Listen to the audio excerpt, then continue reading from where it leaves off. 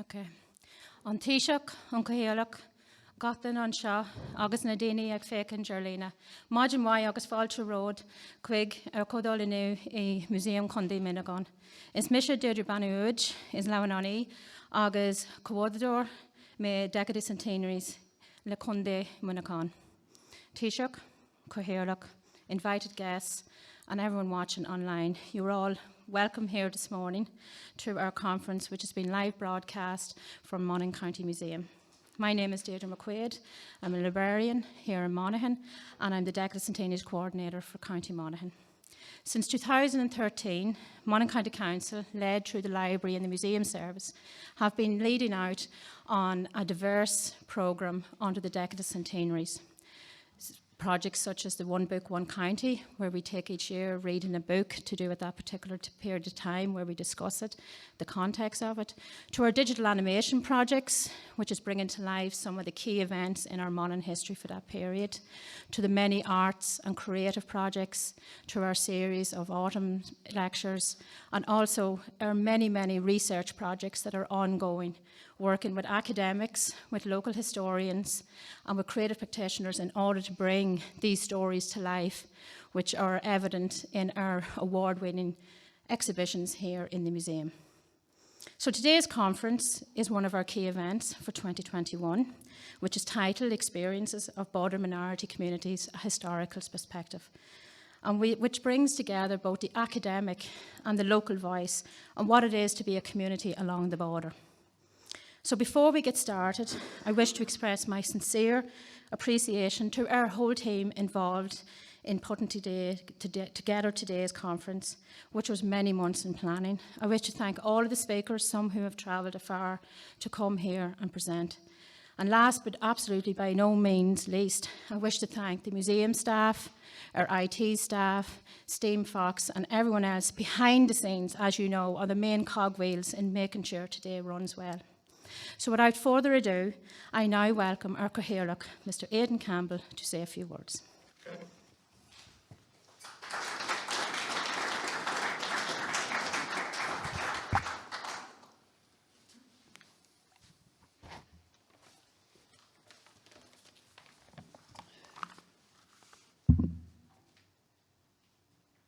Difference is the essence of humanity. Difference is an accident of birth, and it should therefore never be the source of hatred or conflict. Therein lies a most fundamental principle of peace, respect for diversity. An Taoiseach Micheál Martin, Senator Robbie Gallagher, Deputy Brandon Smith, Councillor Clifford Kelly, fellow Cahirirlachs from neighbouring counties, Paul Clifford, Acting CE, Monaghan County Council, John Murray, Director of Service from Monaghan, Denis Bradley, Curator of Monaghan Museum, Deirdre and her team from the Council, invited guests and speakers.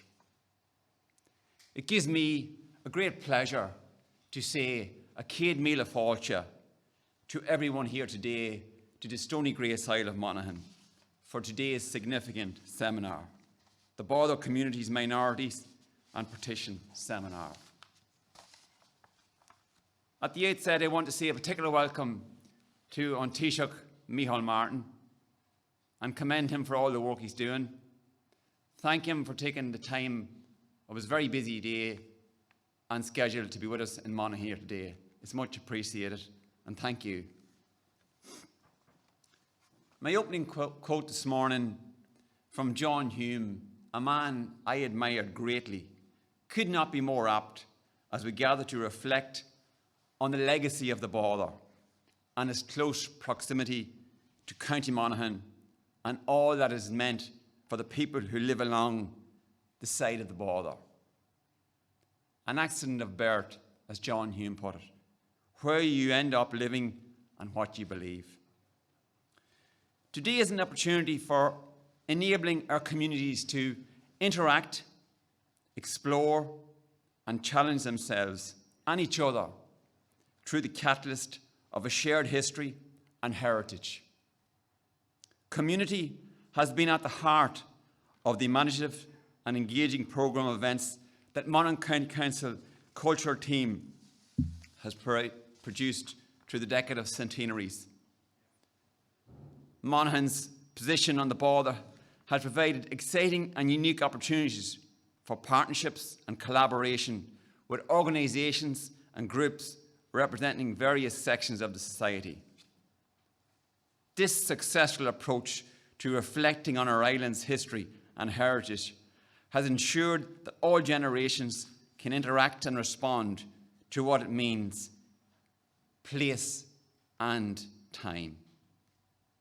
I want to at this stage compliment Liam Bradley, the curator of Monaghan Museum, and acknowledge the work of Deirdre McQuaid as well in terms of putting together today.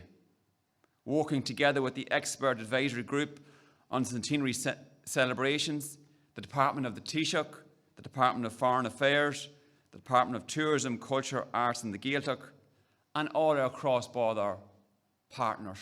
And I know a lot of people are here today from these organisations, and I welcome them to Monaghan. The museum, small in size as it is, has, I suppose, boxed well above its category in terms of national awards, and they have won numerous national awards under the guidance of Liam and all the team here who we met earlier on. And I want to compliment them for all the hard work to do. As we come in the door on the right-hand side, you'll see a picture where the museum is moving to the new Peace Campus, and it's going to be a much bigger and modern building. So we look forward to that and look forward to Liam's work when it moves there. In conclusion, ladies and gentlemen, I want to thank all the speakers. Look forward to the debate today, and again, I hope you have a great day in County Monaghan. Gora Maiagat.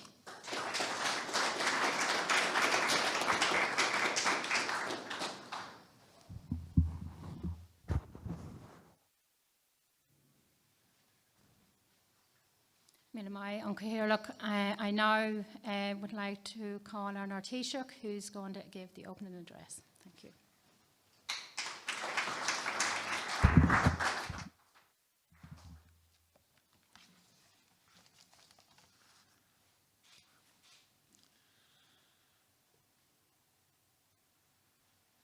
Cllr, Cllr Aidan Campbell, agus Hochty Doyle, Brendan Smith, agus Shanador Robbie Gallagher, agus Cllr Clifford Kelly, agus Liam, agus Gwynúsla Cllr Bwalamer, dúspáir am a fair bhuichas a gwail, Davis Acton Cuida Veliv, Idiv, agus a gohéix, na Cógáil Seo, Cógáil Anna Hochtach agus is Cuidan Irecht tá a dhéanamh a going Silly Rú a dhéanamh our star, agus tá gan áras béim fi le an ceantar seo ó héamh na téime atá I grí lár nó Cógáil seo, agus déanam Cógáil sa gach éine, go háir léim agus firin asachtan méad atá buinte amach aige go dtí seo, agus an dul chun cín atá le feiscint bliain in the bliana as a sieve shop.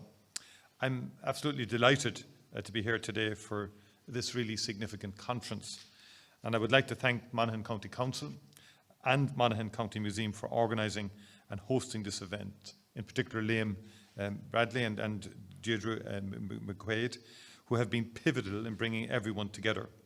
It's great to see such a range of speakers, curators, local experts and eminent historians from both sides of the border. There is a well-known quote, "Study the past if you would define the future."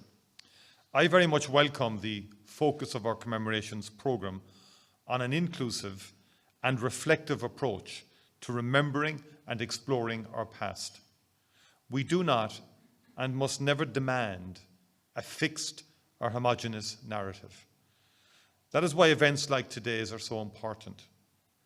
Thinking purely in terms of broad national narratives obscures the sense of place and the distinctive experiences which are intrinsic to where we are born and to our life experiences. Counties, towns and villages have been shaped over time by events of the past, by politics, economics, and social change. And nowhere more so than here in Monaghan and neighbouring border counties. This seminar is a welcome opportunity to explore a plurality of perspectives and of border communities.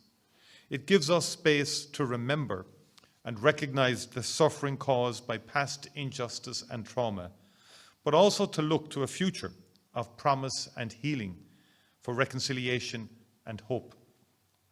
We see that future promise epitomised in the new Monaghan Peace Campus, which has been funded by the European Union's Peace Programme. It incorporates a county museum and is expected to be completed next year. I know the team here at the museum are working with local stakeholders and the Ulster Scots Agency to develop the displays for the new museum with a focus on the very themes we are exploring today. The Peace Campus project has the overarching goal of providing a safe space for people across this community to come and share their stories. In providing such a forum, Monaghan County Council will be actively fostering real connection at a local level. This is but one example of how our county museums, archives and libraries have played a central role throughout the decade of centenaries. They've led the way within their communities in delving into, interpreting and presenting the stories of 100 years ago. I would like at this point to also acknowledge the role played by the Expert Advisory Group on centenary commemorations, several of whose members, Chair Dr. Maurice Manning, Deputy Chair Dr. Martin Manser, Professor Mary Daly and Dr. Éamon Phoenix are with us this morning. They have played a key role in shaping not only this seminar, but the entire programme of nationwide remembrance. In their guidance for this second phase of the decade, they captured what the aim of commemoration should be: to broaden sympathies without having to abandon loyalties. I warmly welcome the significant role played by local authorities and local cultural organisations in our commemorations programme, and I thank you for the inclusivity and sensitivity of your approach and for your commitment to reflecting local stories and experiences. The online lecture series organised by Queen's University, supported by the Irish and British governments, the Royal Irish Academy and the British Academy, about the causes and consequences of partition, has made a significant contribution to the debate. These talks by major experts in the field, including Dr. O Callaghan and Professor Daly, also participants today, were recorded and produced by the BBC and offers a multifaceted examination of the complex and diverse impacts of partition. As that series of talks makes clear, partition was a process taking place over several years during the early to mid-1920s and not a single event. There will be different views on the significance and meaning of these events. To again quote the guidance of the Expert Advisory Group, on this island we have a common history, but not a common memory of these shaping events. I would argue that what is most important now is that we are honest about the repercussions of these events for both parts of our island and for the localities and communities along the border. We must acknowledge and understand the hurt and trauma among minority communities on both sides of the border. The nationalist minority in Northern Ireland experienced serious alienation and discrimination, while for Southern Unionists, a small and decreasing minority in a new Irish state, their political identity, culture and religious affiliations were also profoundly impacted. Border communities experienced conflict and disruption, upheaval and displacement. In his poem, The Boundary Commission, Paul Muldoon, originally from just across the border in the Moy in County Tyrone, writes, and I quote, "You remember that village where the border ran down the middle of the street with the butcher and baker in different states? It is the case that in many instances the border cut towns and communities off from their geographical, social and economic hinterland with profound and long-term impacts that we are still grappling with today." Returning again to Muldoon's poem, the implications are felt by the unidentified man in the poem who wonders which side, if any, he should be on. In a literal sense, one could not be on both sides. Many felt marooned on the wrong side of the border, choosing or feeling compelled to move south or north, depending on affiliation, or to leave Ireland altogether. And in terms of a community identity also, it could often seem to people, especially in the north, that they were forced into taking sides. The political and economic effects of border infrastructure changed the lives of all border communities. Some towns and villages have never fully recovered. That is why, in the context of Brexit, we have had to be very clear and so consistent in maintaining that a hard border cannot return. The various forms of alienation, of discrimination, and even of violence that border minority communities suffered, particularly in the 1920s, the 1950s, and during the Troubles, are being increasingly documented in academic studies, in books, and in oral histories. This is valuable and welcome work. It is important to acknowledge the suffering and hurt experienced by families and communities on both sides of the border. We must support those who still bear these scars while building a better and more inclusive future for all. 23 years on from the Good Friday Agreement, we must continue to reflect on our shared but contested history. Communities here in Monaghan and the other border counties experienced directly the benefits the agreement brought, of ease of movement, of reconciliation, and of a hard-won peace.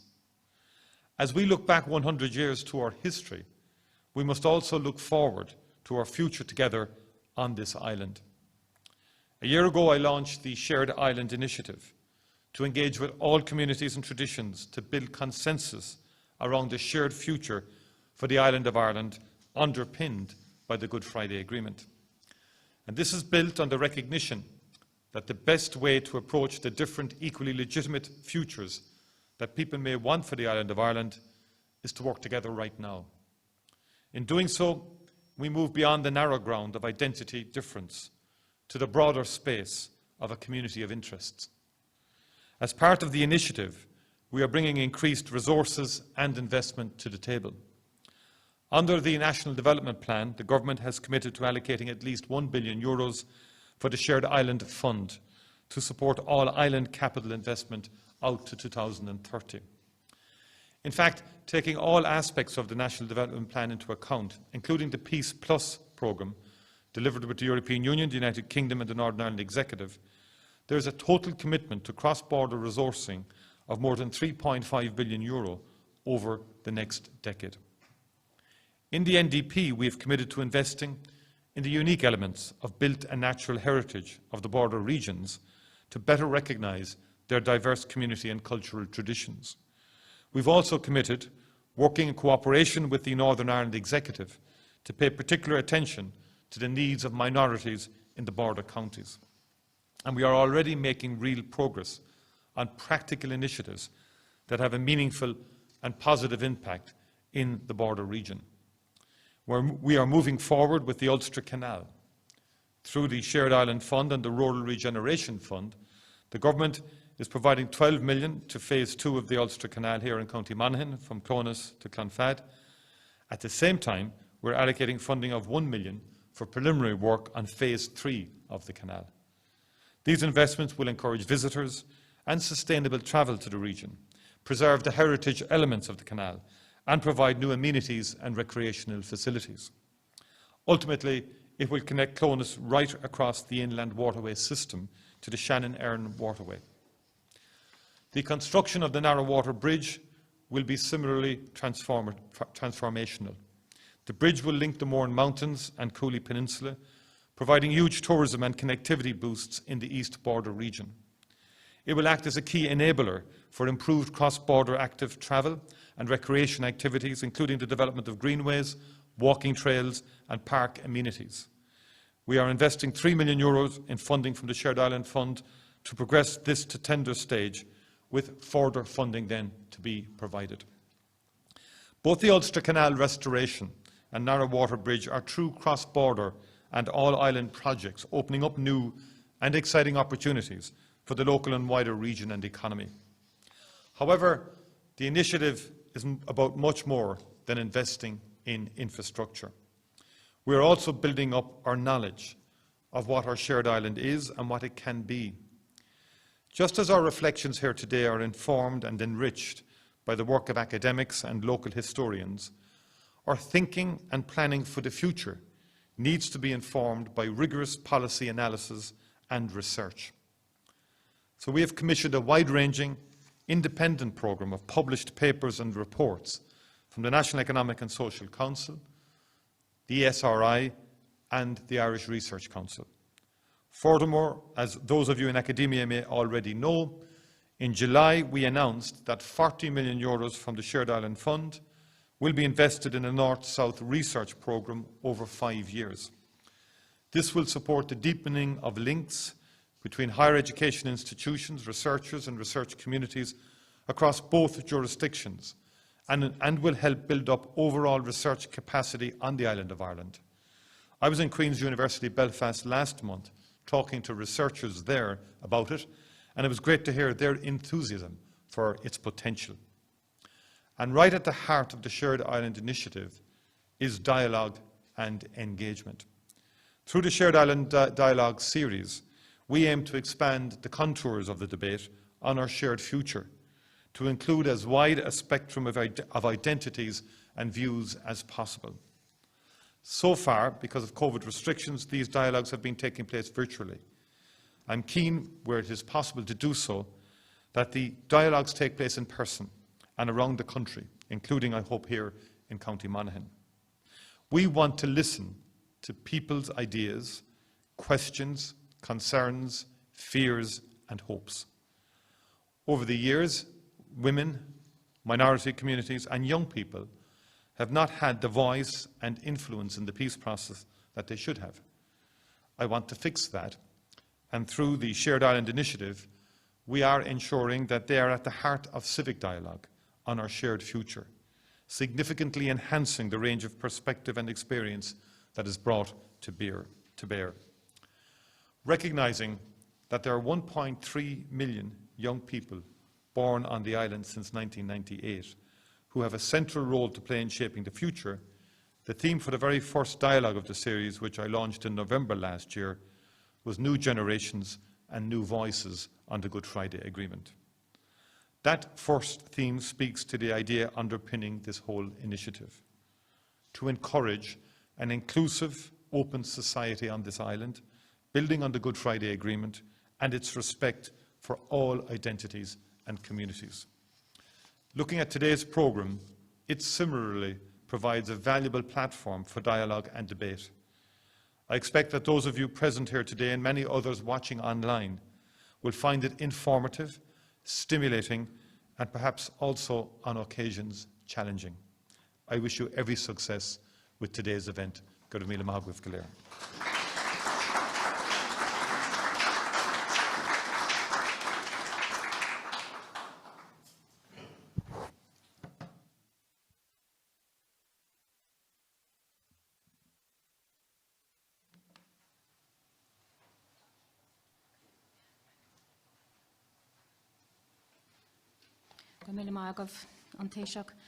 Now we will start with our keynote lectures. So our moderator for this session is Dr. Éamon Phoenix, who's the former Principal Lecturer in History and the Head of Lifelong Learning at Stramillis University College and Queen's University Belfast. So we call now on Dr. Dan Purcell and Dr. Margaret O Callaghan and Dr. Éamon Phoenix to make their way to the front here, please.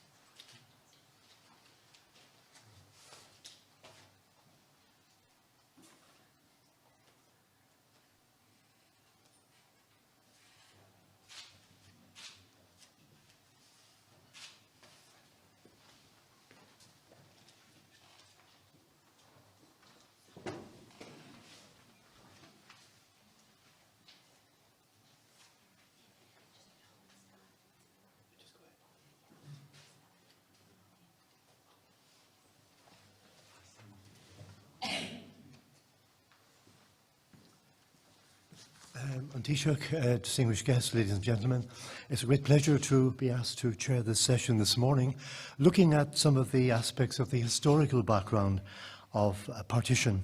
Our speakers today are Dr. Margaret O Callaghan, who's Reader in Politics in the School of Politics, International Studies and Philosophy at Queen's University Belfast, who's written a lot about the political background to partition and indeed the Boundary Commission, and Dr. Dan Purcell, who did his PhD at Trinity under the direction of Professor David Fitzpatrick and Dr. Anne Dolan, and he will be addressing unionism and loyalism in County Cavan in the run-up to partition.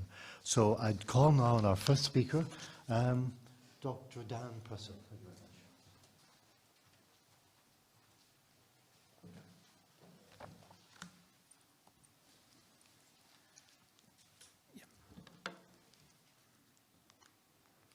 Perfect. As the first speaker using the slides, it's my job to make sure that everything works as intended. So if any errors come up, it's entirely my fault. To start, I'd like to thank Professor Daly and the organising committee for inviting me to talk today about the experiences of 3 county loyalists, so that is Ulster loyalists left in Cavan, Monaghan and Donegal by the partition settlement.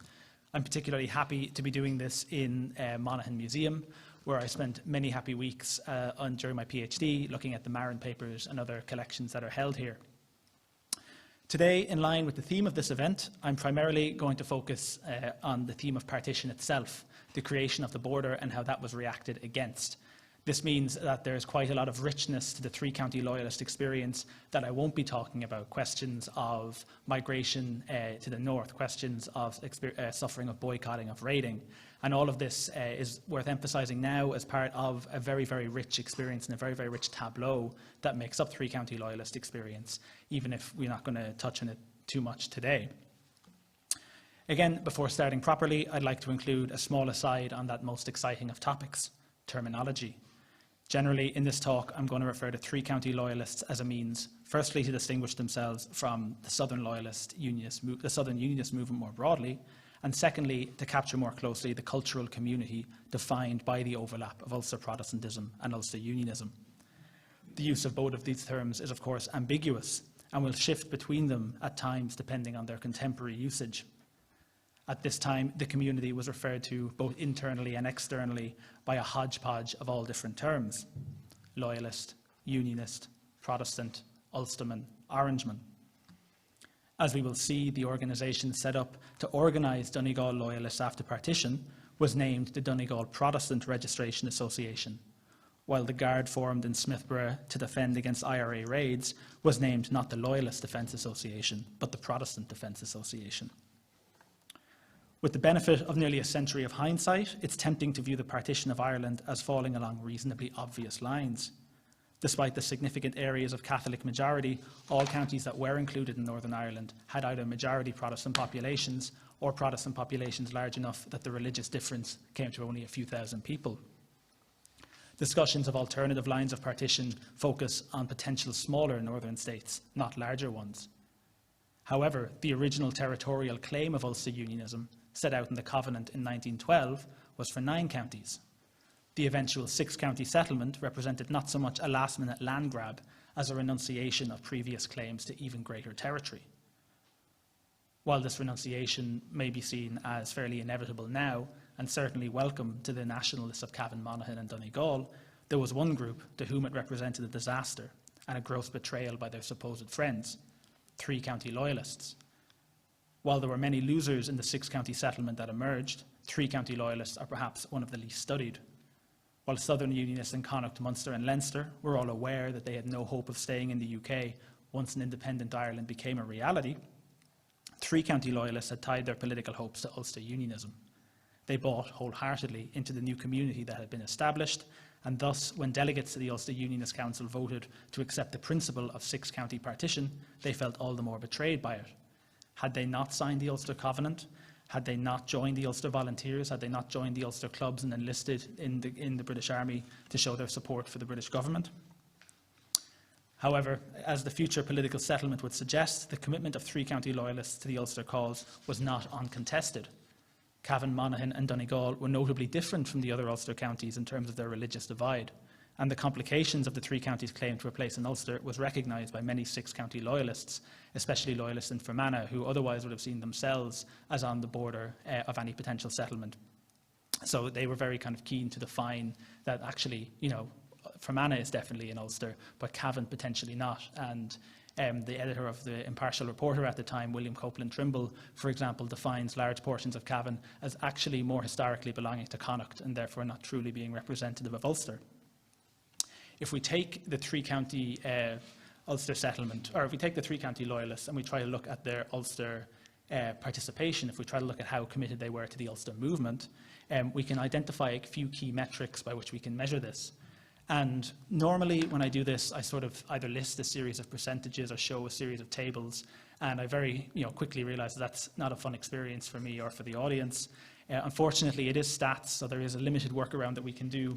But for the moment, these bar charts are probably the most sensible approach. So what we have here is 4 metrics demonstrating what we might describe as KPIs for Ulster Unionism. How can we measure the commitment of three-county loyalists to Ulster Unionism? So what we have here is, top left, we have signatories of the Covenant, expressed as a percentage of eligible male non-Catholics. Top right is enlistments in the British Army before 1914, expressed as a similar percentage.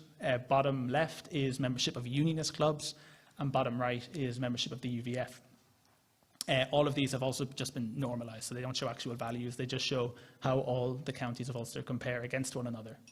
And without spending too much time on this, because I don't want to say I had the opportunity to give a talk in front of the Taoiseach and I spent the entire time pointing at a graph, what we see here is that three-county loyalists really do participate in normal percentages among all these KPIs that we can identify, with the exception of Donegal loyalists not really participating in the Ulster clubs to the same degree, which is something that's compensated for by their own local tradition of Ulster organising, which took precedence.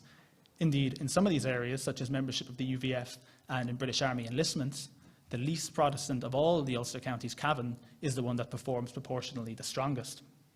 In all other areas, three-county loyalists distinguished themselves and performed as strongly as places in the Ulster heartland, so Down or Antrim or somewhere like that. So moving beyond this, because while this is a claim that three-county loyalists would make, as current reality suggests, that isn't ultimately what happened. Ultimately, it was decided that these loyalists did not belong in Northern Ireland as it was established. Terence Dooley has correctly highlighted that the first time three-county loyalists really had to engage with their potential abandonment in a partition settlement was in March 1914, when Prime Minister Asquith took public his proposals for Ulster exclusion. We can see a cartoon demonstrating this here. I don't know how clearly these words are going to come forth, but Asquith's basic idea was that Ulster would be excluded from a Home Rule settlement for 6 years, after which each county would individually vote on whether to join the new devolved state. So what we can see here is all the areas put at risk by this. So we have Asquith as a tailor, also called a cutter, putting a coat on Carson with notable holes showing Fermanagh, Tyrone, Monaghan, Donegal, Cavan and Derry City. And then he says at the bottom there, if you can see it, this ought to suit, sir, we pride ourselves in our cut. So the idea here being that this would lead to a much reduced Ulster settlement. As it was, this proposal didn't go very far. It was denounced by the Northern Standard as being of such contemptuous merit as to not deserve discussion. But it did establish the potential of an alternate six-county framework for Ulster. It's worth noting too that Liberal MP Thomas Agar Roberts had suggested a four-county partition settlement in 1912, which Carson had rejected out of hand, although importantly he said he did so only as he didn't want to abandon Fermanagh and Tyrone. Around this time, and with these alternate non-three-county settlements being proposed, the Ulster Covenant became an important symbol among the three-county loyalist community. For them, it represented a commitment among and between all Ulster Unionists to negotiate only for a nine-county settlement. However, the practical limits of all Ulster partition were already becoming apparent. Again, in 1916, Lloyd George, wishing to resolve the Home Rule crisis and push down the path of least resistance, proposed that Home Rule would be granted only to a 26-county Southern Ireland, while a 6-county Ulster would continue to be administered directly from Westminster. Due to the ongoing war and wishing to demonstrate their loyalty to the British Crown, three-county delegates to the Ulster Unionist Council voted, along with their colleagues elsewhere in Ulster, to accept the deal on the 12th of June 1916.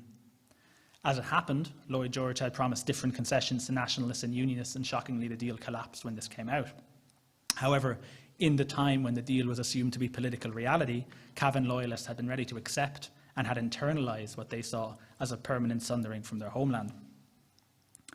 Unlike the partition of 1921, this was not seen as a betrayal by their six-county friends, but rather as a patriotic decision taken by three-county loyalists for the benefit of another, and one that they could never be asked to repeat. As the Northern Standard declared, it was on the same lines as the action taken in 1916, when the unionists of the three counties listened to an appeal said to come from the government and reluctantly agreed to make a great sacrifice for the sake of the empire, a sacrifice they were afterwards assured they would never again be asked. A pamphlet published in 1920 by representatives to the UUC from the three counties also framed this incident in heroic terms. In a time of great national emergency, the three counties had placed themselves in, quote, the hands of the other six counties, but they had never abandoned the covenant. The sacrifice itself was described as, quote, the greatest of lasting evidence of their devoted, unselfish loyalty to the King, Constitution and Empire. Shockingly, this is an oversimplification on the part of all concerned. The 1916 delegates never consulted with their home constituents and instead reached a consensus amongst themselves based on a political deal that had already passed. Their official statement at the time offered no heroic stoicism, but rather protested against the government's proposals, especially while so many three-county Covenanters were fighting a war for the same government. They did not accept the decision, but abided by it. It also ignored the attempts of Major Somerset Saunderson, one of the Cavan delegates, to have the decision revoked after he learned Lloyd George had never even put the proposals before Cabinet. The failure of Lloyd George's scheme led to significant celebration in the three counties, and the speech of the Cavan 12th in 1917, the head of the Cavan Orange Lodge, Travers Blackley, declared the covenant proven inviolable by events, and ironically advised Cavan Protestants to prepare themselves for, quote, frontier duty.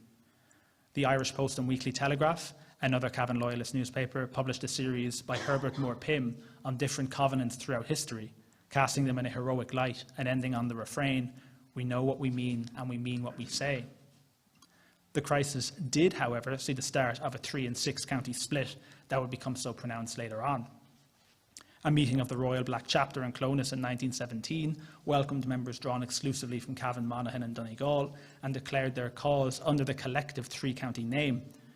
They did so in traditional Ulster Unionist terms, focusing on the sacrifice of their sons and brothers in the war, on the need for Ulster Protestantism to stand together as a whole, as it had against James II. A similar meeting that day was held in Cootehill, and the same resolution passed. In 1918, the first 12th since the war was marked by numerous assemblies organised on this same three-county basis.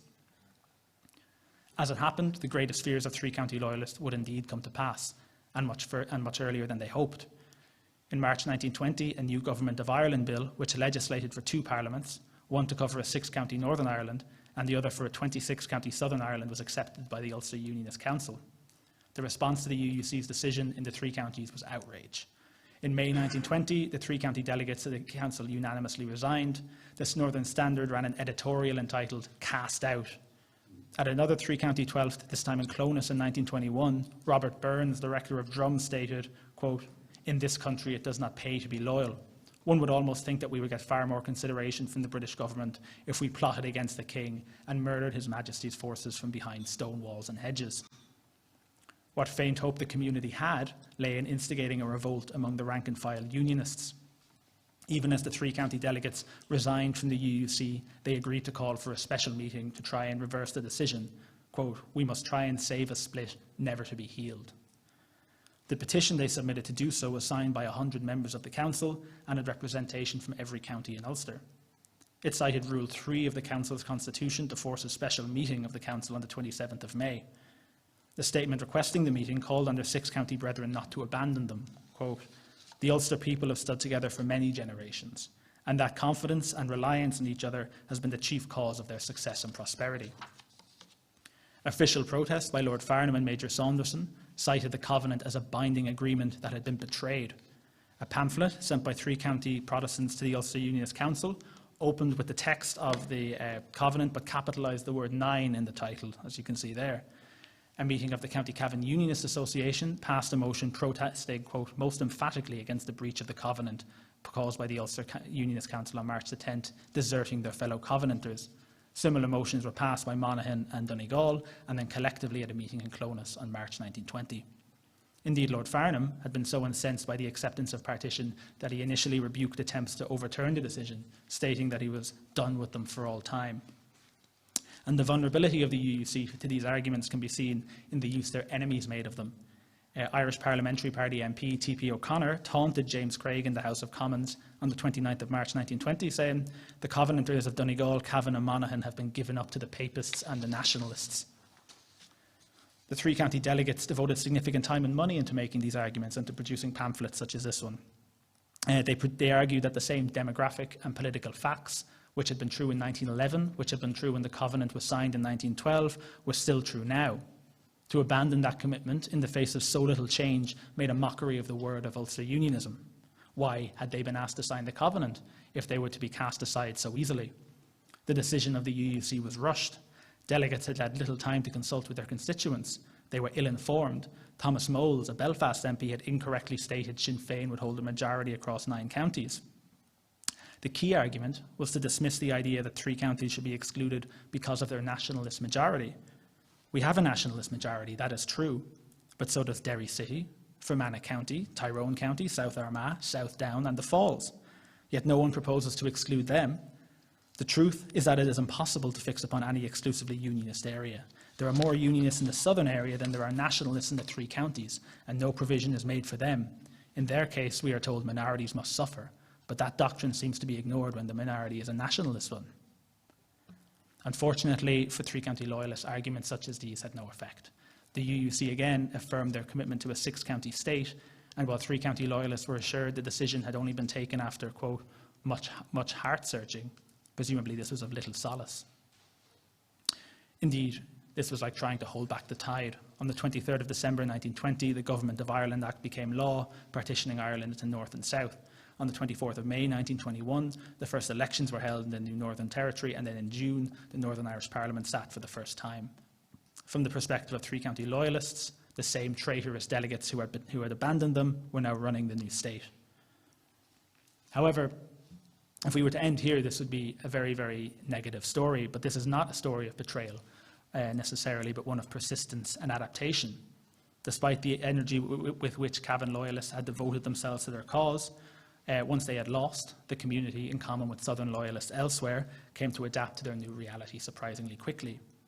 For some, this manifested itself in a willingness to cooperate with the Free State now that it was the legitimately established authority. Judge Samuel Brown, for example, opened the Clonus Quarter Sessions of February 1922 with a pledge of allegiance to the new government. So rapidly did resistance break down that by early 1922 the Northern Standard was referring to its audience as ex-unionists. It was urging them to take an active role in the new state. Quote, "We will play an important part in deciding the contest in this country. The fate of Ireland is in the balance. We are concerned solely and absolutely with the fate of the plain people. The ex-unionist voters, therefore, must decide which candidates are more likely to bring peace and prosperity." Again, traditional cross-Ulster events such as the 12th were solidified on their 3-county path. In November 1921, the Cavan, Donegal and Monaghan Loyalist Association was established to, quote, "safeguard the interests of the 70,000 loyalists in the 3 counties. At the combined Cavan-Monaghan 12th, held in Drum in 1920, Thomas Clements of Rathkenny offered a resigned vision of their place in Ireland. He assured the audience that, quote, "for ourselves and our property, I honestly think there is no real danger," before contenting himself to know that the worst-case scenario would not come to pass. Sinn Féin were not communists. He urged the Protestant community to commit themselves to the new Irish state and to, above all else, the protection of the Protestant schools in the counties, which he feared would be the real victim of any new regime. This adaptation was echoed by the Northern Standard, who noted the passing of the new Government of Ireland bill with a jaded eye, but also advised 3-county loyalists that they must, quote, "look at the bill from the perspective of the Southern Unionists, of the Irish Unionist Alliance, instead of from the old or correct Ulster standpoint." As Lord Farnham had noted when he had resigned from the UUC, "how can I remain the member of a body that have plainly told us that they don't want us and that we are an encumbrance to them?" By July 1921, this position was even more advanced, with the Northern Standard now viewing the 6 counties as a wholly distinct entity, speaking on behalf of, quote, "unionists of the 26 counties and Southern Unionists." Ironically, by May 1921, the Northern Standard was voicing opinions that may as well have been written by nationalists. The true issue with the Government of Ireland Act it declared was partition itself, and not the establishment of a home government. Quote, if the 6 counties were to be induced or forced to give up the idea of a separate parliament and agree to a central assembly in Dublin, we would probably have a peace. In April of the same year, the paper complained about the expense of setting up 2 parliaments, advising costs would be reduced if there was just one in Dublin. The Boundary Commission then represents something of an awkward challenge to this general trend of growing loyalist unity and activity across the 3 counties. Because we don't really see the same thing happening with 3 county Protestants. They don't fight necessarily for a common interest. Instead, with the honourable exception of the Donegal Protestant Registration Association pushing for the entire county to be included in Northern Ireland, we see a sort of hyper-locality with individual parishes and sometimes even less than that along the border pushing for their own salvation. Indeed, 3 county loyalists represent something of a marginalised player during the period of the Commission, while theoretically being one of the groups most invested in the change.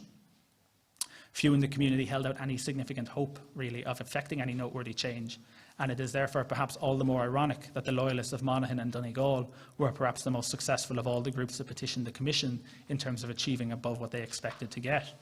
The Mullash region of Monaghan, Pettigo and Donegal, and a large portion of Donegal's Derry hinterland were all to be transferred to Northern Ireland under the new recommendations, so we can kind of see that visualised there. As an aside, I think the Boundary Commission represents many of the contingent contextual problems that we have when we use terms like Southern Loyalist or 3 county Loyalist or Lost County Loyalist, as my old supervisor David Fitzpatrick used to somewhat romantically say.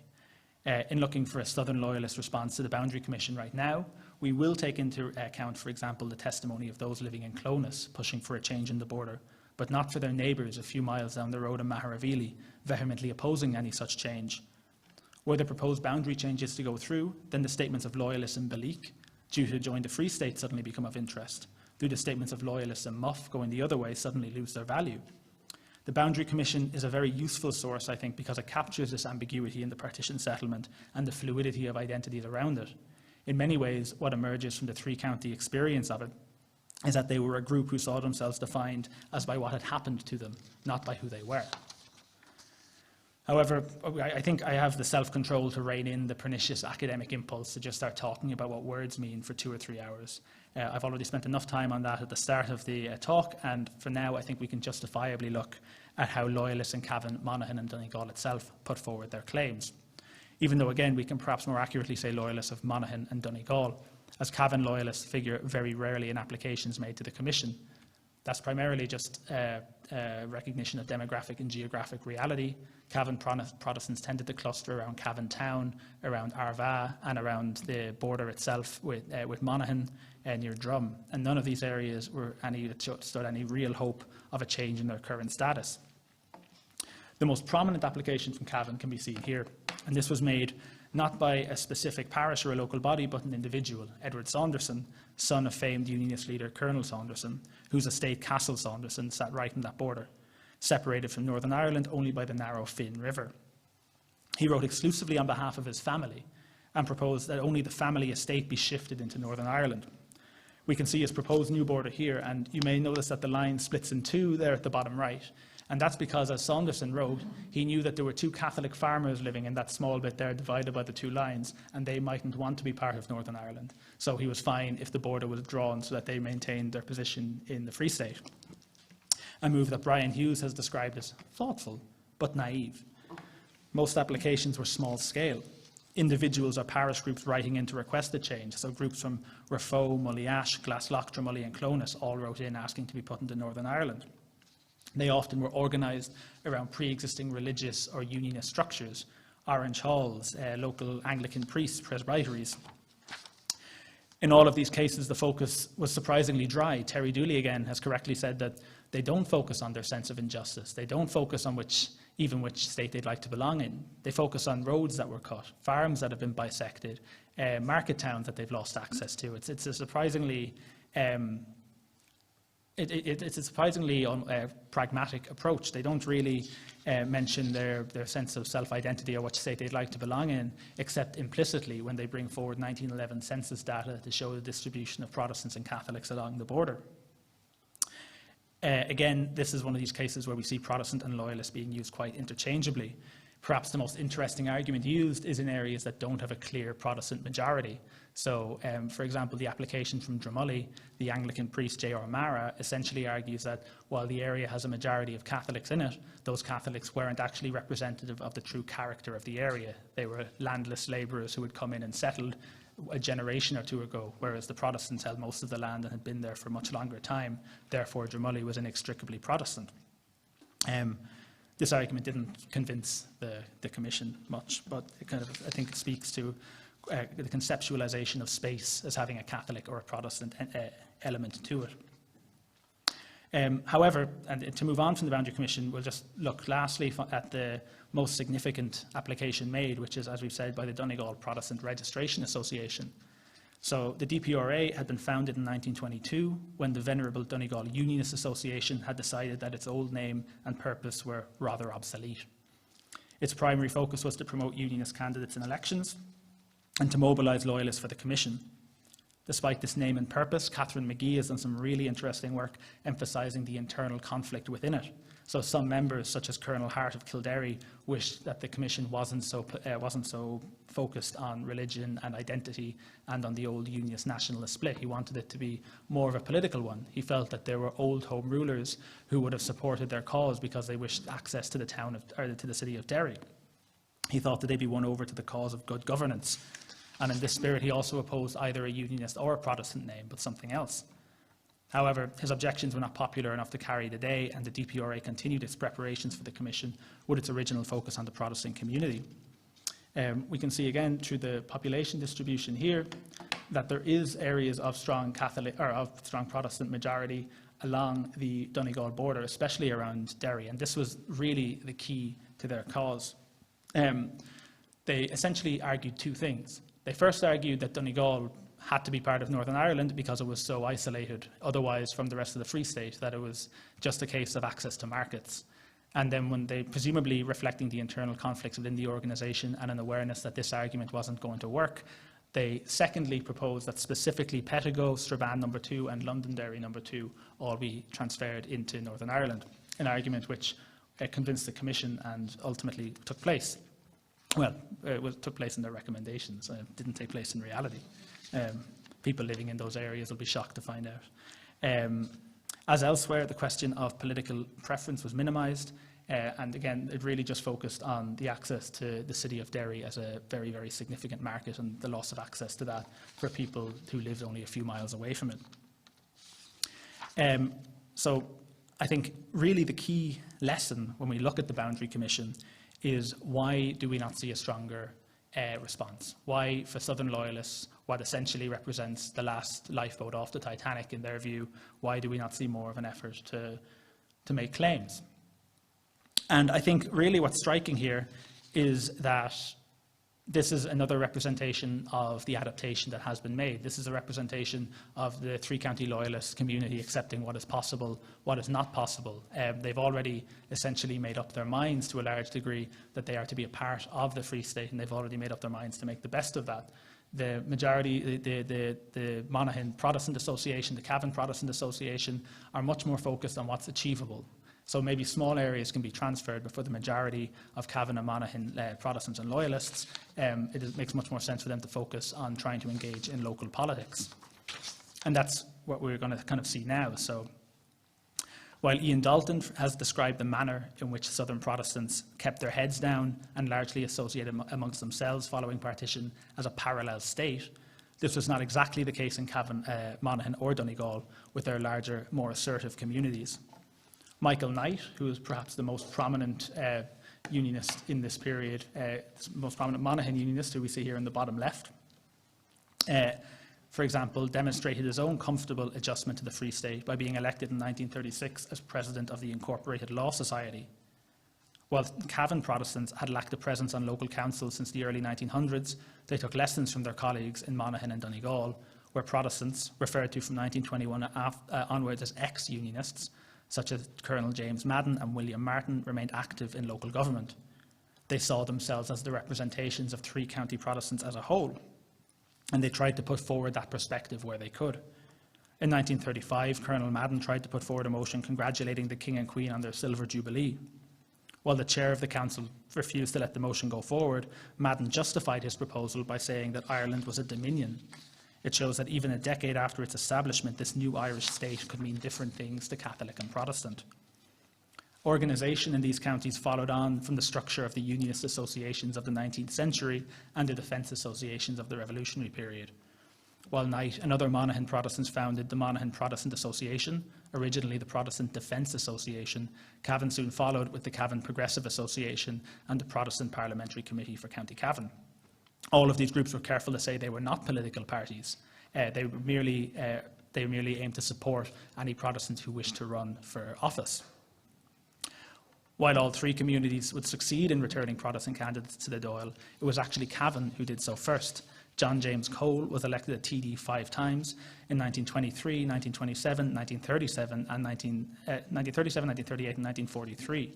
And despite that, it's basically impossible to find a picture of him. I have had a nightmare in the build-up to this, finding a picture for him. Monaghan would follow by electing Alexander Hazlitt on the right here in 1927 and 1933, and Donegal Protestants would elect James Sproul Miles in every election between 1923 and 1943. And we can see him on the left. He's the second from the left on that group picture of Donegal MPs elected. All of these candidates were able to capitalise on the increasing fragmentation of the nationalist vote post-independence and the PR voting system, which enabled them to pose a consistent electoral threat for at least the first 30 years of the Free State. Their success as a TD is striking for a number of reasons, but primarily because it was achieved with very little attempt to marginalise or downplay their Ulster Protestantism. Cole was Grand Master of the County Orange Lodge for 2 decades before being replaced by his son, and he explicitly referred to himself as a representative of, quote, ex-unionists, or if you wish to be more precise, you can call them Protestants. These Southern Loyalist political structures demonstrated a surprising degree of continuity within old Ulster Unionist structures. Centres such as Orange Lodges and Unionist halls were used to canvass and for selection conventions. David Fitzpatrick has correctly highlighted the continuing strength of the Orange Lodges in the 3 counties were crucial to the success of Hazlitt, Cole and Miles. Monaghan continued, for example, to have over 100 members per lodge as late as the 1960s and 70s. And the Monaghan Protestant Defence Association's founding charter gave special representation to the lodge. In Hazlitt's early campaigns, his main campaign assistants were sent to him by the Cumberland True Blues Lodge. So we do have quite a distinct set of TDs and quite a distinct political movement here. But what beyond that do they represent? Do they represent a distinct Ulster Protestant political movement, or do they profess any cohesive ideology? Can we understand them simply as the consequence of a cohesive voter base that found itself otherwise homeless in the Free State, or did they offer something positive and desirable to their constituents?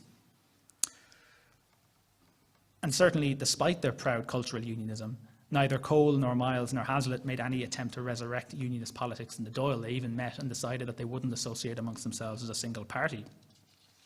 Cole spent the majority of his time as a TD avoiding any engagement in party politics, apart from promoting conciliation between Cosgrave and De Valera in the name of peace. In campaigning, both men focused primarily on agricultural issues and the improvement of local infrastructure, which contributed to their electoral success by making them friendly to transfers from farming interests. And this has been reflected in the writing on the men. Kurt Bowen has characterised them as primarily contact men for their constituents. Leah Weeks has said that they lacked a significantly distinctive campaign platform. But I think, importantly, this is to misconstrue the purpose of loyalist or ex-unionist politics. Firstly, it's to underestimate the importance of the act of election. For men like Michael Knight, the election of a TD explicitly from their community and running under their banner was the culmination of their promise to make the best of it, not merely as a representation of the culmination of their commitment to civic life in their new state, but as a statement of their perseverance in the face of unwanted realities and as a sign that they did, in fact, have a place in the new Ireland. In this, I think previous writing on Miles, Cole and Hazlitt has underestimated just how significant it is that there were contact men in the highest halls of power for a community who had seen the creation of those halls of power as almost an apocalypse. And aside from this, I think the trend also underestimates the degree to which the 3 men and their movement did advocate for ex-unionist politics in Ireland. All 3 men were among the largest opponents of compulsory Irish in schools, the ban on marital divorce, and all 3 were strong advocates of free trade with Britain and the association of Ireland and the Commonwealth. All 3 men shared roughly similar conservative policies, supporting the rights of large farmers and generally supporting Cumann na Gael and Fine Gael governments. However, we still might not see this as characteristically unionist. Garrett Fitzgerald, for example, suggested all three men be called independent Protestants, not independent unionists, as their policies were aimed at promoting Protestant and not unionist viewpoints. And while I'm not generally in the habit of criticising Taoiseach, this viewpoint again assumes that we can easily separate such policies in the years immediately before and after partition. Furthermore, the political movement did rouse itself to a number of explicitly unionist struggles. Protestant candidates running in the early 1950s refused to support the government due to their establishment of a republic. Hazlitt's son James Hazlitt was even roused to run in his father's old seat to oppose the move. Nor can I think we understand their movement just under the guise of niche politics, tolerated but mostly ignored by mainstream elements in the Dáil. Candidates and their volunteers encountered significant hostility while running. In Donegal, the tension between the two was the sharpest. After the 1937 election, for example, the victorious Fianna Fáil candidates Con Breslin and Brian Brady decried the community as still imperialistic in outlook, before going on to imply that Fine Gael should be embarrassed that the community generally transferred to them. Quote, "A policy that can get the support of 95% of the unionist votes can never be a good policy for Irishmen." It's worth noting here that Breslin and Brady were both running in Donegal West, and Neil Blaney and John Friel, who were running in Donegal East, were much more guarded in what they said. So where did this movement go? If we have these three candidates being elected, what happens? And ultimately what happens is the population declines. This movement was further hurt by the reforms of the 50s and 60s, which split constituencies into smaller units with fewer seats. James Hazlitt's son, for example, running in 1954, polled third in first preferences, but got almost no transfers and ultimately wasn't elected. After this, the Monaghan Protestant Parliamentary Association gave its members a free vote. A member was interviewed afterwards and expressed the hope that voting for Fianna Fáil or Fine Gael would represent true integration with their Catholic neighbours. Famously, the community, especially in Monaghan, was able to continually provide TDs.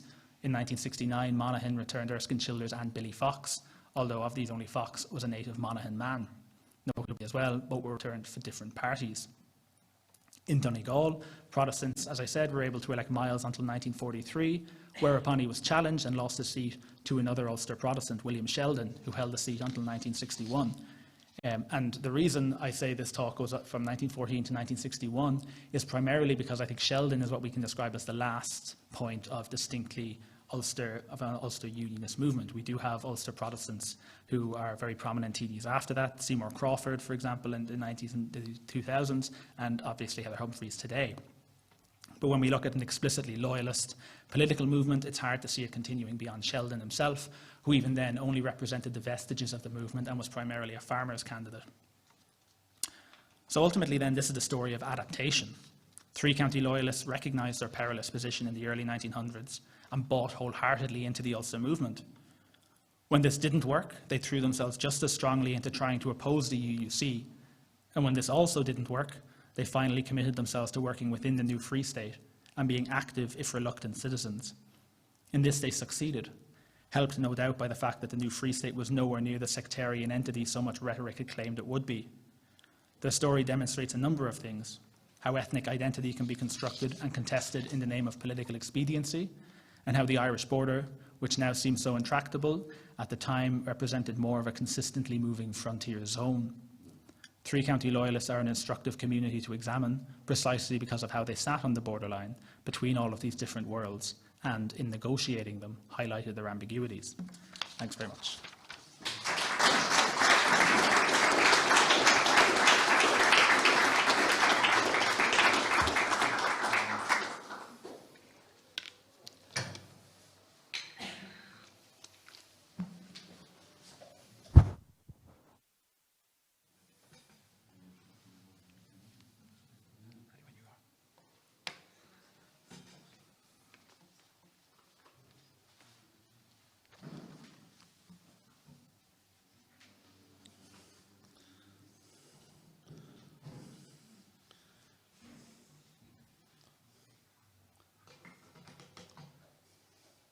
Taoiseach, distinguished guests, librarians, museum people, members of the Commemoration Committee, thank you all for having me here today.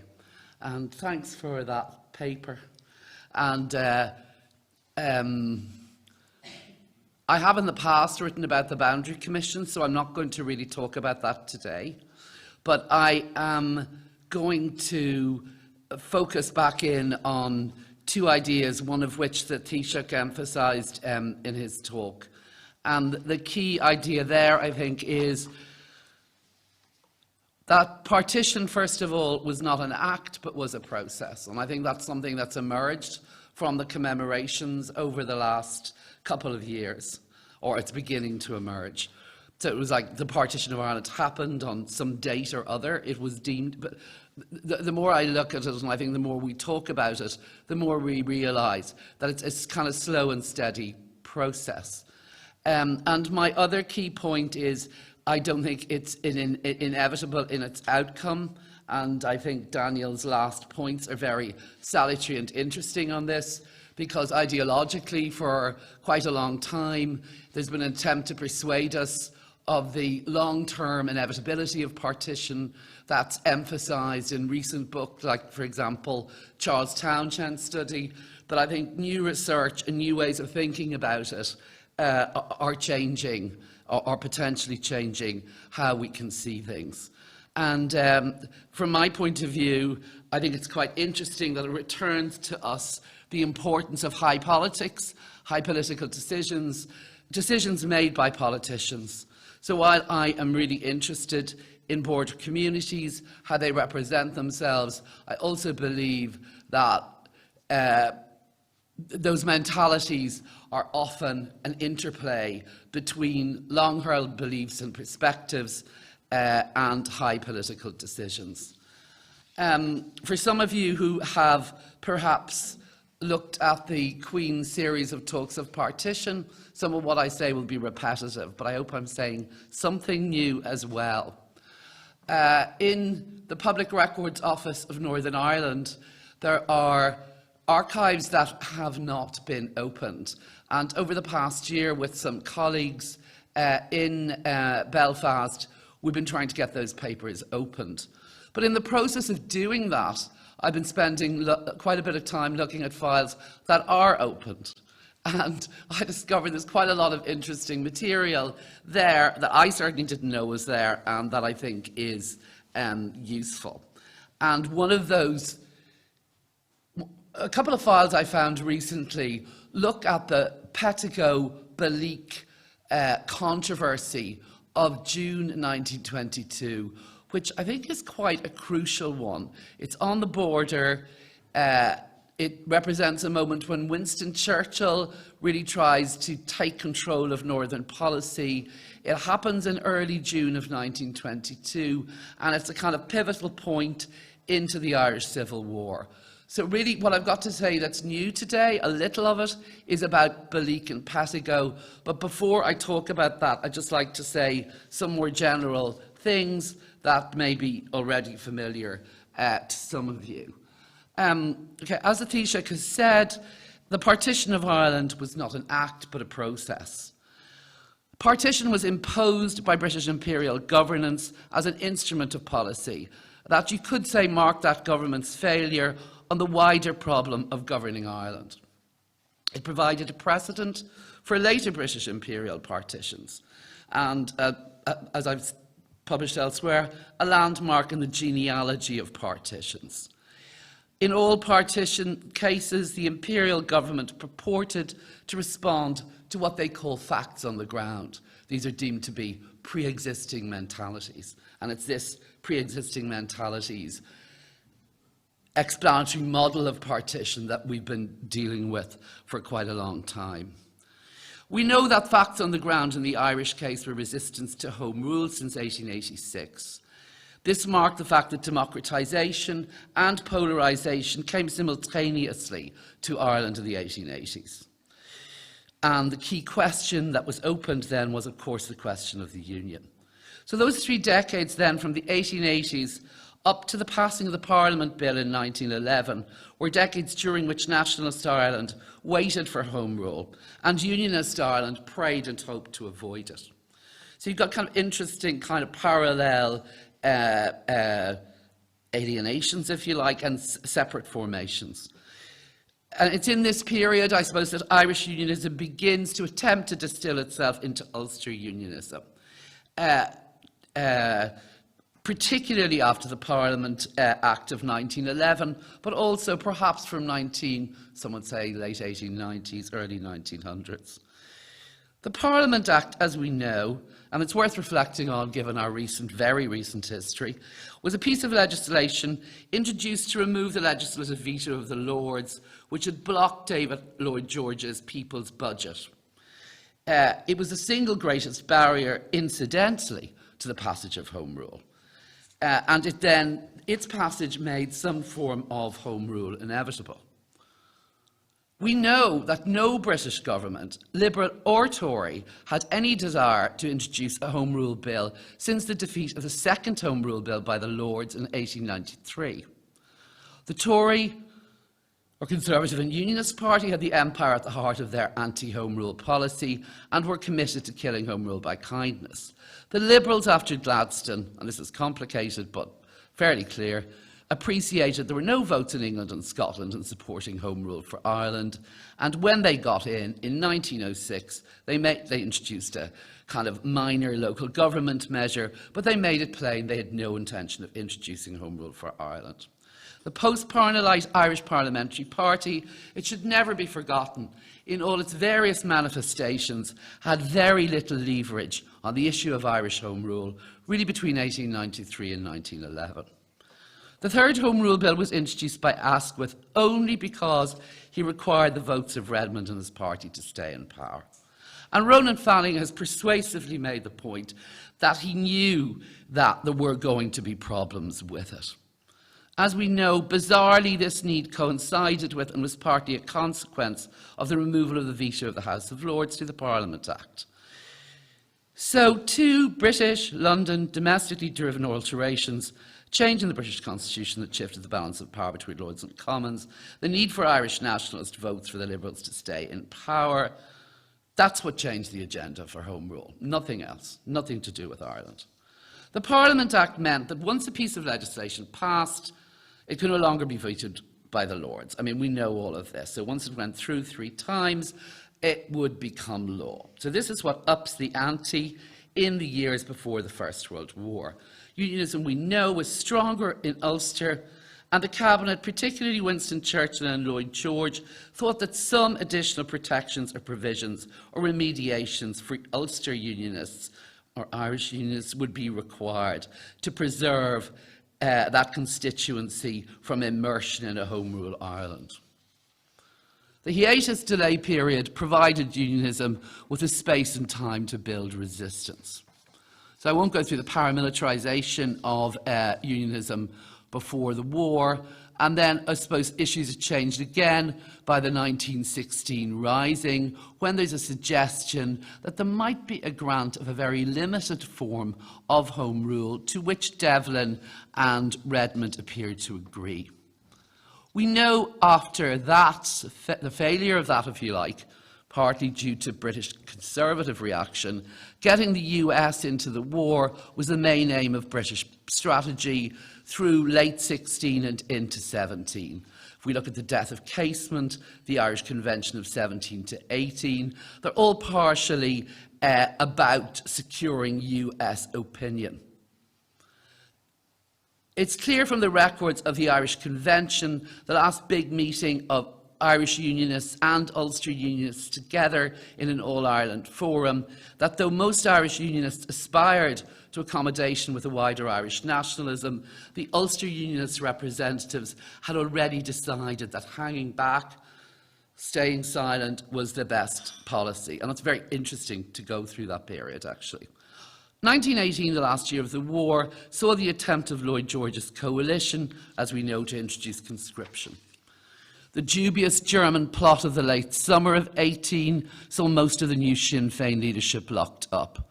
By the December 18 election, it was clear Lloyd George had no intention of doing anything for nationalist Ireland in the short term. He'd other matters to deal with. This, despite the almost wiping out of the Irish Parliamentary Party and its replacement by Sinn Féin at the end, in the general election of that year. Ignoring utterly the new electoral situation, Lloyd George chose the kind of proto-democratic Walter Long as chief of the Irish Cabinet's Ireland Committee. This was a fair indication of British policy to come. Lloyd George wished, moreover, to keep his wartime coalition partners, largely Conservative, remember, some Liberal Unionist, as in the case of Chamberlain, in Cabinet on side. This partly explains his sympathy for Ulster, though he had some intuitive sympathy, and just how Ulster-centred that Cabinet's policy became. Now, Kevin Matthews has written an amazing book on the Irish policy of the British government between 1920 and 25, fairly clearly indicating that its most decisions on Ireland are to do with British politics. If one recalls the position of the Conservative Party before the war on supporting and protecting Irish unionism and Ulster unionism as bulwarks for the empire, it's not surprising. It's not so surprising. Lloyd George also shared long sentiments on the need to punish Irish nationalists, and also he was busy.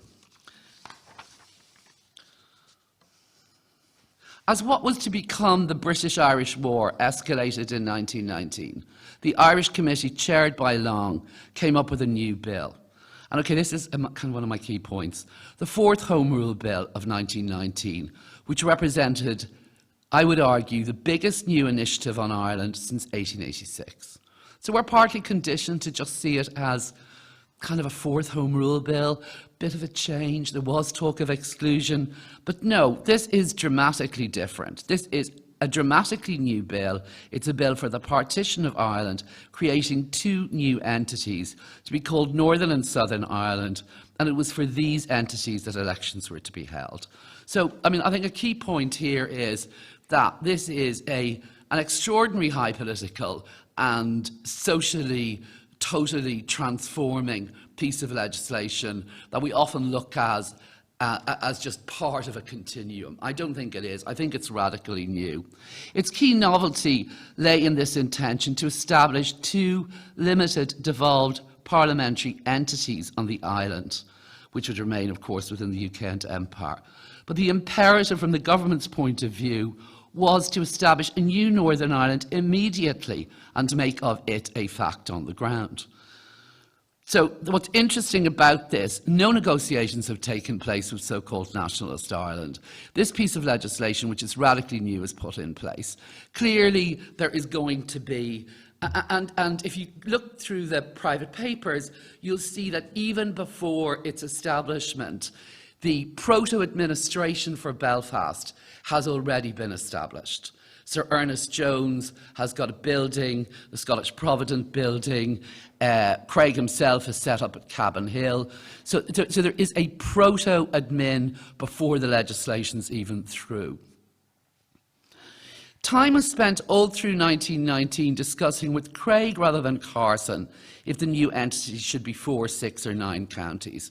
Remember, Craig worked very closely with Long in the Department of Pensions. He'd excellent access. The other thing that needs to be remembered about Craig is he's an extraordinarily wealthy man. So he's very at home in Carlton Club, London. But effectively, the call for 4, 6 or 9 counties was made by Craig in that period. His problem was getting it through the Ulster Unionist Council, but tough on the loyalists of the 3 forgotten counties. Now, there was all kinds of discussion in Tory circles. Arthur Balfour, possibly the shrewdest analyst of Ireland over this period, kept saying, go for 4 counties. You are better off with 4 counties. Otherwise, you'd have constant irredenta problems. But Craig decided, as we know, on 6. Okay, my key point here is that once the Government of Ireland Act is in train, guiding, steering and shaping what a partitioned northern entity might look like and be shaped like was effectively Craig's call. So what I'm really going to talk about for the rest of today is Craig as a shaper of the new Northern Ireland, a controller of the border and a far more interesting politician really than, for example, Carson, whose huge statue stands before Stormont.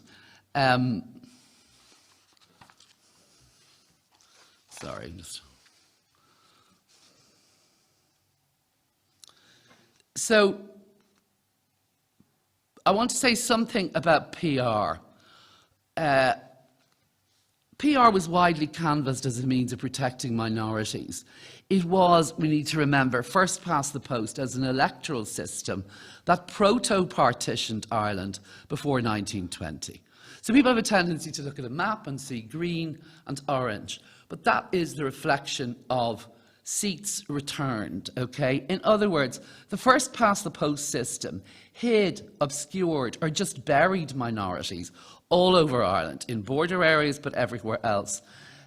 Substantial unionist electorates in Munster and Leinster were incapable of returning a member.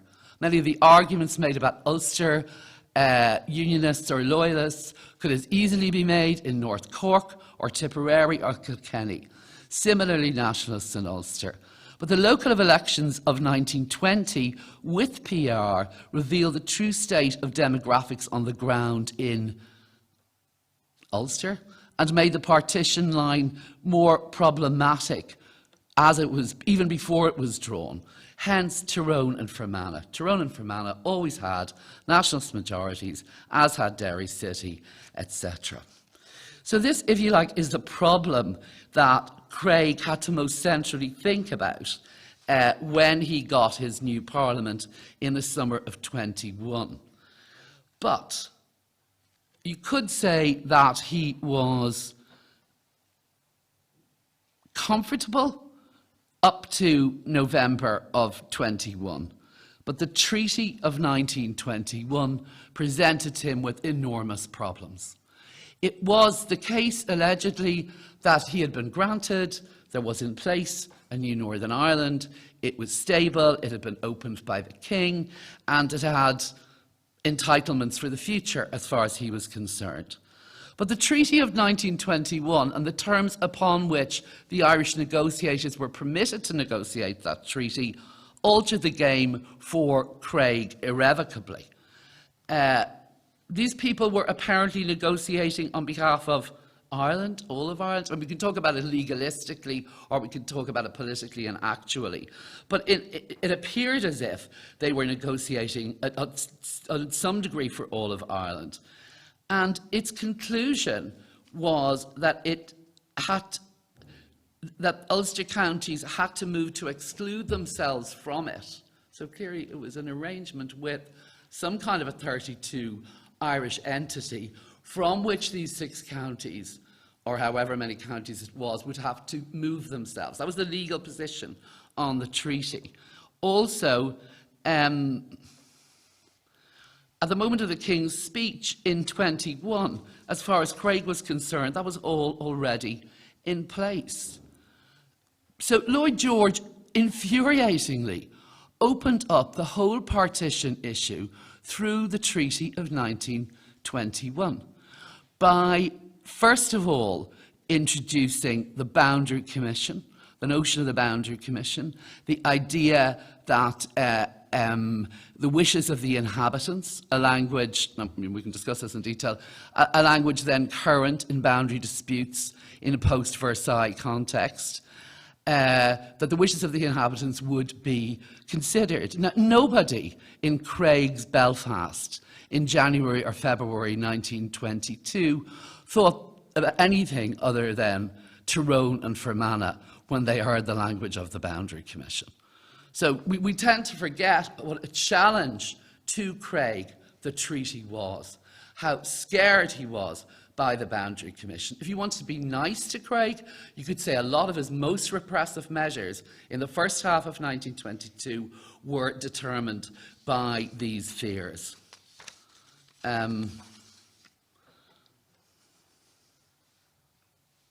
So I'm just going to look at one small vignette, because I tried to work out what is Craig doing. And some of these files, I haven't been through them all, I found one in particular on Balik Patigo.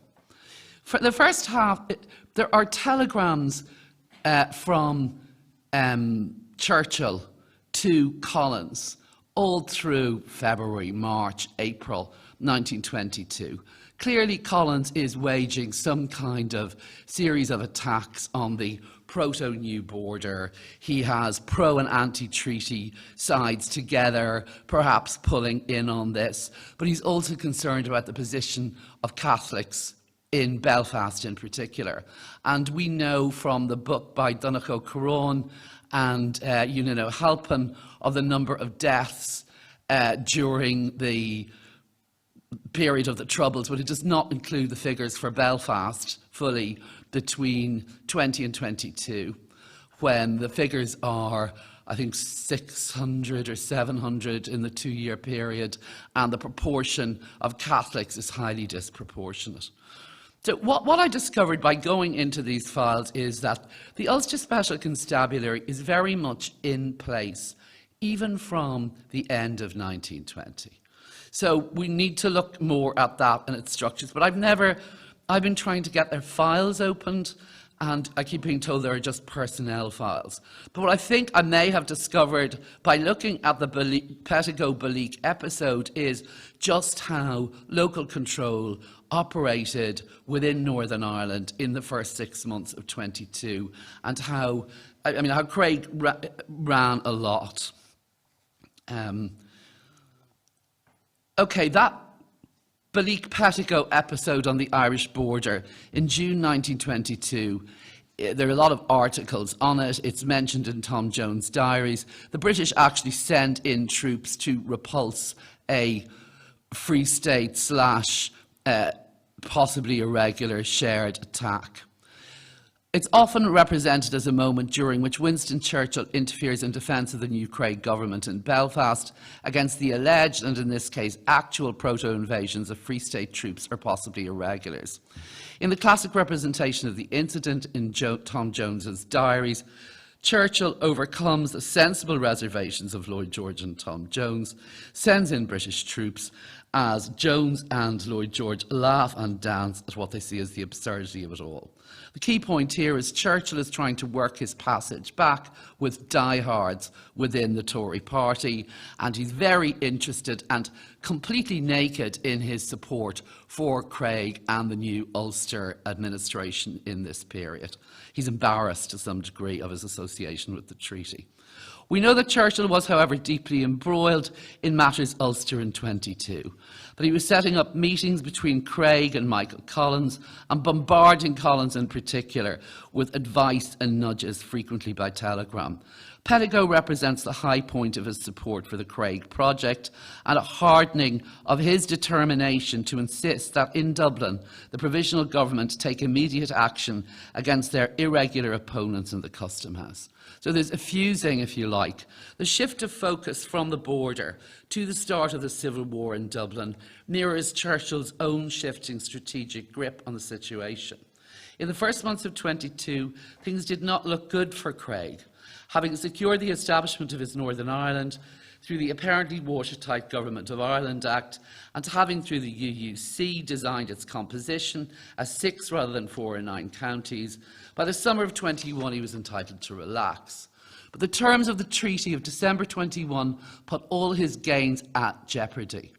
The treaty was allegedly negotiated by representatives of Ireland. Where did this leave the newly established Northern Ireland? Why was this entity deemed to be established, required to opt out? Why was this entity, Northern Ireland, deemed to be established already, required to opt out of the Irish Free State within a year, just out of the Irish Free State, if it allegedly already was in existence? Plus, as I've said before, the treaty provided for a boundary commission that could revise the boundaries of this new entity. As I've said already, if the PR elections of 1920 were anything to go by, a commission taking into account the wishes of the inhabitants, insofar as they could be established in the light of economic and geographic considerations, could, quote unquote, destabilise Craig's ownership of Tyrone, Fermanagh, Derry City, Newry, South Armagh. If we look back in 1920, we can see this. So my key point is much of Craig's behaviour in the first half of 1922 can be understood in the context of his steely determination to preserve what he had, in the full awareness that his title deeds were more insecure than he had imagined. Writing from his Belfast home, Cllr, on the 6th of June 22, Fred Crawford, former importer of arms, issued dire warnings to Craig about the dangers of their position. He's terrified that Lloyd George could be working with Ulster's arch-enemies, who he construes as Macready, Neville Macready, the Commander-in-Chief of the British Army, and Anderson, a former senior civil servant in Dublin Castle, who will then give way to Collins. Writing from Craig's Belfast house at Cabin Hill, Spender, the Cabinet Secretary, informs him that Craig is in London. So what you get a sense from the Spender papers is, and this correspondence, is how much time Craig spends going back and forth to London, and in particular briefing Churchill on an almost daily basis. On Tuesday at Beleek, the local Church of Ireland minister asked for relief.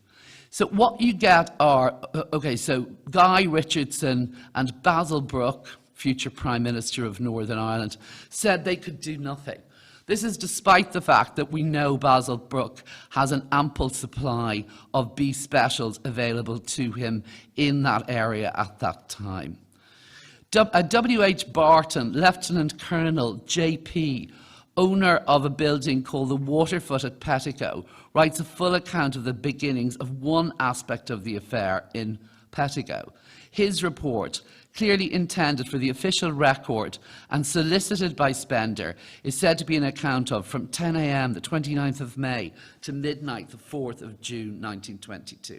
So all of these accounts of being under attack on the border are being conveyed by Craig to London on a daily basis. It's an important document as it narrates, well, through the Bureau of Military History, we can see how the IRA operate as a local force, but we've no analogous insight into the UVF before the war or the specials in this period. So some of this correspondence, which I won't quote in full, made it clear to me how local unionist men functioned together in this period. And it's quite clear that everything they do is communicated directly to Craig through his considerable number of private secretaries. We remained at the Waterfoot house from Monday to Saturday, being constantly fired upon. On approaching my boathouse, accompanied by Mr. John Graham of Auchnablaney, we remained at the Waterfoot house from Monday to Saturday. On approaching my boathouse, we were fired upon. So it's constant accounts of being fired at from the Donegal side of the border. He says, we left them on Friday night and I was replaced by Colonel Pitt, who was to bring round British troops.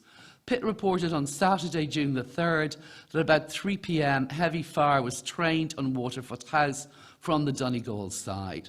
So clearly this information is going to London to tell Churchill that they are being attacked.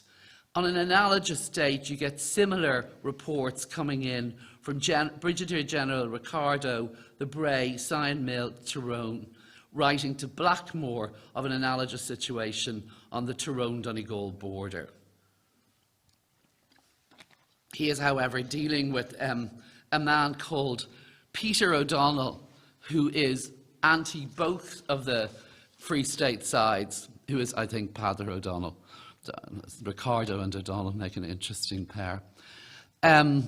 Craig writes, we should send everything to the PM in England to make sure also that he shows it to Mr. Churchill. I don't like to do it without your consent, because I can't guarantee imperial authorities would keep confidential any list of names. What is apparent is that an array of local information is being forwarded to London, some via Lord George, much directly to Churchill. There's a contrast between what happens in Lifford Strabane on the one hand and Beleek Pettigo on the other. But the North's problems, if you like, are being represented as a product of Southern interference. Now, Craig, for the previous 4 months, has been trying to justify the huge numbers of sectarian murders taking place within his territory. He's been on the back foot, and there's a lack of confidence in him by people around Lloyd George. What, if you like, he secures from this turning point in June is the full backing of Churchill and a military intervention. And the military intervention is, I appreciate we're at our time, aren't we? 12:20. So on the 14th of June, 10 days after this, Micheál Collins, who has been discussing, remember, the constitution of the Irish Free State in London, and has also been under pressure in relation to what's happening in the forecourts. He's in talks with the former military commander in Ireland and occasional presence at the treaty negotiations, Neville Macready. He's talking about the situation in Petticoat and Balik, but also in Garrison and Kesh. As a result of this, as far as I can gather, a commission for the border, they say, is appointed at 12 noon on the 14th of June 22. Now, this isn't the Boundary Commission. It seems to be something completely different. There is a commission on the border mentioned a year or two earlier, but anyway, in June 22, they state that they have established a commission for the border. The meeting was between CFN Macready, that's Neville Macready General, Commander-in-Chief of the Forces in Ireland, Micheál Collins, Cope, the former main negotiator in Dublin Castle, and Commandant Hogan. A record of the agreement was sent to the Chief of the Imperial General Staff at the War Office. This was a liaison body that operated what has been set up. The Border Commission appears to be, I'm trying to find out more about it, a liaison body that operated on both sides of the border in the following months. It reported directly to a British Army superior at what was called GHQ, Ireland, Parkgate Street, Dublin. Now, there is a residual British presence in Dublin during that year. It was to consist of unarmed police of both sides who were to wear the same brassard. It was much approved by James Cooper, Brookview and Enniskillen. It was announced that this experiment is successful, it shall be extended to other parts of the border. But the main thing I really discovered from that Petticoat file is that it appears to be that the B specials at a local level are conducted through people like Brooke and Cole and all of the local landlords. So there's the kind of pre-war UVF connection of landowners to the importation of arms seems to be mirrored by Craig's direct contact with local landowners, through which he also mediates with the B specials. Thank you.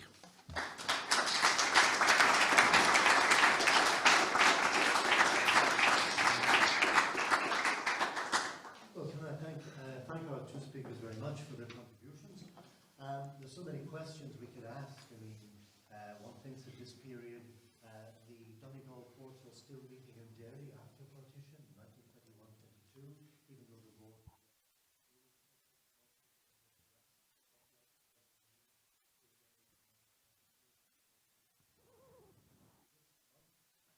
Years ago, that a Northern Ireland High Court was finally established by Sir Denis Henry, the only Catholic to become a Unionist MP and who was Attorney General for Ireland and Lord George government. So one interesting thing is that the Northern Nationalists weren't consulted at all about the 1920 Act, despite the fact Joe Devlin, that's a small group on the House of Commons. Whereas Craig is sure-footed, thank you very much, Craig is sure-footed in the corridors of power during this whole period. And of course, I think Margaret has raised issues like Micheál Collins' twin policy in 1922, waging an IRA campaign in the north, concerned about the Belfast violence, 450 people dying over 2 years, a majority of them from the Catholic community who are least well armed, and almost 10,000 Catholics expelled from their works. This becomes an issue. And then, of course, the other issue is we heard about the three counties from Daniel. That sort of part of the Ulster Unionist Council. So many of the exiles from those counties become prominent in northern public life. We think of William Craig in the 60s from Ballyconnell, County Cavan, or we think of the last Attorney General, Basil Kelly, from County Monaghan. And I'm just wondering if I could use my position to ask Daniel, what sort of numbers of people were forced out of the three counties into the northern state after 1922?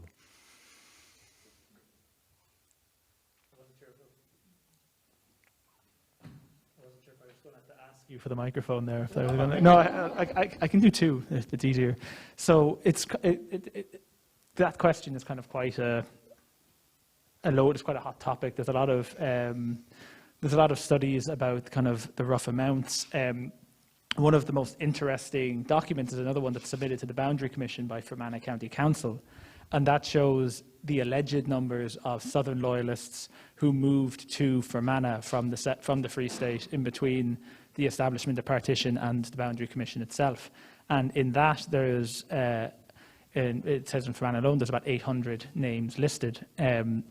Although when you look at how this was assembled by James Cooper in Fermanagh at the time, a lot of it wasn't him going around asking people, did you flee the Free State? Did you move up from the Free State? A lot of it was based on him writing to towns and saying, do you know anyone who came into Irvingtown or came into this town from the Free State? Did they flee? And when you kind of compare those results against the census itself, you find a lot of Catholics, you find a lot of people who don't fit the traditional profile or who may have moved for slightly different reasons. So, for example, there's a lot of railway clerks who move up north because they work for the Great Northern Railway, and it makes sense for them to resituate themselves in the north. So sources like that give, figures in the hundreds.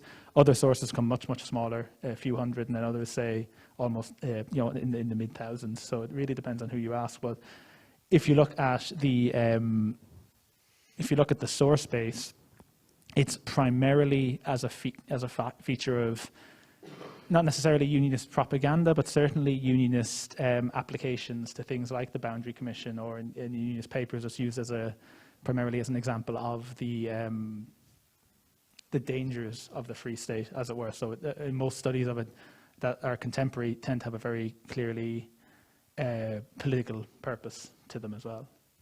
One of the things that Margaret raised, of course, was the Ulster Special Constabulary. This was obviously Craig's aim to protect the new border, which was being established with members of the old UVF, and they were officered from the beginning by the gentry, people like General Ricardo, people like Basil Brooke, who had founded Fermanagh Vigilance in 1919 as the War of Independence began to impact on border areas. But one thing I was wondering, could I ask you, Margaret, is why do you think Collins and Griffith didn't insist on a plebiscite? I mean, if they opened the newspapers in November 1920, there were plebiscites everywhere. Well, no, I mean, there were plebiscites everywhere. I mean, in Schleswig-Holstein, in Silesia, this was headlines, and Lloyd George has helped to shape them. I think there's a complete imbalance of power in the treaty negotiations. There's a total imbalance of power. So I think they did quite well. Sorry. I think they did quite well. I don't think they were in any position. I think it's miraculous that they got the Boundary Commission. I think it's absolutely astonishing. I think it's remarkable. But they were in no position to insist on plebiscites. And I mean, since, Featon was the chair of the Boundary Commission, and I was quite suspicious of him when I wrote about the Boundary Commission originally.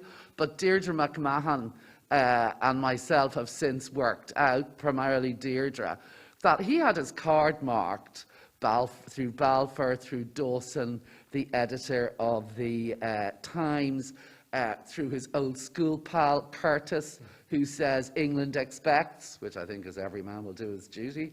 So, I mean, there was nothing in the language of the Boundary Commission that precluded plebiscite.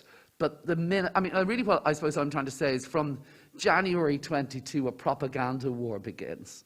A propaganda war is going on about the Boundary Commission up to 25, and a propaganda war is going on as to whether Craig looks bad because there's so many sectarian killings in Northern Ireland, or he can try to sell it with Churchill's backing as being the fact that there are attacks on the border by the IRA. So to some degree, Collins kind of plays into the border attacks almost are counterproductive, but there may have been so much rage at the disproportionate killing of nationalists. I don't quite understand that. No, it's just not explained why it's not in the instrument, and yet Lloyd George passes a note to his cabinet colleagues saying, or to Tom Jones, his advisor, Fermanagh and Tyrone, this is going to wreck the settlement, so you do have that. But there must be some questions in the audience for our two distinguished speakers on these topics.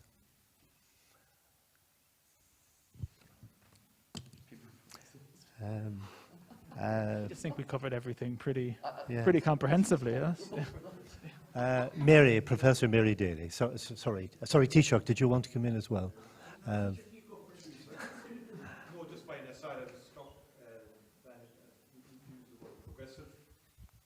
Unionist Political Association, and it reminded me of some work I did a long, long time ago.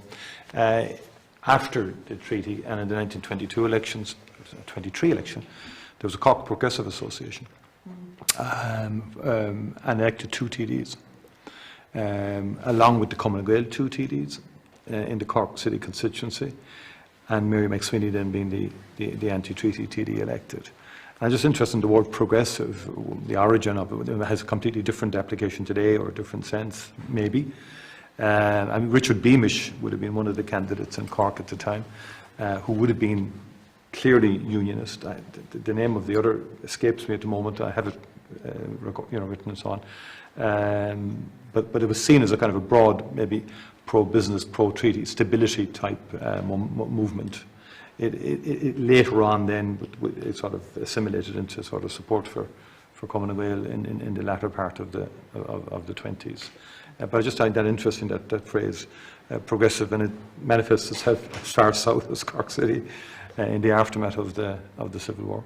And actually, one of the alternates for the Donegal Protestant Registration Association was the Progressive Registration Association. So it does exist as that, because I was aware of the Cork Progressives. It was well because I'm from Douglas myself. So, so yeah, how do you know someone from Cork? They'll tell you. And it was the same in my research. I was trying to see are there any connections between it? But it seems like to a large degree, as a term or similar terms used elsewhere, they represent on the Protestant end an attempt to move them away from unionist or loyalist labels and to follow a lot of the. So, for example. Miles in Donegal runs a lot of the time as an independent and farmer candidate. So there's a lot of those ideologies used to essentially to propose the same stuff as before, but that follows, because in the Cork context you have a huge business interest in politics in a good way. I don't mean in any sort of in the sense of societal stability or people genuinely interested, because in the Boundary Commission what happens in Cork is what we call the Irish Islanders of the Michael Collins kind of group within Common Gael get very disillusioned.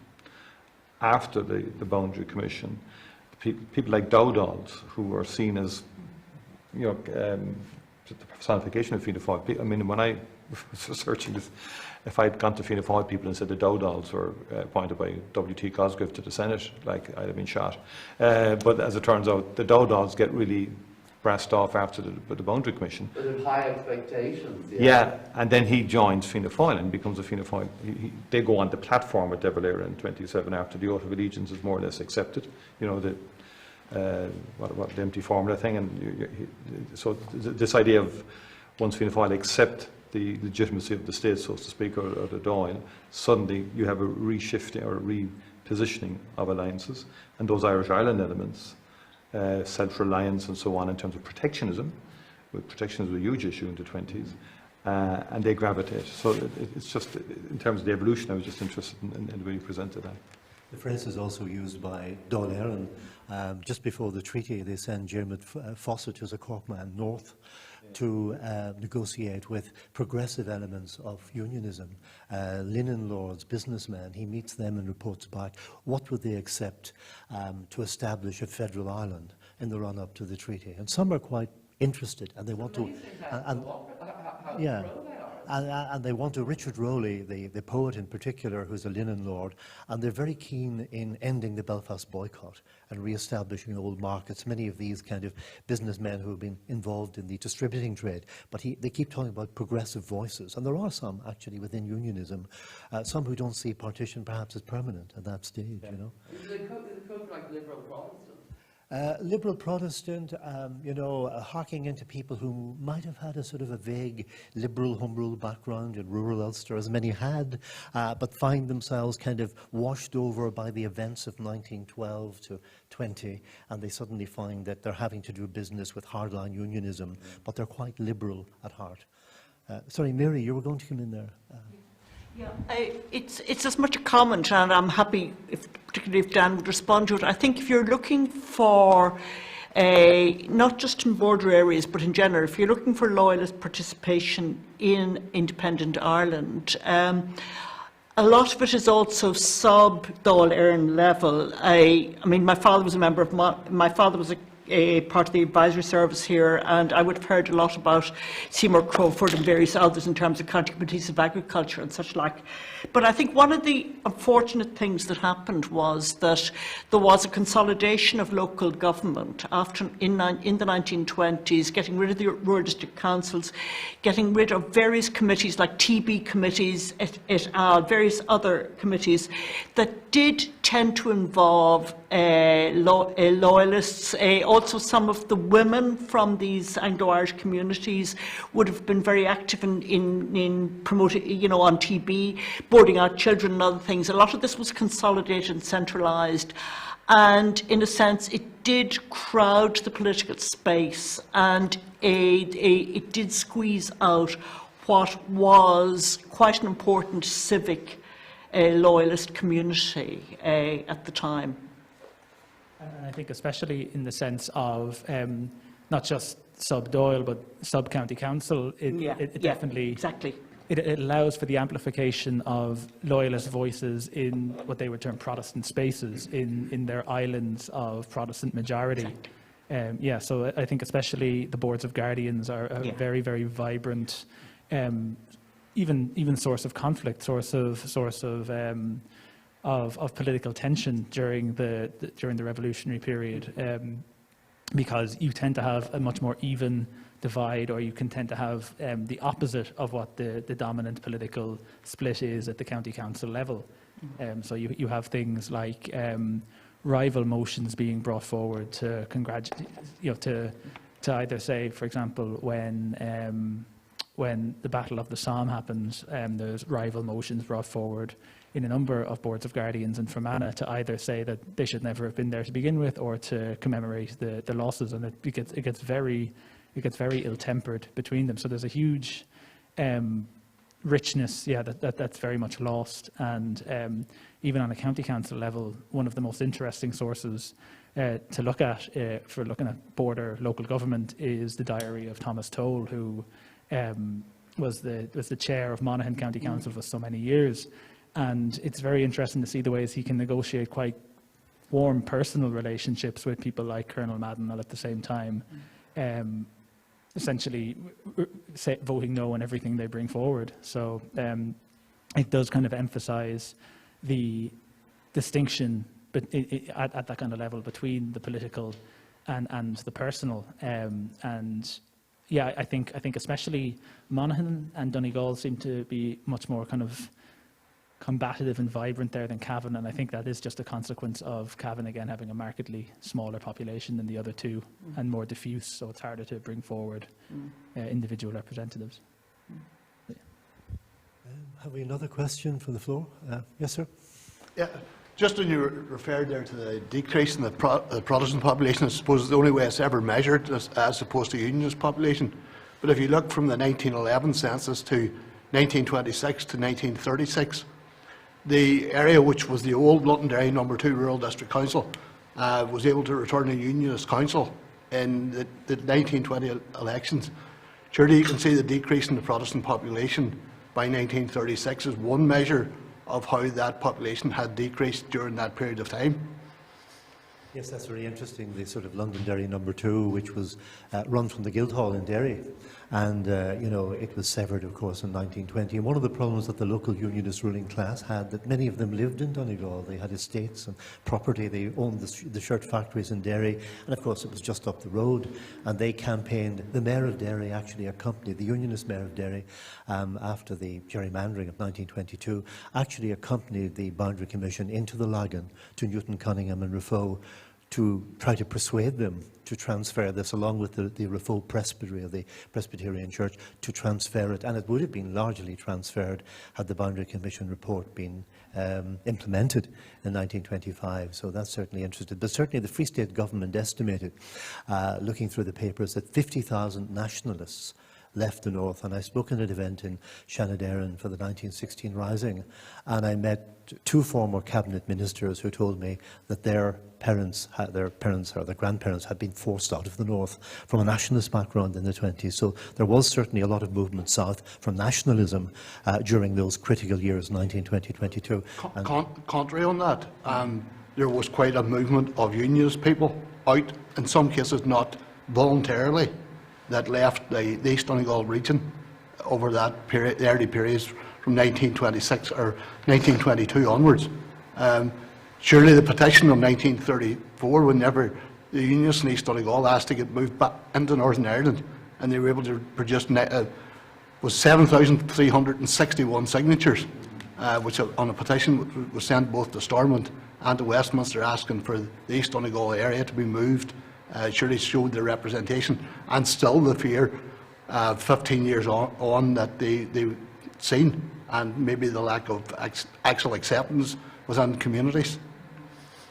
And I think it also it demonstrates that generally, I think a lot of the studies of cross-border migration and population movement are probably overly narrow in their definition of the time period in which we should look at people moving. And indeed, if something is a cold house, it may take a decade, 2 decades before such a big decision is made. Yeah, or long. And again, another problem when we look at movements of nationalists out of Northern Ireland tends to be somewhat easier because they tend to move to Ireland. But movements of unionists don't necessarily just move to Northern Ireland. There's moves to Britain, there's moves to Canada or elsewhere in the Commonwealth, and that really muddies the water when we try to get kind of any sort of exact measurements.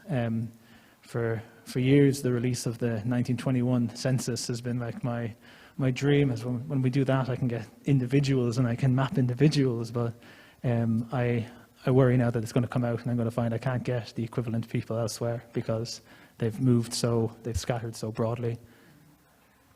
Any other question? Well, it's such a massive topic. Sorry?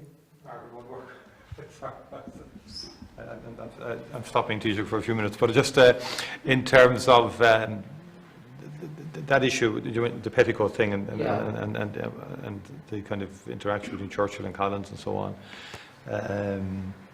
the prominence, and you're making the point of what was achieved, in terms of the Boundary Commission, that the prominence, where do you see it in terms of that localised thing, the oath of allegiance issue, we'd say, in the middle of the treaty versus the boundary issue, the northern issue, there was a sense that ultimately it was the oath of allegiance that was a more fundamental kind of issue. Yeah, where do you see, or at what level do you see that part in terms of that treaty debate, or in terms of the context, if you like? Do you get my point? Or yeah, I do think it was really allegiance as opposed to the border as a big issue. You see, I think that I think they really expected to get quite a lot from the Boundary Commission. So, the way we were always conditioned to kind of say no one mentioned the North, no one cared about the North.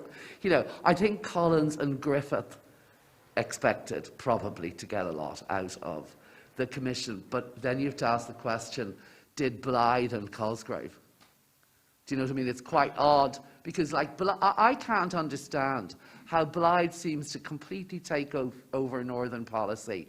I know he's Northern, I know he's from a unionist background, but I can't understand how Cosgrave seems to give him carte blanche on the North. I don't understand it at all. And I don't think he ever really believes in the Boundary Commission. But kind of to go back to your question on the allegiance versus the North, I think in 22, I don't think it's sunk in for most people, partition really. That's the point. I get a sense of what you're saying. I don't think they've got it. But the petticoat, and it doesn't look, nobody thinks it's... Yeah, or the petticoating might suggest that they think the North will crumble, or that this is not a realistic sort of thing. We can keep pressing away here. And absolutely, I think you're really right. And it's not as impossible as it looks, because there are a few different... Churchill's always so pro-Craig. But Lloyd George and Tom Jones is going... Look at the amount of money we're giving them. This is in complete defiance of every arrangement. Look at the number of people we're arming.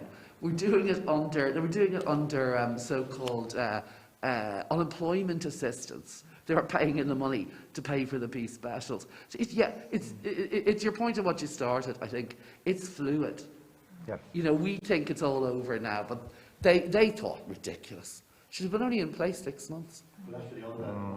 PD who voted against, who really made a strong speech against partition during the treaty debates, you know, which were the prelude to the Civil War later on, was Sean McEntee, who said this would mean partition perpetuated. He was a Belfast Catholic. But there was a general consensus, regardless of Crown and Empire, that somehow the North had been won by the Boundary Commission. And that's reflected in De Valera's document number 2, which simply replicated the Boundary Commission chapter and verse, though later on he said he knew it was a trap, you know. You had that sense there. As for the Donegal Protestants, I think their biggest blow came in 1938 when the Northern Ireland Parliament passed an act insisting on the inspection of creameries in its state. And of course, until that point, the Lagan of East Donegal had provided the milk and dairy produce for Derry, and this was normal. And they actually had a cavalcade. This preceded the University cavalcade led by John Hume in 1965, a cavalcade to Stormont in 1938 protesting against this. But they found that they were suddenly cut off from their natural hinterland, Derry City. And the other thing about Ballick, I would say, is with brilliant Pathé news footage, which you can see online, of the Battle of Ballick, you can see Basil Brooke in mufti accompanying. It looks like a scene from the Western Front. Howitzer guns, artilleries firing into Donegal at Ballick Fort and Pettigo, and you see Brooke in mufti with a cap, ex-World War officer, founder of the Beast Specials in Fermanagh, as a sort of a Fermanagh vigilance group, moving in with them. And there's a very interesting Anglo-Irish aristocratic lady, because women don't really get a key role in this, the Honourable Hazel Laverton. And she's actually from Abbey Leaks. She'd married into a Fermanagh landed family, and she uses her boat, the Lady of the Lake, to ferry specials across. And she's actually pictured. And she dies in Abbey Leaks in 1955, never accepting either Irish independence or the partition of Ireland. So there you are. So listen, can I thank our two distinguished speakers for their contributions. There's so much food for thought there, so many possible questions, but time is against us. So thank you all very much indeed.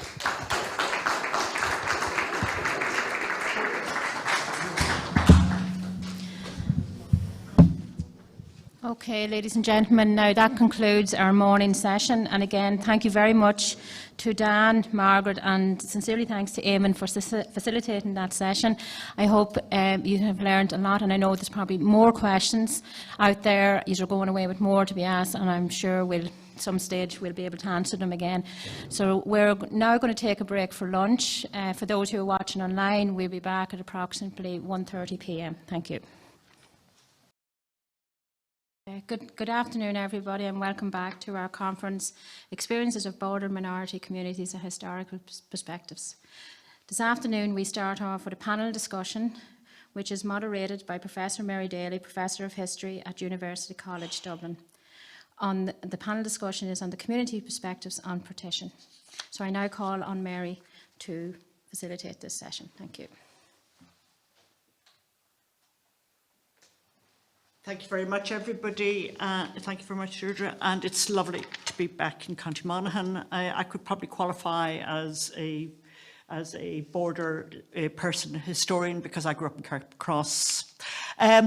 We're going to have a very rich panel here, because one of the purposes of this conference is to get the community, the local perspective, so that the whole story is not being told from Dublin or Belfast, but it does reflect the local issues. And we're going to begin, I hope, with Dr. Denis Bradley. Denis is, I think, probably known to everybody here, a journalist, commentator and broadcaster based in Derry, born in Donegal, former Vice Chair of the Northern Ireland Policing Board and co-chair with Lord Robin Eames of the Eames-Bradley Commission, which issued the report on the past in 2009.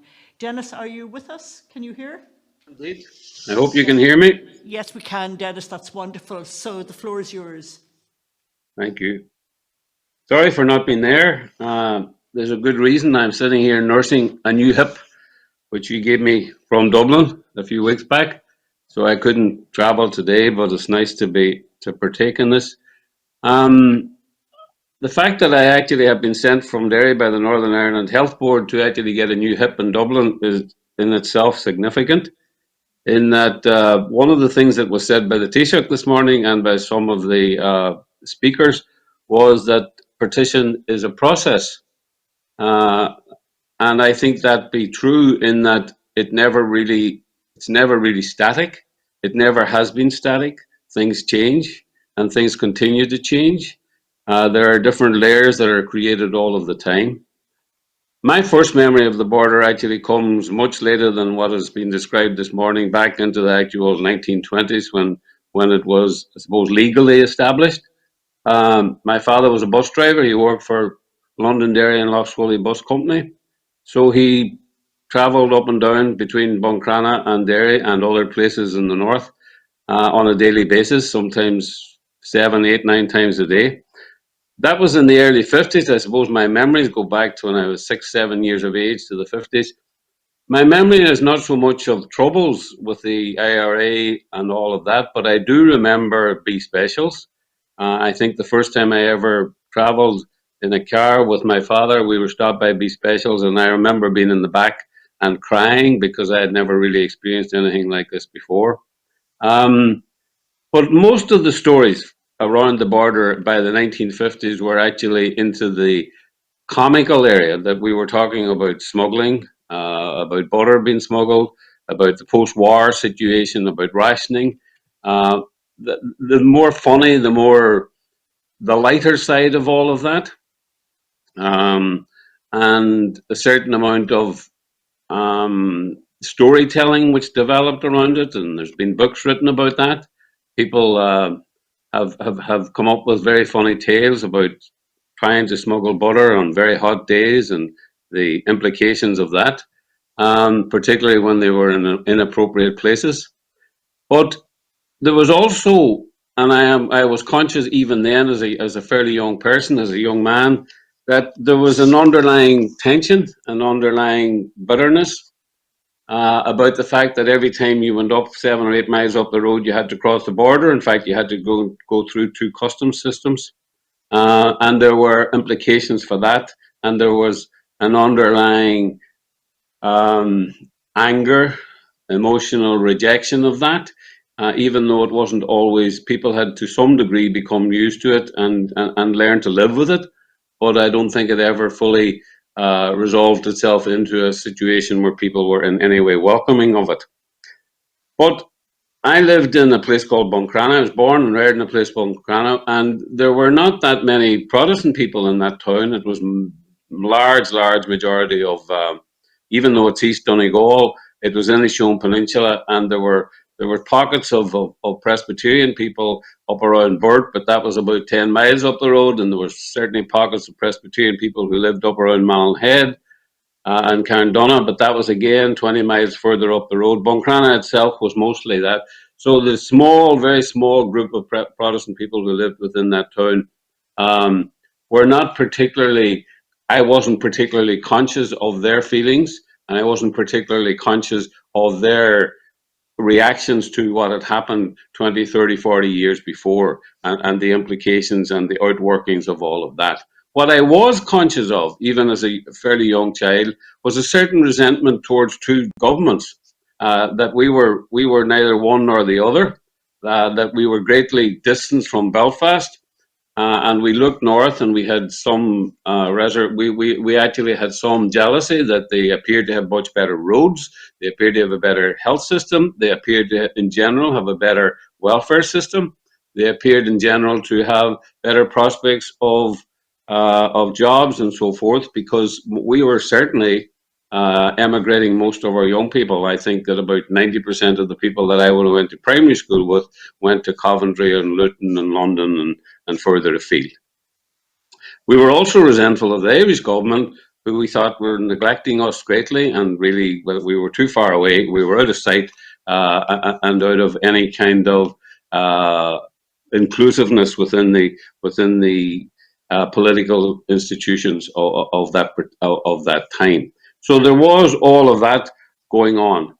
I didn't have any, as I say, any great experience, but I went off to Rome. I got ordained into the Catholic Church, and I came back to Derry in 1970. Now, this is slightly different, but I learned something around that time, because within about a year of coming to a place called the Long Tower Parish, which is the heart of the Bogside, really, there was a group of Protestant people who lived right beside the church, and I passed them every morning.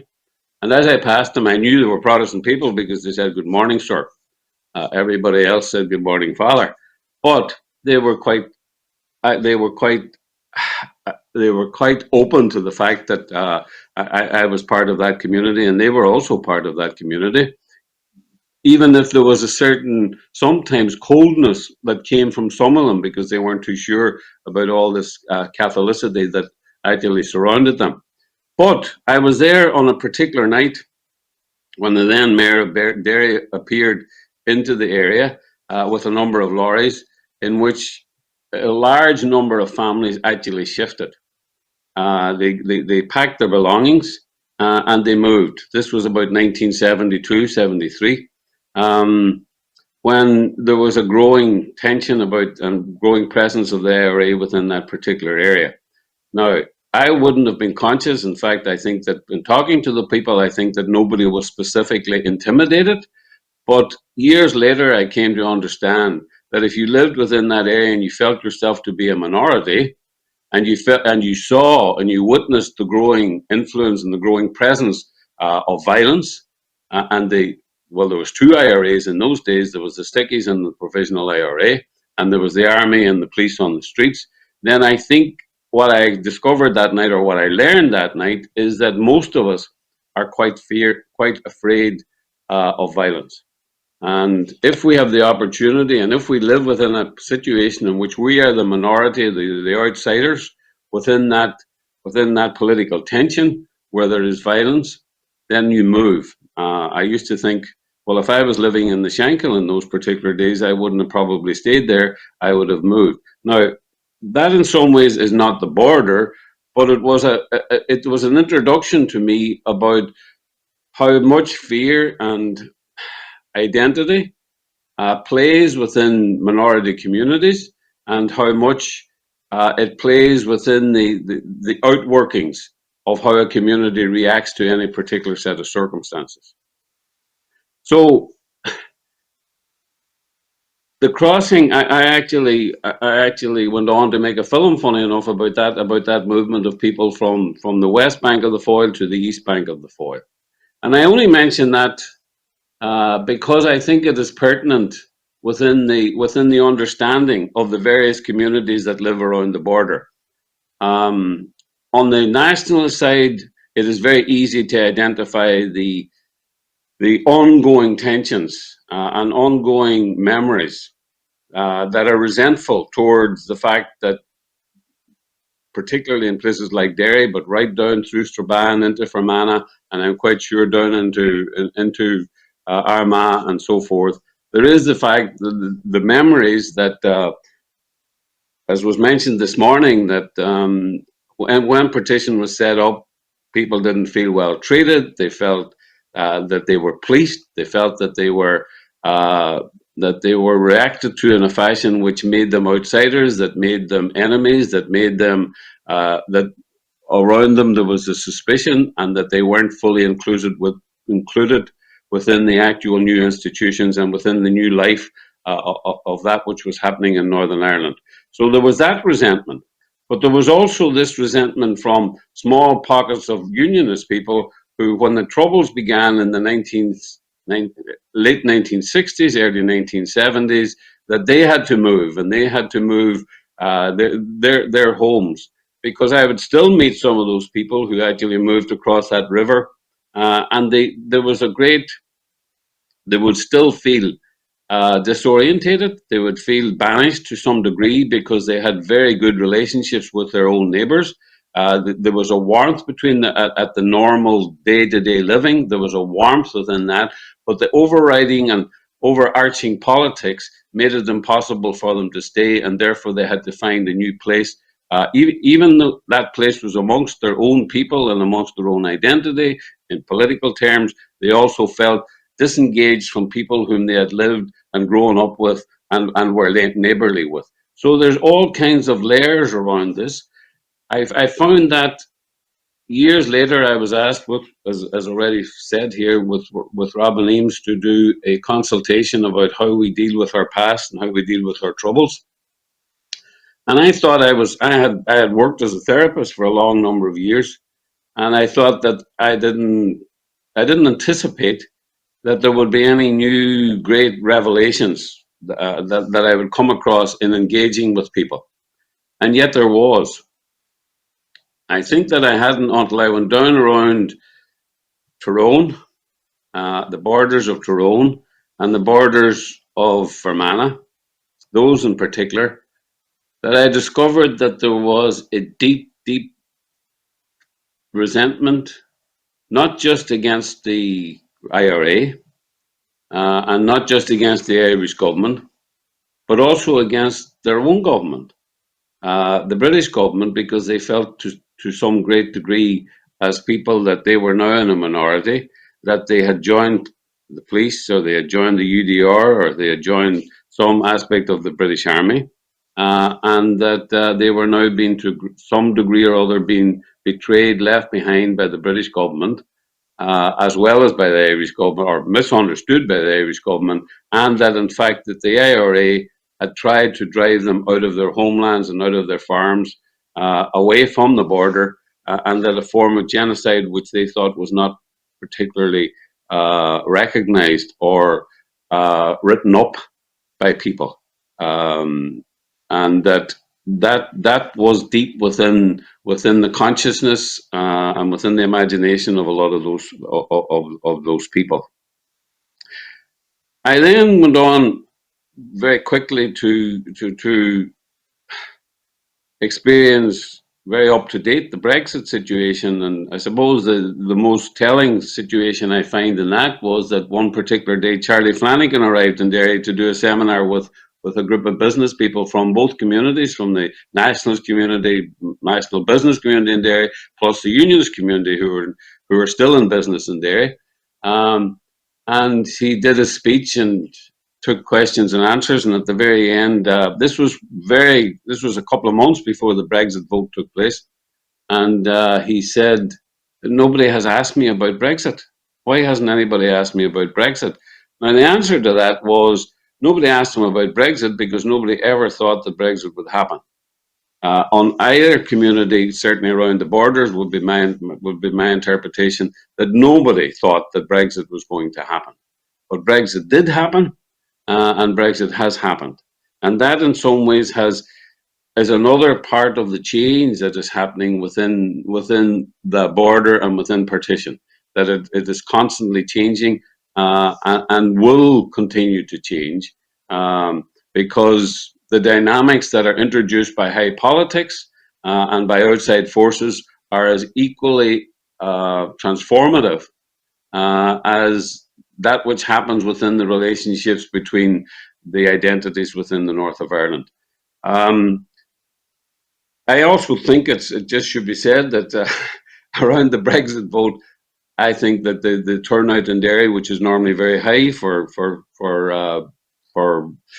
polling, or for any kind of polling, or for any kind of situation which demands people to come out and to actually vote, was actually low, because Sinn Féin actually hardly even bothered, because they were also of the mind that Brexit probably wouldn't happen, and didn't particularly enthuse their people to come out. So when we talk about something like 60% of people being anti-Brexit in parts of this part of the north of Ireland, certainly, I think it's much higher than that.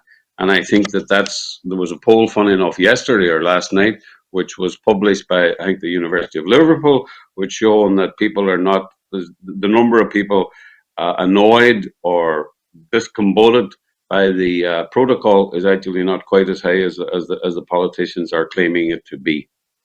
Anyway, what I'm saying, or what I'm trying to say within all of that, is that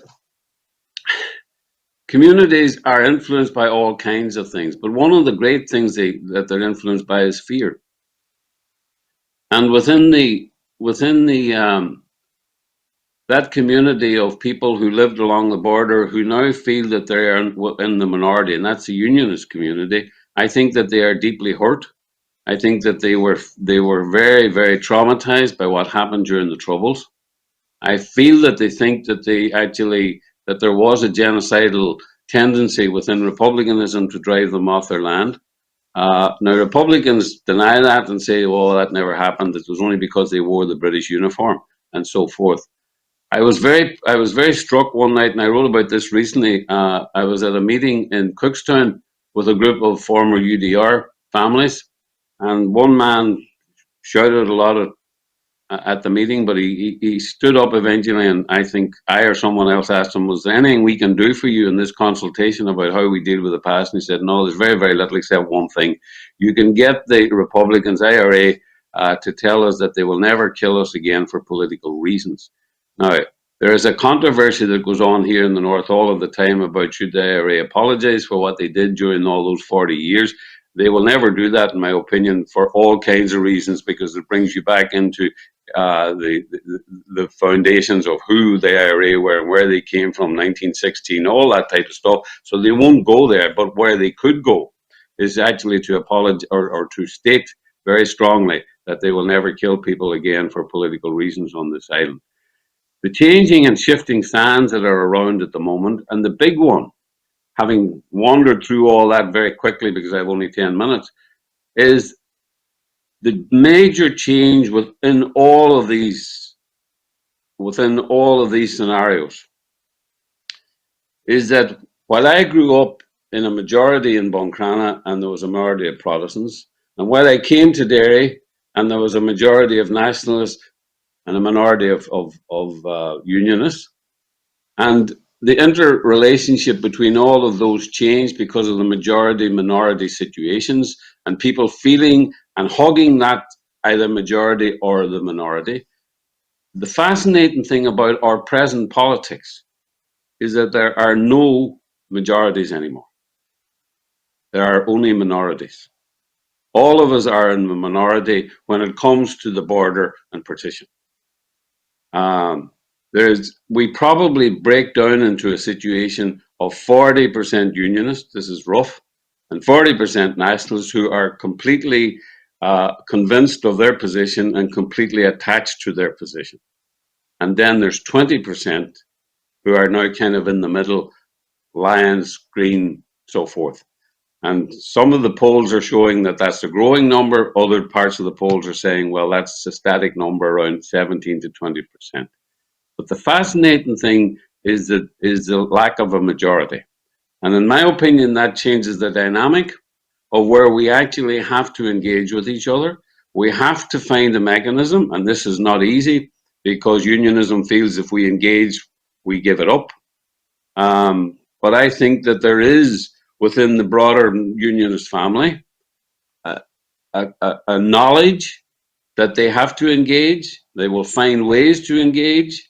They will, if the engagement is not too threatening, if it's led by the proper people, if it's not led by people whom they believe killed them and had genocidal intentions towards them, then I think that there will be ways of actually creating engagement. But we need to talk to each other about these shifting positions and about these shifting sands, and that the border was a process, that it continues to be a process, and it will continue to be a process for the next 20, 30 years, while we work out how we actually attach to each other and engage with each other. I mean, my preference is for United Ireland. I am very clear about that. I've never hidden that. But I do think Protestant people like you to be up, unionist people, Protestant people prefer you to be forthright with them, to be honest with them, to wear your position on their, while also understanding their position and having an empathy with their position, and certainly not threatening them, but actually engaging with them in a fashion which is humane, which is empathetic, and which is respectful, and which both of us realize that in many ways history has put us into these minorities and these majority situations and has created the borders that most of us don't like. I will leave it at that.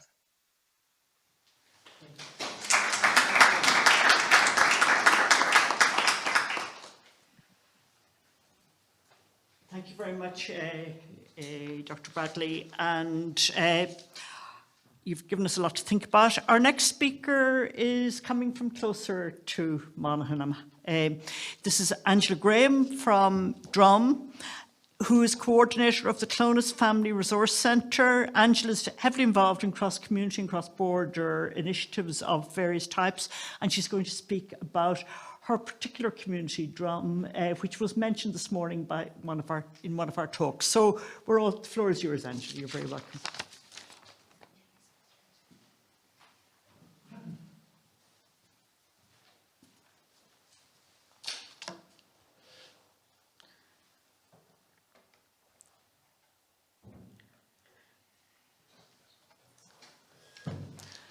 Good afternoon, everyone. Thank you for the invitation to come to speak to you this afternoon. It's a privilege to be here and to share about my community in the wee village of Drum in County Monaghan. The photographs you will see here today are taken by the Secretary of Drum Development. The majority of the photographs are taken by Barbara Stewart. So this is the approach road into Drum from the Coote side. Drum is set on a hill, and its name comes from the Irish for hill or ridge, and it's set in the most beautiful landscape, the most beautiful, gorgeous Drumlin landscape, as you can see here, where the Drumlin Hills roll hill upon hill into the equally lovely county of Cavan, which you can see from the photograph here.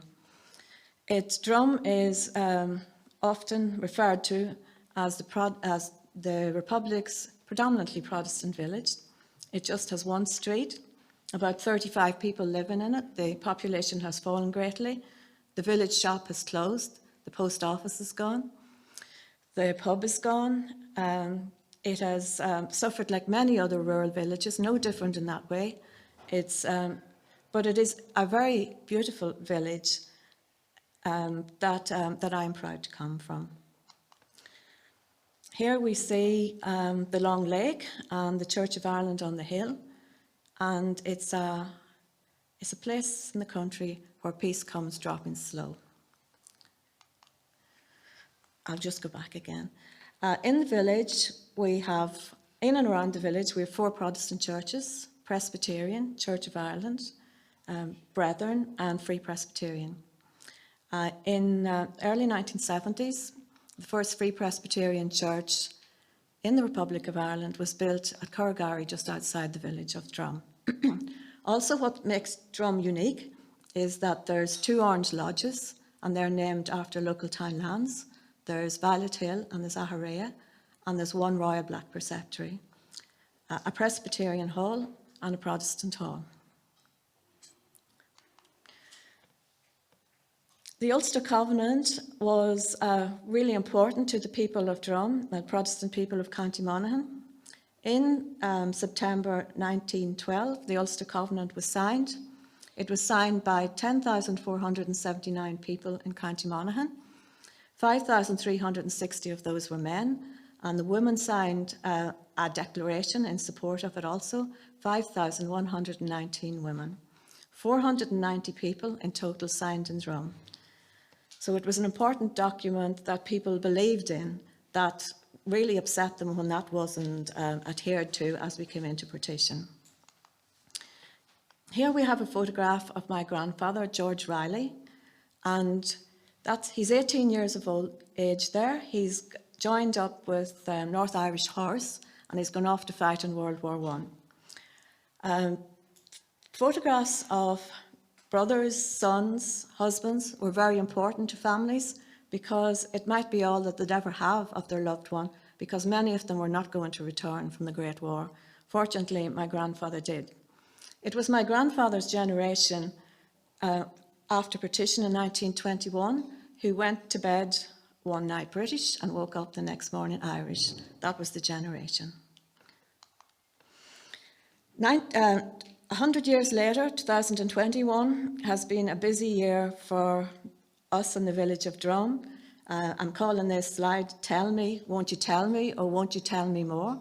Because we've had a lot of national media attention, both from Dublin and from Belfast.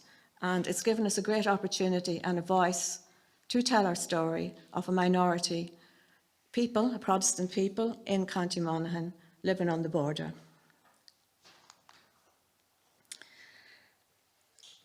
I want to tell you a little bit about the effects of partition. This is a typical mud wall house that was left by a family, and that could be seen back in the 1960s when I was growing up, all through these counties. And this is the effect of partition and emigration.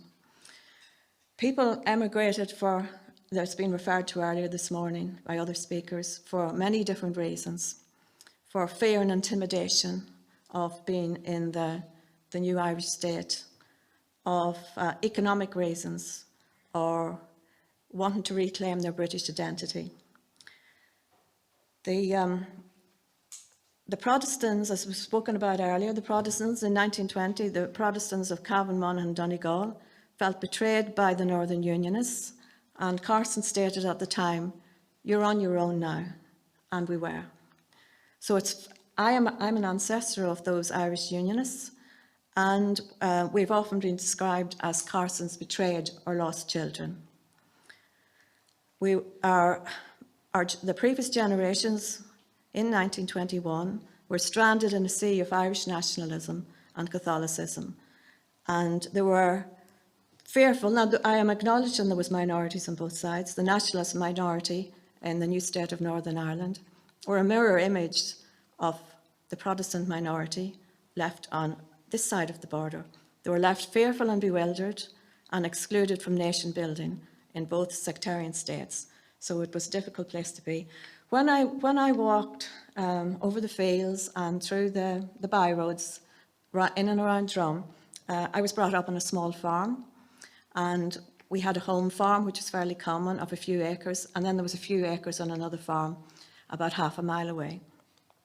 There was no slatted sheds or anything fancy for cattle, and the cattle were fathered in an old-fashioned way of pulling the hay out of a rick on the out farm. So my mother walked there every morning in her wellies, and me as the eldest child, when I was off school, walked with her.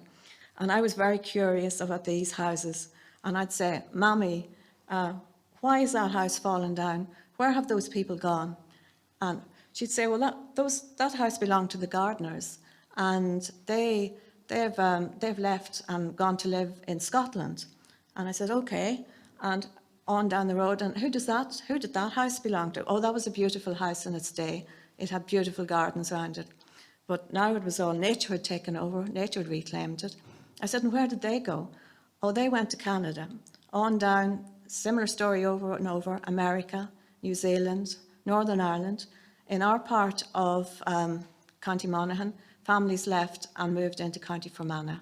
And in that time, it was in the 50s and 60s, it was for economic reasons, because it wasn't just Protestant families who were struggling and having tough times, it was everybody.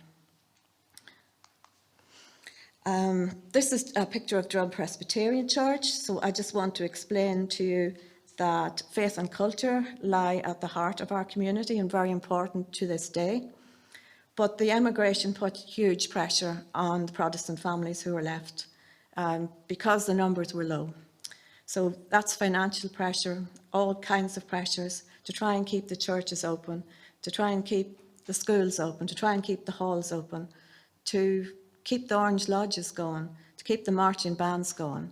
And in reality, with emigration, many lodges disappeared and many marching bands disappeared in counties Cavan and Monaghan. This is a picture of Drum Church of Ireland in a beautiful snowy setting. And Sabbatarianism is still important to the people, not all people, but still important to people around Drum, which means keeping Sunday special. There's Sunday schools for children, there's Bible camps, there's Bible clubs, there's a lot of activities always in and around Drum. but it's difficult. There's a lot of pressure on families to keep things going. Many families are from Ulster Scots backgrounds, and familiar names are like Elliots, Armstrongs, Johnstons, Grahams, Scots.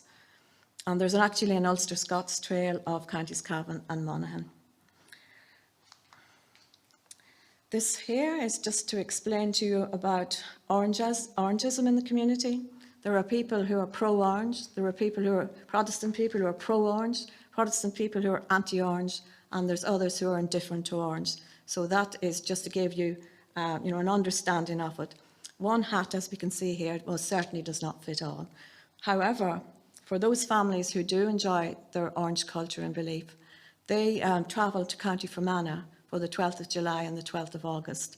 And they put on their good clothes, they pack up a picnic, and they drive through Clonus across the border into County Fermanagh. And there they enjoy a day of meeting family and friends and listening to the music, listening to the bands playing. And then in the evening they come home again and it's life as normal. Pictured here is Drum Accordion Band, and I've been a member of the band from I was a child.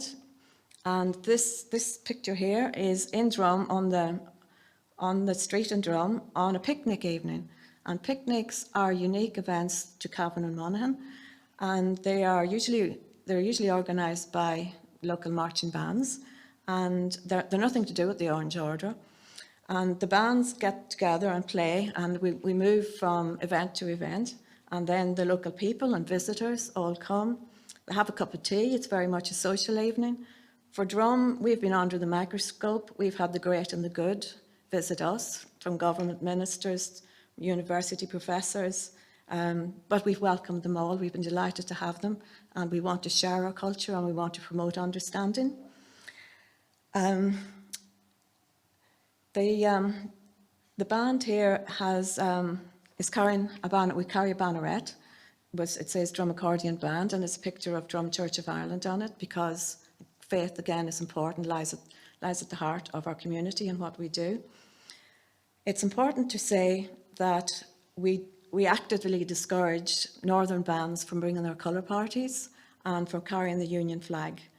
And we ask them to respect that we are a minority living on the border, and there could be repercussions for us to behave in that manner. We want it to be mannerly and we want it to be respectful.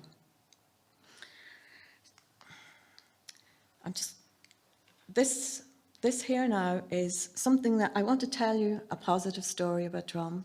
I want to tell you about how Drum development, how the people of the village and got involved and found the gospel of community development.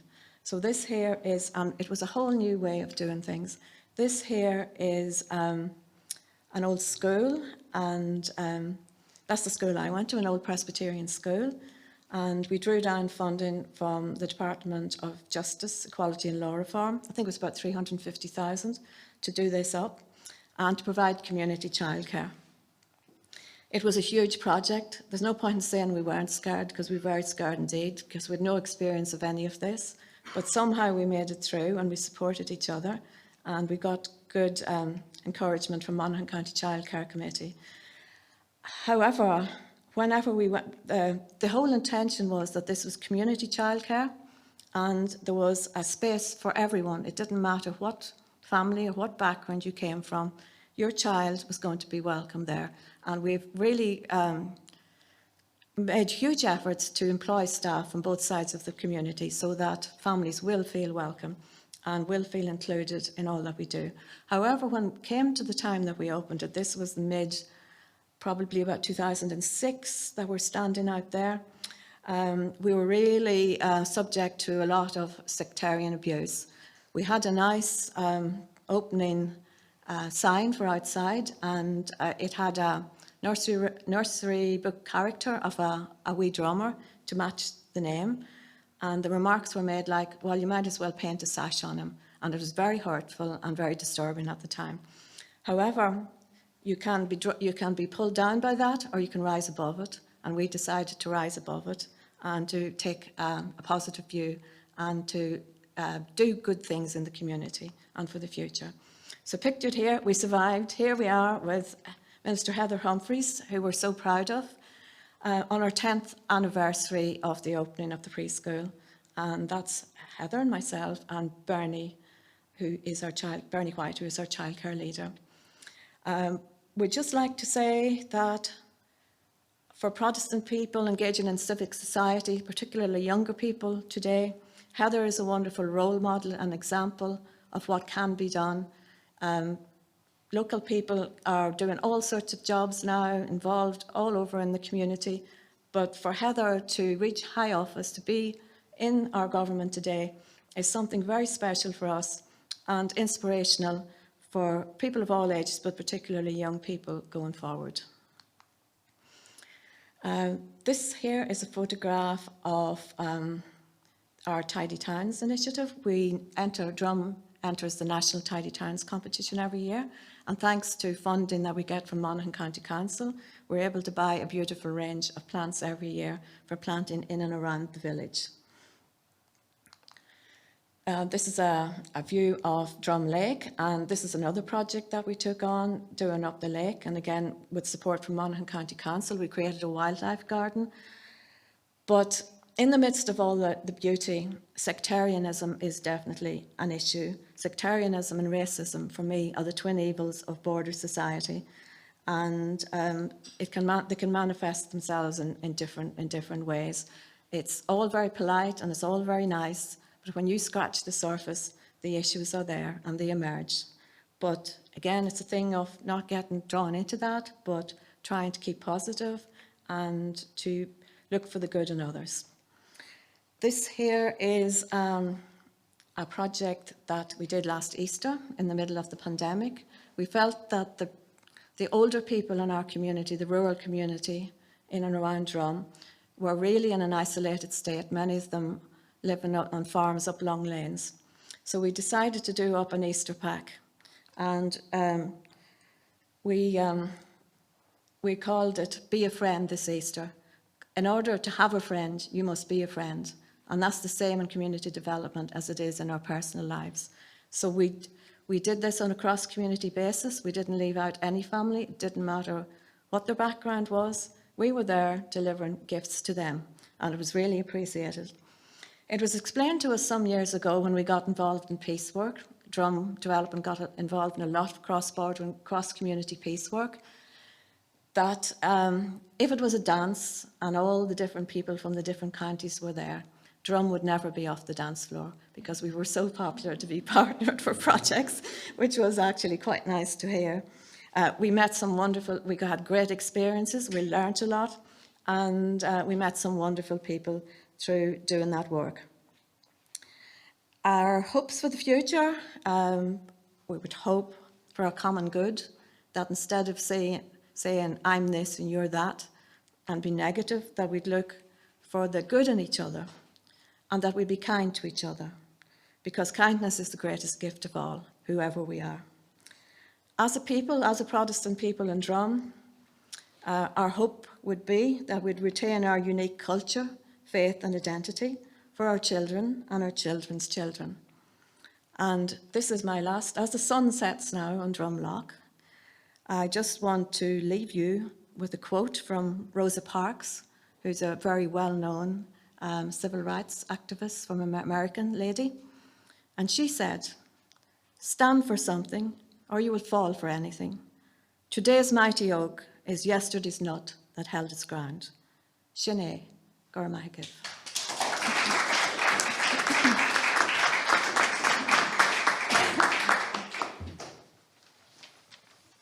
Thank you, Angela. Wonderful photographs there and wonderful talk. And you could produce a calendar out of that, actually, so you could. And we're now moving on to a colleague of Angela's, who is Annmarie Fryers, manager of the Clonus Family Resource Centre, who was coordinator of the recent Bordering on Brexit project funded by the Department of Foreign Affairs. So Annmarie is going to talk about how they used the centenary to record the local community voices both sides of the border. So, Angela, you're very welcome. Or Annmarie, sorry, you're very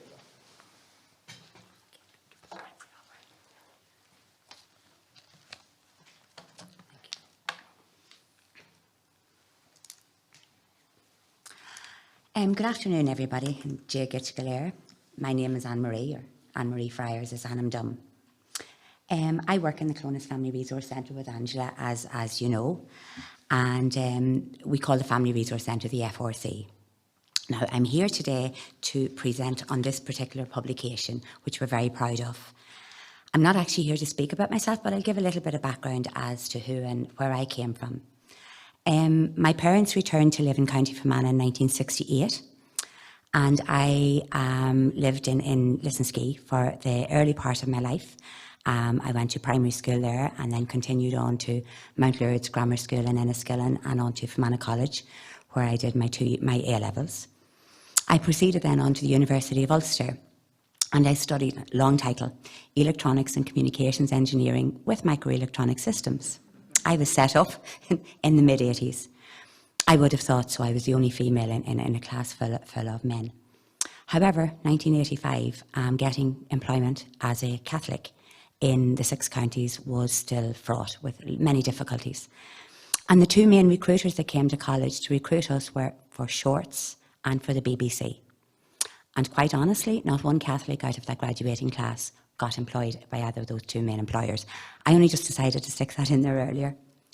So as a subsequent to that, I had to emigrate, and I went to London, and I then went on to New York. And then, long story short, but I eventually came back and I lived the last 27 years in Clonus in County Monaghan. And henceforth then I came to work in Clonus Family Resource Centre. I hold a variety of roles within the FRC, and one of which is the project development worker for the Clonus Bordering on Brexit project. So I've worked in community development, worked and managed projects for a good 20 years, many of them cross-border. Now, I'm going to commence with just giving a little bit of context, a little bit of background to Clonus Family Resource Centre, which will give a little contextual background to the how and the why this publication came about. The Clonus Bordering on Brexit project, of which this publication forms part of, is funded through the Department of Foreign Affairs Reconciliation Fund. Clonus Family Resource Centre is one of 122 family resource centres based in the 26 counties, all funded by Cllr. Clonus FRC, or as we've recently become to refer to it here as the Border FRC, it works to empower the people of Clonus and the surrounding areas to have an improved quality of life and a sense of well-being through encouraging participation, equality and community ownership, whilst valuing difference, tolerance and cultural diversity. We refer to it as the Border FRC as 2/3 of our natural hinterland lies within County Fermanagh, and therefore we're quite unique among FRCs in that the services which we offer caters for our community which straddles an international border. Peace and reconciliation lie at the heart of our activities, leading to understanding of diversity and difference among the people who live in our border area by providing opportunities for cross-community and cross-border relationships to flourish. In Clonus FRC, we are conscious of the major impact of the border on the day-to-day lives of border communities. We believed that the centenary offered an opportune time to hear the often hidden voices of these communities on their experience of the border. All the more so given the major challenges arising from COVID and Brexit. We aim to use the results of our research to feed back to administrations in both jurisdictions, and indeed today's conference has provided us with an opportune time to do so. So thank you, Éamon in particular, for inviting us to present here today and to be part of the panel discussing community perspectives on partition. Éamon indeed launched our publication for us in early summertime. The publication is comprised of quotations from 25 contributors who come from both traditions on either side of the border. Now, I'm fortunate to work with my colleague Angela, and it took a lot of effort on both our parts to recruit these 25 participants. It was an initiative that needed to be approached with an amount of knowledge, expertise, and particularly with sensitivity. Our efforts did pay off, and we were delighted with the end results. Excuse me. The participants come from a varied and diverse backgrounds. The makeup actually, we had Republican ex-prisoners, we had members of the security forces, we had quite high levels of clergy from both north, south and different religions. We had hairdressers, teachers, young students of 17. So we had a wide range, but we put particular effort to make sure that we had our balance. And we did go down the orange-green route and the north-south route, but we were delighted that we got 22 from one side and 23 from the other, hence our 25 participants. The participants very bravely and very kindly and very selflessly shared their stories about how the border impacted and continues to impact on their lives. The focus of the stories they tell us is not on the politics, the social movements, or indeed the conflict as such. It's on their domestic lives, particularly on the work and their family. However, it is worth highlighting that some participants were quite reticent, quite guarded. I could sense some were fearful of revealing their true feelings, more so those from the Unionist and Protestant tradition. So personally, I do feel there is yet more to be told. So, back to, and I better click on here. Okay, that's just the back of the book. Better go back. Yeah, how did it come about? Well, Clonus FRC had just finished an IFI project, an International Fund for Ireland project, and it was a very successful peace building project.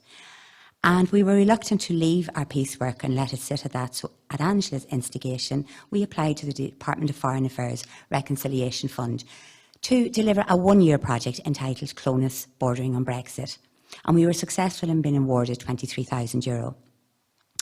The programme was initially based on creating a structured and safe environment for people from the different communities to engage in face-to-face dialogue.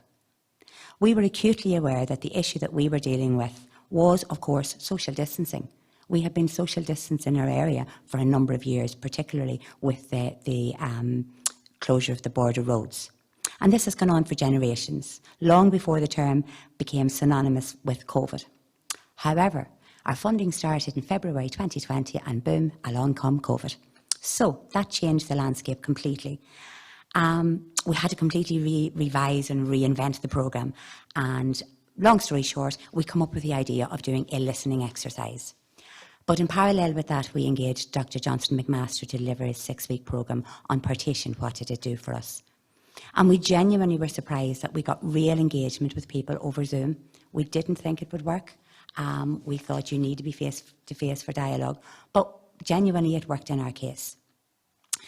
So we went about the process of, we interviewed the 25 people. A lot of hours went into transcribing and getting it all down. Lots of ims and ahs and the local dialect. But anyway, we got there. And it broadly fell into 7 chapters. Now, I obviously not going through the whole book, so I'm picked a selection of short quotes from 3 of the chapters. So the first one being the border country, a special place and a place left behind. I'm then going to move on to a particular focus on partition. So what did people think of the impact on the border on their day-to-day lives? And finally, in chapter 7, we went on, we did actually use that word marked in terms of how do people see the centenary being marked. And so I have that at the end.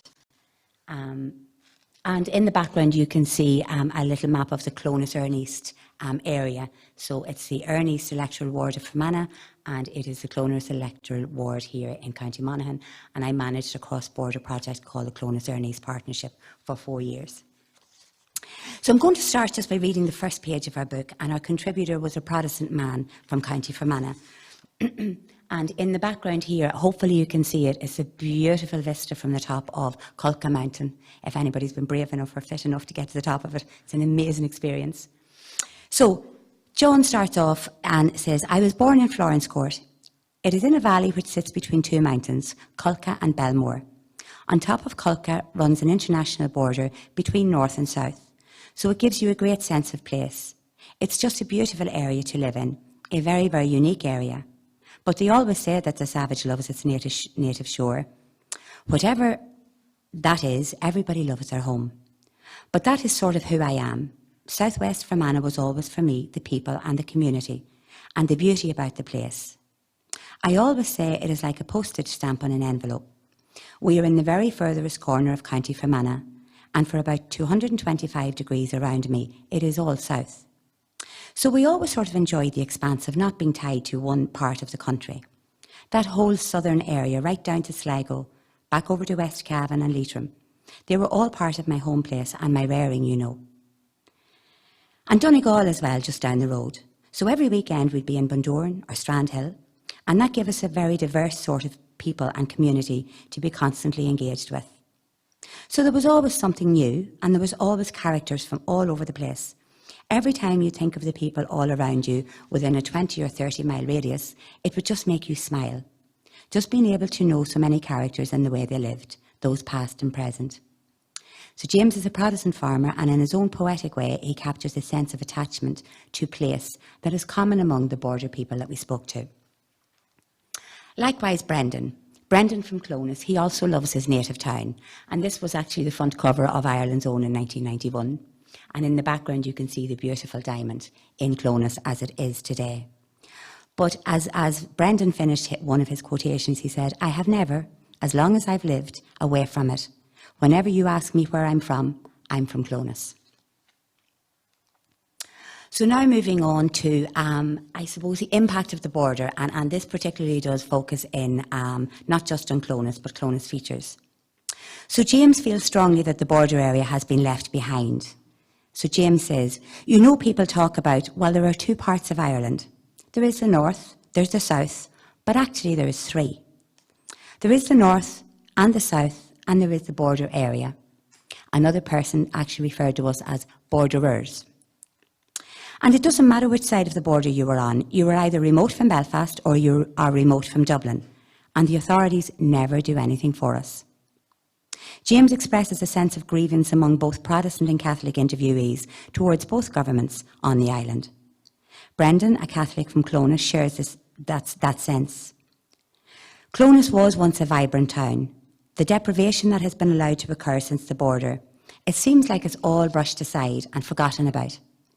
Politicians and ministers look after the Dublin Fours, and they looked after the Corks and the Kerrys in the west of Ireland. But we here, we're forgotten about. There had to be consideration for communities like Clonus that were so dependent on cross-border, social, economic connections for their existence. And it seems to say that we were on the periphery, just as, if you like, what South Fermanagh was on the periphery of considerations of the Stormont government. We were on the periphery. We were caught between a rock and a hard place, you know. There was no escape. And that was said, I'm sure, by local political representatives, even of both parties, had to be saying these things as well. But we didn't matter. It didn't matter. There was no rescue plan. There was no thought through thing. This was dismissed. There was no redress. There was no relief for the businesses in the town, and they just hemorrhaged.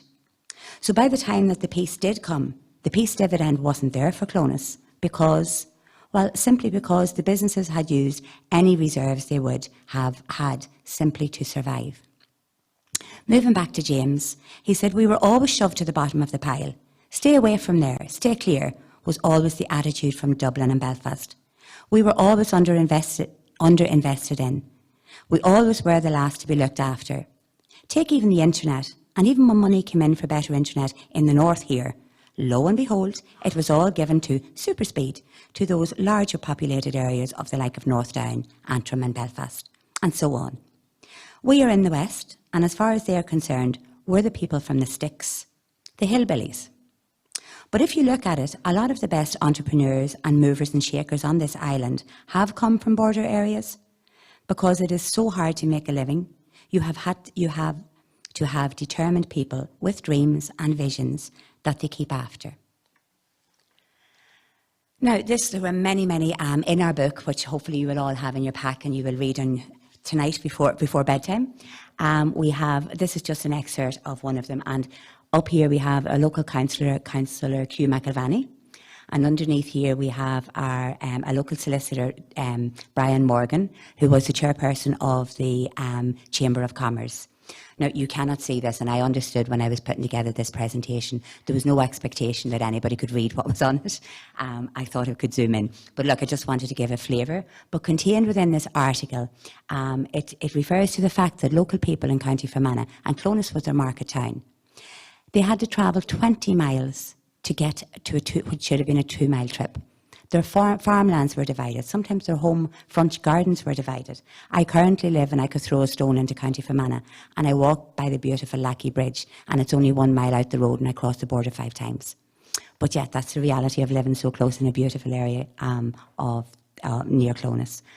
Brian goes on to refer and to urge the local government, actually to urge the 26th county government, to make representation to the British government to please reopen Lackey Bridge, because it was nonsensical, as there was a huge British Army checkpoint up the road, and it was really severed the connections and had a devastating impact for businesses in Clonus, and likewise for those in South Fermanagh, and also then the social relationships that were fractured as a result.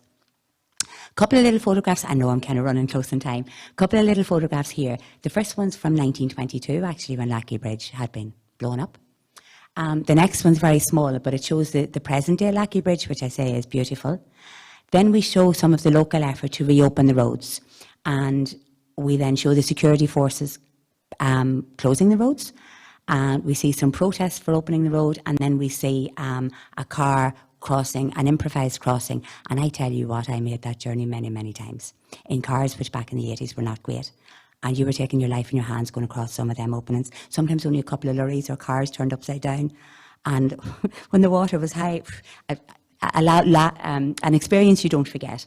But that was a reality for lots of local people. And some actually tell me now they were quite sad whenever the roads did reopen, because they used to spend every Sunday going out to practice opening them. I can't quite see this, so I'm hopeful that I can get the gist of it. But we start with Cllr at the top. Now, it's generally split that we have unionist voices to your left, and we have Catholic or national voices to your right. The top we have Cllr, and then we have our youngest participant, only 17-year-old, up here. So Cllr starts by saying, in relation to when asked, but how would you mark the border, or what about partition and what's your feeling? Cllr says, well, I would see borders in general as defeat and limiting human experience. And I think particularly the Irish border, because it is a partitioning border. It's about keeping people apart. So yes, it is defeat for humanity, I would think. Then Patrick just says, I do not think it would... it'd be completely up to who you are, but I don't think personally that partitioning a small island should be celebrated. We move back here to Aster, and she talks about her sense of our common humanity that needs to take precedence over political and religious differences. Aster says, I feel that the partitioning of Ireland didn't serve any of us terribly well. And I know it is 100 years ago, but there has been so many lives lost. There has been so much pain, so much sectarianism, so much violence. And Aster is from the Protestant tradition in the 26 counties. Then we go to Declan, and I don't know if I left half of my speech on the bottom of the printer, so I can't actually read Declan's, but it is on the same vein in relation to partition, that it didn't serve too many very well. Do I have time to finish this? Yeah, we're way over time. Yeah, Oh. sorry, but I mean, it's wonderful. But Okay, well look, they're there to be read in the book, but they're basically saying the same thing. And I would like just to mention a little bit of what Kay said, where she sees the centenary to be an opportunity to educate people, where that she would like to see a conversation where people on the whole island could sit down and organise and have a different range of ages, genders, religions and different education. Harness those groups and start a conversation about what would you like to see happening on the island for the next 100 years. What should we be doing to create an island that is an inclusive island for everybody on it? The conclusion finishes in the same vein, and basically it just refers to the fact that the overall strongest sense coming from the interviewees or the interviews is that people want to be able to get on with their lives.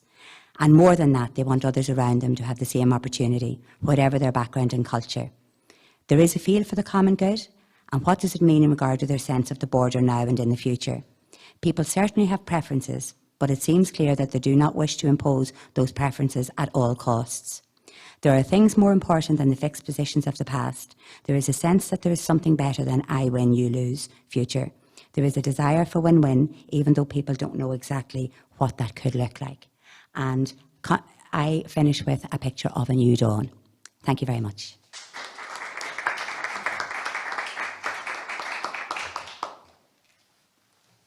thank you very much, Annmarie. I think we can all look forward to reading, I hope. I certainly want to read this volume. And I now want to welcome Anthony Russel, who I know through the Famine Commemoration Committee. Anthony is a very busy man, former lecturer in Anglia Ruskin University, who's now heavily involved in the Borderlands degree programme in Dundalk IT, and he's director of the Dorothy McGee Summer School.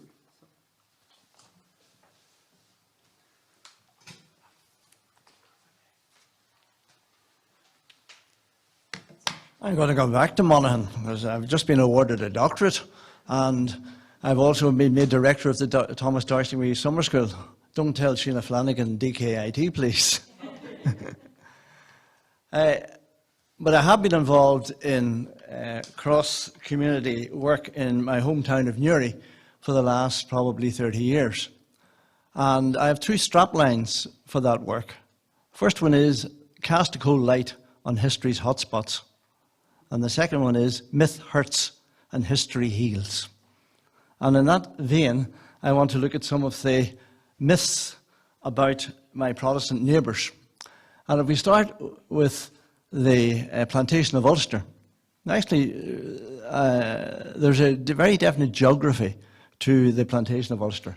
And thousands, and most of our migrants, Presbyterians, came from Port Patrick across to Donaghadee in and around the early 1600s. And they moved into the official area, the plantation, around Derry, Londonderry, but they also moved into Chichester's area and Hamilton's area, Montgomery's area, which were private landowners in and around Belfast. And if you go to the Conswater Shopping Centre, the Con in Conswater Shopping Centre is Con O'Neill, the last Gaelic lord of essentially Belfast. They came in to a land that had been devastated by conflict between the O'Neills of Tyrone and the O'Neills of Clandyboy. So the idea of a plantation in terms of the James plantation doesn't really apply to East Ulster. And there you have in, 1659, the percentage, over 50% within the red of those who were British. And again, you can see a clear distinction between the northeast of Ulster and the, northwest of Ulster and the east of Ulster. This is the BBC map, and it divides very, very clearly into official plantation areas to the west and not the plantation counties to the east. And if we move on to 1991, I find the Mendic model, which was basically for Mormons, to chart Mormons in Utah, but it does apply to Ulster. And essentially you have a unionist core in and around that Chichester, Montgomery area. And then you have a unionist domain where they are very, very prominent, but less so. That would be the James Plantation area. And then you have the outliers in Donegal, Monaghan, that we've talked an awful lot about today. And if we go to the 2017 election, it tends to divide that way as well. Now, there is, within unionism, there's a sense of Ulster nationalism. But that Ulster nationalism likes to see itself deeper than just the plantation. And that is a mural from the Lower Newtownards Road, identifying McHugh defending Ulster against the men of Ireland. But I said I'm from Newry, and Newry is traditionally the frontier town.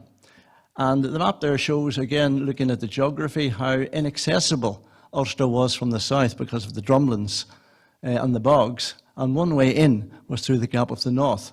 And Newry, sitting north of the Gap of the North, under Bagnall, give it an historical significance and a frontier location.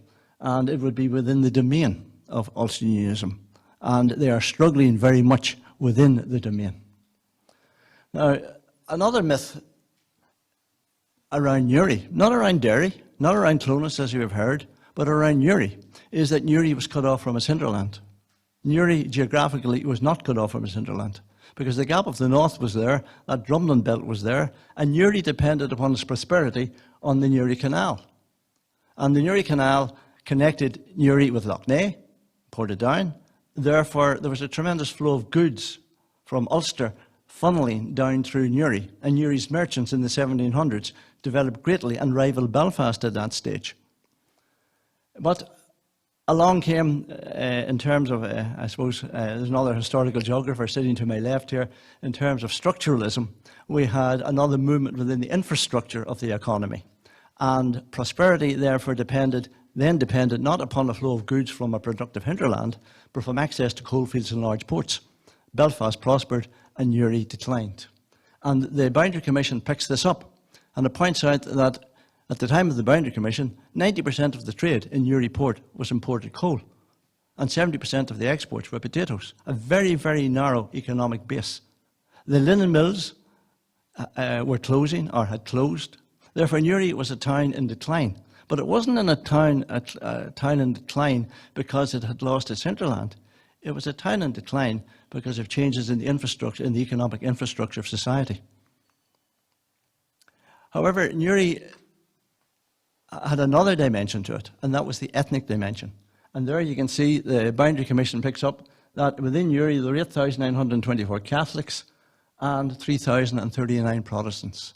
Newry was ethnically divided, about 75% Catholic, about 25% Protestant. But again, when you look at Protestantism, and I learned this, if you like, the hard way, that there aren't Protestants. There are Church of Ireland. There's non-subscribing Presbyterians. There are Reformed Presbyterians. And they're all distinct and all different and deserve our respect as being distinct and different, something which I think Catholics neglect. One of the awful things which is identified in the history of the Catholics, the Protestants in Newry, Unionists, is the massacre at Altnavay. When Aiken's 4th Northern Division was standing down after the truce, it was camped in Ravensdale. And one June night in 1922, they trudged into Altnavay from Ravensdale into the Presbyterian Townsland and burned it and murdered several people within it, including Mrs. Crozier.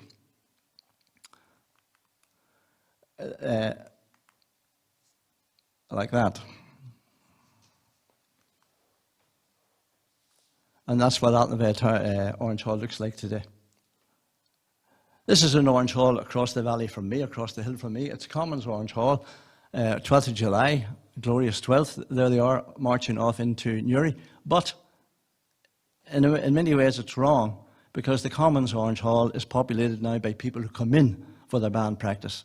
Their population in the Commons townland is very, very small. Now, how did all this impact upon me as a young fellow growing up? Well, we took our family holidays in Omeath, but there were spikes on the road and bee specials. And we, the children, cycled to Omeath through the spikes, but my parents had to take the car, a hired taxi, around to our cottage in Omeath. And in Omeath was different. It had cheap Japanese toys in the 1950s, different type of sweets. It had pig's legs, which we didn't have in Newry. And of course, on Sunday, the boats were crowded coming over from Belfast and Warren Point for people to drink in Omeath on a Sunday. And as a young fella, I was aware of smuggling. And smuggling was a respectable trade. And many of the businessmen now in Newry, are some of them deceased because obviously time has passed, but they were very respectable men, mostly men, who had made their money in smuggling. And it was common knowledge, and they were respected for it. Moving on to the 1960s and the Civil Rights March 1969, I remember it well. And then the 1970s, very, very bitter time. I was at Queen's University. There was bitter destruction in and around Newry, but the Protestant population declined. Denis Bradley was talking about the exodus from the West Bank of Derry. Similar in Newry and Warren Point and Rosterver. We didn't notice them going, but they gradually moved out. And I did an analysis for Altnavay House, and their population was down to less than 5% in Newry, in and around Newry town. As I said, it was much the same happens on the Armour Road. We've had the movement back up the road of the Protestant population as the Catholic graduates from Queen's move in. Or in West Belfast, as West Belfast expands, the boundary used to be the Bog Meadows. Now the boundary is really the Lisburn Road, as the Catholic population increases out of West Belfast, and the same is happening down towards Lisburn. But for the most part, in Newry, it was a quiet exodus. And then from the 1980s on, Newry prospered. First of all, it was public capital, because with Stormont gone, we got an improved dual carriageway, we got Daisy Hill Hospital, much, much improved. Our schools were heavily invested in, and Newry developed from public investment. And then we had another shift in the economic structure, which of course is the internet revolution. And Newry and firms like First Derivatives is very much part of that. And because of the corridor between Dublin and Belfast, Newry is no longer peripheral space, and Newry is now a prosperous developing town, not a city, a town. Therefore, Newry is no longer peripheral space. So what's all impact has all this had on community relations? Well, again, myth hurts, history heals. It really began for me in 1994 when I became involved in Newry at 50. And we realised that the Church of Ireland especially identified with that because of Newry's Cistercian origins. And then we commemorated the Great Famine, and we discovered that loyalists had suffered. And by this stage, the Protestant community, particularly under David Hanna and Altnevay House, was becoming very involved in the social life of Newry. And David made a special effort to try and move and regenerate the Protestant community within Newry. And this was particularly true when he and I commemorated the 1798 rebellion. And very much to the fore was the fact that in Ulster it was led by Presbyterian merchants. In fact, the Catholics of Newry wrote to the Lord Lieutenant saying it wasn't us, it was them. And then when the Millennium celebration came along, I'm delighted to say, I was chair of the Millennium Committee, but the Protestant population was greatly involved, except it wasn't a great Protestant population. The numbers were well down. One man who has helped this change is exploding the myth on John Micheál, realising that, yes, he was a Presbyterian, but he was also a supporter of slavery and the reopening of the African slave trade. But our studies of all of this have helped to reintegrate and meet the Protestant community in Newry.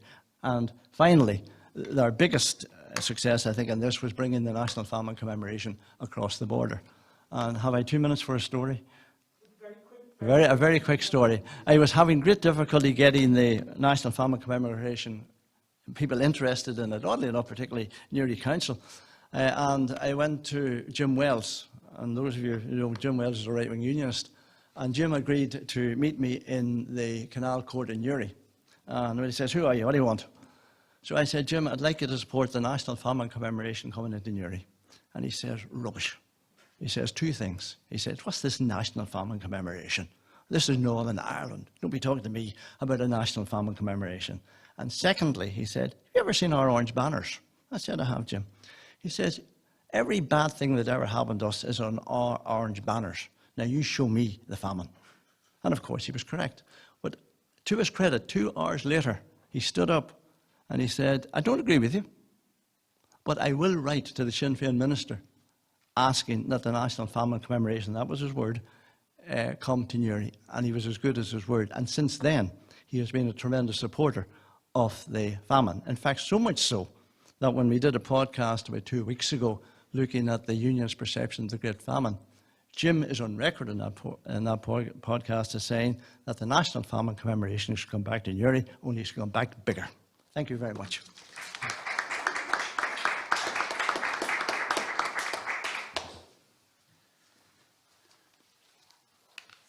Thank you.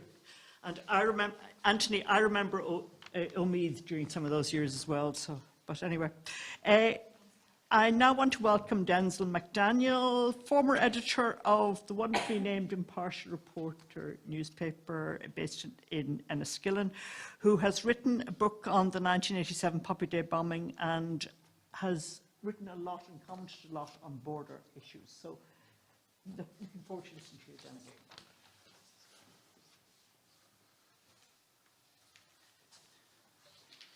Okay, thank you very much. One of the disadvantages of being such a one of the last speakers is that everybody has said what you wanted to say. That's one of the disadvantages. One of the advantages is that everybody has said what you wanted to say, so perhaps we can make up a bit of time. I'm not going to go over old ground. But the idea that Annmarie referred to about there being 3 parts of Ireland, north, south and the border region, is one that many people in this region feel very keenly. A new play has just finished a run at the Lyric Theatre in Belfast called The Border Game, and it's set in an abandoned customs post. It's ostensibly a love story of the relationship between Henry, a Protestant farmer on the northern side, and Sinead, a Catholic from the south. The writers of that play say the border is misunderstood, and, quote, "To Dublin, it's a no man's land. To Belfast, it's a bog of culchies. To London, it's a place of bandits and criminals. And to Sinead and Henry, it's home." And I think those sentences capture very well what people in this area feel about their place. And as I say, I've bits and pieces to say about that, but I think most of it's been said. And I think the book that the Clonus Family Resource Centre have produced I've read it, and it's fantastic. It really does give you a good sense of what people here feel and about their experiences. I suppose what I would say is, being from this area myself, there is, whatever different identities we have, there is a sharing of a sense of place, a love of home place, a pride in a place apart. But there was one quote in the book that stood out for me. It was a man recalling hearing his grandfather's memory of the immediate effects of partition in 1921. And he said it was like a hatchet coming down and destroying trust, friendships, and neighbourliness. And I think as much as we have in common, we have to acknowledge the fact that there are differences as well between the two communities. I get told off sometimes for talking about two communities. People say, no, we're one community. Okay, we're one community, but of two different traditions. And I think there's a sort of cognitive dissonance of a people with such a common bond, so integrated into each other's lives in ways which don't happen in urban cities, yet so divided that they literally go to war with each other. I'm a Fermanagh Protestant, though not a unionist, I must stress. I think we heard a lot this morning about the sort of binary division from years gone by, Protestants and Catholics, and those were interchangeable with unionist and nationalist. But I think that's very much changed these days, and it's just not necessarily Protestant equals unionist anymore. I was born in a mixed housing estate in Enniskillen called Cornagrade in the 1950s, and from 1973 to 2013 I was a working journalist with the Impartial Reporter newspaper in Enniskillen. So I just want to give you a few perspectives of living and working in the border area for, well, almost 70 years now. And I think this can be broken down into four periods of my lifetime. We have the 50s and 60s before the Troubles. We have the years of the Troubles. We have the post-Good Friday Agreement period. And finally, we have the present-day Brexit effect and the shared island, New Ireland debate. I think we actually talked quite a lot this morning about partition itself being a process. I think the effects of partition have been a process as well. We've gone through different periods and different eras. My memories of the 50s and 60s were of a border which many Protestants in Enniskillen didn't cross that often. It wasn't the hard security border that it became later on, but it was a real border with customs posts at regular points. We're all familiar with the stories of smuggling, as well as the practical difficulties of a people along the border, where the border actually cut through their land, or in some cases cut through their home. But I remember trips in the summer to Bundoran in County Donegal, when my father had to get his papers in Enniskillen to get a bond, which was a little triangular sticker, where he had to show it at the customs post, first of all at Balleek, and then cross over and show it in Ballyshannon before we could get off to our day trips or our holidays in Bundoran. So it was a real border in that sense. As a teenager, my Catholic friends would socialise at the weekend in places such as Bundoran, taking advantage of the licensing laws in the south, where pubs and dance halls would open on a Sunday, and those in the north didn't. I was brought up in a strict Baptist family, so any activity on a Sunday, and certainly drinking, was frowned upon. I think if you drank, it was, your soul was in danger. If you drank on a Sunday, I think you were definitely going to hell. But not just us, but other more liberal Protestant dominations didn't tend to go south either, whereas our Catholic friends did. Other Protestant friends who lived closer to the border, Enniskillen is about 10 miles from County Cavan, about 20 odd miles from places like Clonus. So we're a little bit further inland, but other Protestant friends who lived closer to the border recall going across concession roads regularly. And my wife, who's from Macravely, a small village near the border, remembers her mother driving a couple of miles to Clonus to do her shopping. So there was that cross-border traffic. I also remember a number of Protestant families in Enniskillen, businesses, particularly from Leitrim, for some reason, moving north to set up in Enniskillen. For example, Gordon Wilson, whose daughter died in the Enniskillen bomb and who became a senator, was originally from Manor Hamilton. And he was one of a number of Protestants who came north to set up business in Enniskillen. So there was always, for me, growing up in Enniskillen, a sense of differing communities, a separation from the south, which hardened over time as the two jurisdictions became separate. Then came the Troubles, and the scenario of people simply learning to get on with things ended, and the security situation saw a real hardening of the border with the closing and blowing up of certain roads, regular police and army checkpoints, with the practical difficulties of people going back and forth in the region. And it became very, very difficult. As a young reporter in the Impartial, we used to cover things like Belturbet Show and Clonus Show. I used to go and cover the Church of Ireland Synod in Cavan, and that all stopped. It was a matter of great regret because the hospitality in places like Belturbet and Clonus for the shows was fantastic, but including in, I think I recall, the press box in Belturbet was a tent, and when you arrived there was lots of food and a bottle of whiskey, so we missed things like that. But links with the south throughout the Troubles were gradually diminished because of the Troubles. As a journalist, I got to know the protagonists on both sides. And my patch included talking to many of the people affected. So you got a sense Catholics in Fermanagh had a legacy of feeling abandoned after partition.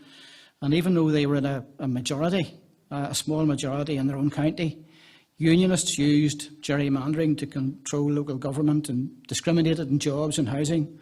So that Catholic resentment which had built up now increased as they were being delayed and abused at checkpoints by their Protestant neighbours in uniform.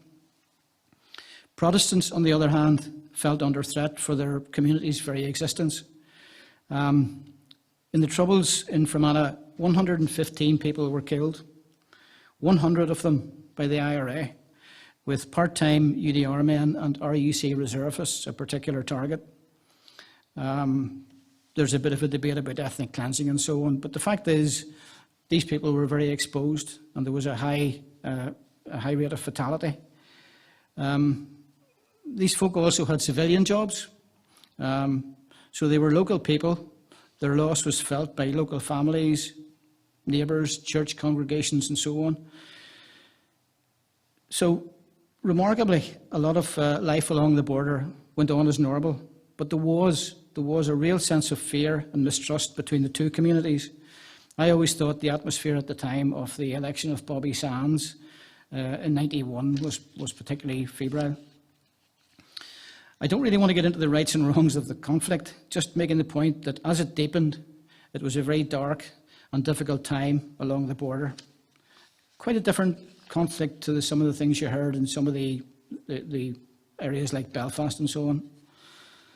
It's not that I wanted to maybe focus on one side in the conflict, but as a society tries to change and tries to move forward, I think it's important to acknowledge the impact of the Troubles on the psyche of the Unionist community, and it's still felt very much negatively today. For example, in a survey of Protestants in 1968 about their identity, just 39% said they were British, 32% said Ulster. You know, we can talk about Ulster, Northern Ireland and so on, but 32% said they felt Ulster or Northern Irish, and 20% said they were Irish. That was Protestants in 1968. After 2 decades of the Troubles, the percentage of Protestants in 1989 who identified as Irish went down from 20% to 3%, and those who identified as British went up from 39% to 68%. I'm sure there were other factors, but many Protestants retreated into their silos.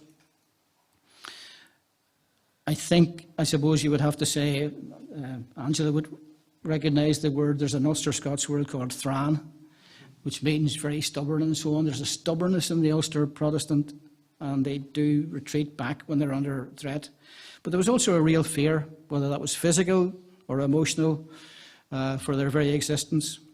And I think the reluctance in many unionist communities to open up and talk is still there today. It's very hard to get them to come forward and engage. I think Denis Bradley made a very good point about engagement, and we do need to engage those people. But I think part of the problem with talking about border polls and New Ireland and so on is they think there's going to be some preordained outcome to these talks, and they just simply won't engage because they feel, well, why should we? We're just going to say no. Ulster says no, so they just don't want to engage or talk. And it's really important that we recognise the hurt and the fear that they feel to try and get them to come and talk about a new Ireland. So moving on, after the ceasefires and after the Good Friday Agreement, there was another change along the border.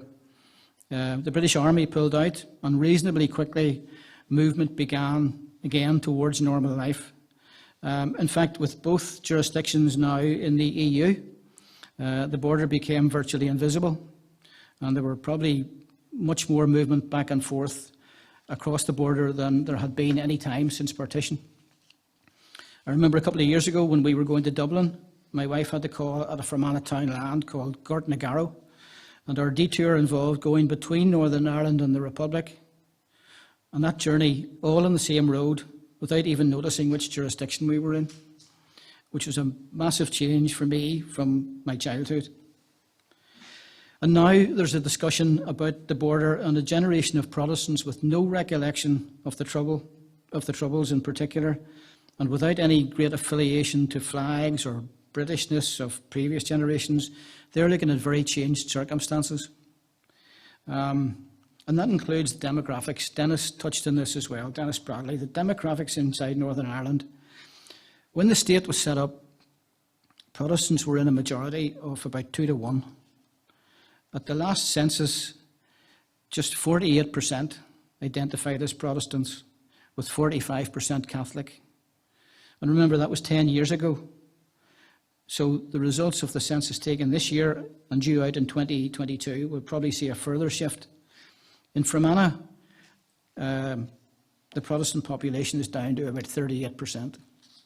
So those changing demographics, and particularly with the younger generation coming through without all the baggage of the past, we would expect a much different conversation.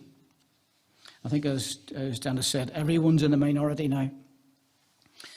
I think the title of Susan McKay's new book, Northern Protestants on Shifting Ground, is very apt, and her interviews show that Protestants are not a homogenous group, but they're a community of disparate, free-thinking, often forward-looking people. I think, sadly, that isn't reflected in the media, or indeed I think within political unionism. Remember, it's estimated that up to 50% of unionists don't vote now, and many of them are just simply completely disillusioned with the state of politics in the North. As regards the media, it's, I suppose, heresy for me to speak against my own profession, but this week again we saw widespread coverage of a loyalist protest in Belfast over the protocol. Yet there were small numbers engaged in trouble, yet trouble attracts television cameras. And loyalists like Jamie Bryson get a lot of airtime. He's a controversial figure, and he's a pretty regular on a show called Nolan on BBC Northern Ireland. Remember, a couple of years ago, Jamie Bryson tweeted this: "I'd rather choke on my own blood in Northern Ireland than live on the streets paved with gold in a united Ireland. And that's the sort of mentality we're dealing with here. I think that's an extreme view. I think it's a minority view within Protestantism. But there's a certain resonance there that, you know, Unionists and Protestants don't really want to talk about a united Ireland. You can say as much as you like about the advantages, economic or whatever, but they're just reluctant to talk and engage with it. A few weeks ago, I wrote a piece. I still write a column in the Purcell, even though I've retired, about the protocol, and expressed the opinion that most people in my area don't want a return to the days of a border. And I was pleasantly surprised at the number of private messages and calls that I received from Protestants who supported that view. Just don't want to put their head above the parapet, but they do not want a border back in Ireland. It's as simple as that, and that's I think a widely held view within Protestantism. So as I've said, I'll close with this. As I've said, the border today is virtually invisible. I don't really have time to go into some of the links that are happening, but if you look at the changes would be, you know, the Taoiseach's shared island initiative and the funding of projects. We have, I can't quite remember what the fund is. I think it's called the Two Communities Fund or something like that, which is separate from government, is giving a lot of money to cross-border projects. There are an awful lot of links at grassroots level. A website that I write for, there was a piece on it recently, it's called The Detail.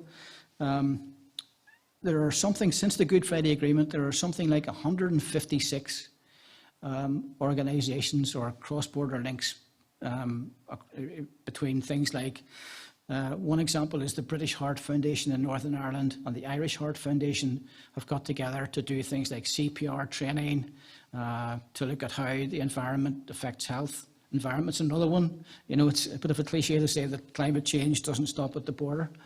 So there are lots of ways, and even down to things like sport was never partitioned, apart from soccer, I think, and maybe one or two others. But, you know, there are rugby lads from Ballymena, from Protestant Ballymena, who travel to Galway to play rugby and make friends there. So there are lots of formal and informal links across the border. And what I would say is, you know, people talk about we need to discuss a shared island. We're already sharing it. People like to talk about, you know, how do we create a new Ireland? Well, if you look at things like, you know, the new communities, you know, the Black and Irish community. I hope to be in the Aviva Stadium next Thursday to watch Ireland. And if you look at the number of players from different communities playing for Ireland against Portugal next week, you'll see we're already in a new Ireland. What I think we have to do is move this conversation forward. And I would really, I talked a minute ago about not being a unionist. I would be someone who comes from, I suppose, the Henry Joy McCracken, etc., where I would support arrangements. I just wish that we could have a proper conversation before we have a border poll about what a new Ireland would look like, really, and not have a predetermined outcome. And I think I would urge my unionist neighbours to get involved in that conversation. I would also urge people south of the border to take an interest in the north and acknowledge the difficulties that people up here have in engaging in that conversation. I think I'll probably leave it there, Mary. I probably have much more to say, but I understand we're short of time. Thank you very much.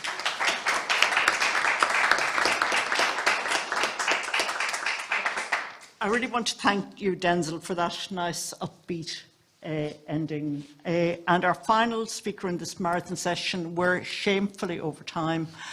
And I think we'll have to just do without Q&A at the end, I'm afraid. It'll have to be over coffee or tea or something. Is Jonathan Cherry, who's a historical geographer lecturer in Dublin City University. And Jonathan, who's a native of Clover Hill in Cavan, is going to talk about the Cavan Protestant community. Thank you, Jonathan. Thank you very much.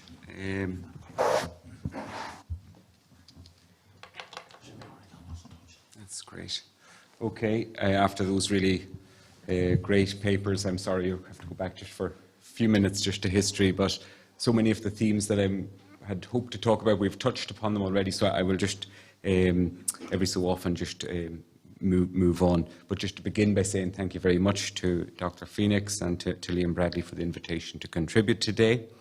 And really the few observations that I want to make are based obviously on my own research, and they're also drawing upon, I suppose, my own relationship with Cavan and with obviously my family who have lived there as members of the Protestant minority over the last centuries. So I'm just going to spend a few minutes talking about their experiences of Cavan's Protestants just before and after partition. Something that has been touched upon earlier is that sense of who Cavan's Protestants were and the variety within those. The Church of Ireland is the largest denomination in Cavan at 14%, the Presbyterians at 3%, and the Methodists at 1%. And they were a very dominant force socioeconomically in the county before partition. Of course, we know that the majority of the landlords who were in existence then continued to hold civic office, legal office in the county as local magistrates, justices of the peace, and the deputy lieutenants as well. And Dan earlier on spoke about the dispersed nature of the Protestant population across the county, and that, of course, as a result really of historical events, as a result of the plantation, as a result of 17th century land plantations and the interventions of landlords in the 18th and 19th century meant that we had these pockets of Protestantism at Cllr, at Ashfield and Rathkenny, and in that border section along Belturbet, Castle Saunderson over to Ballyconnell. Dan also noted this morning the inability of the Church of Ireland population, despite its sizeable proportion in the county, their inability to have political representation because of the fact that they were so geographically dispersed. They were unable to get representation onto local boards or the county council. Most of them were, of course, unionists. Their loyalty to the union, the monarch, all of this very much cemented by their Protestant religion and heritage. And that resolution that was passed at the Diocesan Synod in Cllr in 1914, opposing Home Rule, captures it for us. So Home Rule was this deplorable breach of faith, and alongside this we see their resolve to maintain our birthright as free citizens, subject only to the King and the Imperial Parliament. And all of this very much captured their cultural identity. Opportunities to display all of this identity, of course, manifested itself on the 12th of July, and those parades had started again in Cavan in the 1870s. And after the First World War, there were still about 78 working lodges in Cavan, and they provided a very significant social and cultural network for the Protestants. As these traditional rural hierarchical structures remained very much firmly in place in the 20th century, the landowning class frequently stepped into the breach of acting as local leaders and representatives and so on. And at a county level, of course, Farnham, as we've heard earlier on, becomes the de facto leader of Cavan's Unionists. And this opposition to Home Rule, I suppose, by Cavan's Unionists finds its most symbolic manifestation in the signing of the Covenant in 1912. The Covenant signed in churches, rectories, parishes, orange halls, all of these. And these are just my grandparents, actually. I was thinking, I'm connected quite intimately back to this and their signatures on this particular document. Reflecting the diverse basis of the Unionists across Cavan, we had Lady Farnham organising it at the Cavan Protestant Hall, through to solicitors, farmers and even a baker, John Webb in Belturbet. I think the significance of the Church of Ireland clergy and as local leaders as well is found when we look at who organised the signing of the Covenant. So about 29% of the male organisers in Cavan were Church of Ireland clergy, and headed out by the Dean at Cllr, William Askins, the Archdeacon, Joseph Main, and 10 of their peers as well, and two Presbyterian ministers involved as well. Of course, the threat of Home Rule intensifies. The ways in which the unionists have opportunities to express opposition through the clubs, through the UVF, and so on. Of course, as we've heard, the setup is that the unions of these lost or forgotten counties find themselves jettisoned in this new Free State. And Farnham's contribution during the debate on that Government of Ireland bill in late 1920 captures it. He said, "It's now proposed to hand over these loyal people to the allies of the great enemy against whom their sons and brothers fought and died. I cannot believe that either the government or the British people can realise the enormity or baseness of this great betrayal, or can fully realise the conditions under which the Protestants or the Loyalists can be forced to live." For some Cavan Protestants, the notion of remaining in the Free State was very much faced with dread. And the 22% decrease in the Church of Ireland population between 1911 and 1926 was dramatic, and the reasons for these departures wide-ranging. However, it's important to note that the Church of Ireland population in the county had fallen by just over 20% between 1891 and 1911, signalling what Donald Wood has described as this long retreat of Protestants from Cavan. Various factors come into play: the longer inter-census period, the departure of military and government officials, those who would have left at any rate because of the broader economic climate, but other broader demographic factors also come into play: delayed or postponed marriages, and to a lesser extent the impact of mixed marriages all had an impact in compounding this decline. Some left due to intimidation or a sense of fear and isolation, and the killing of Dean Finlay in June 1921 at Brackley and the burning of the house there undoubtedly heightened Protestant fears for their prospects. One of the unique sort of records that we have at a local level in terms of providing us insights into the Church of Ireland population are these rural deans reports that detail changes in population across the years. So this little sample from the revolutionary period gives us a flavour of those reasons for change. So we get a sense of where people are going. They've gone away north, 2 families from Drumlane. Others are leaving owing to intimidation.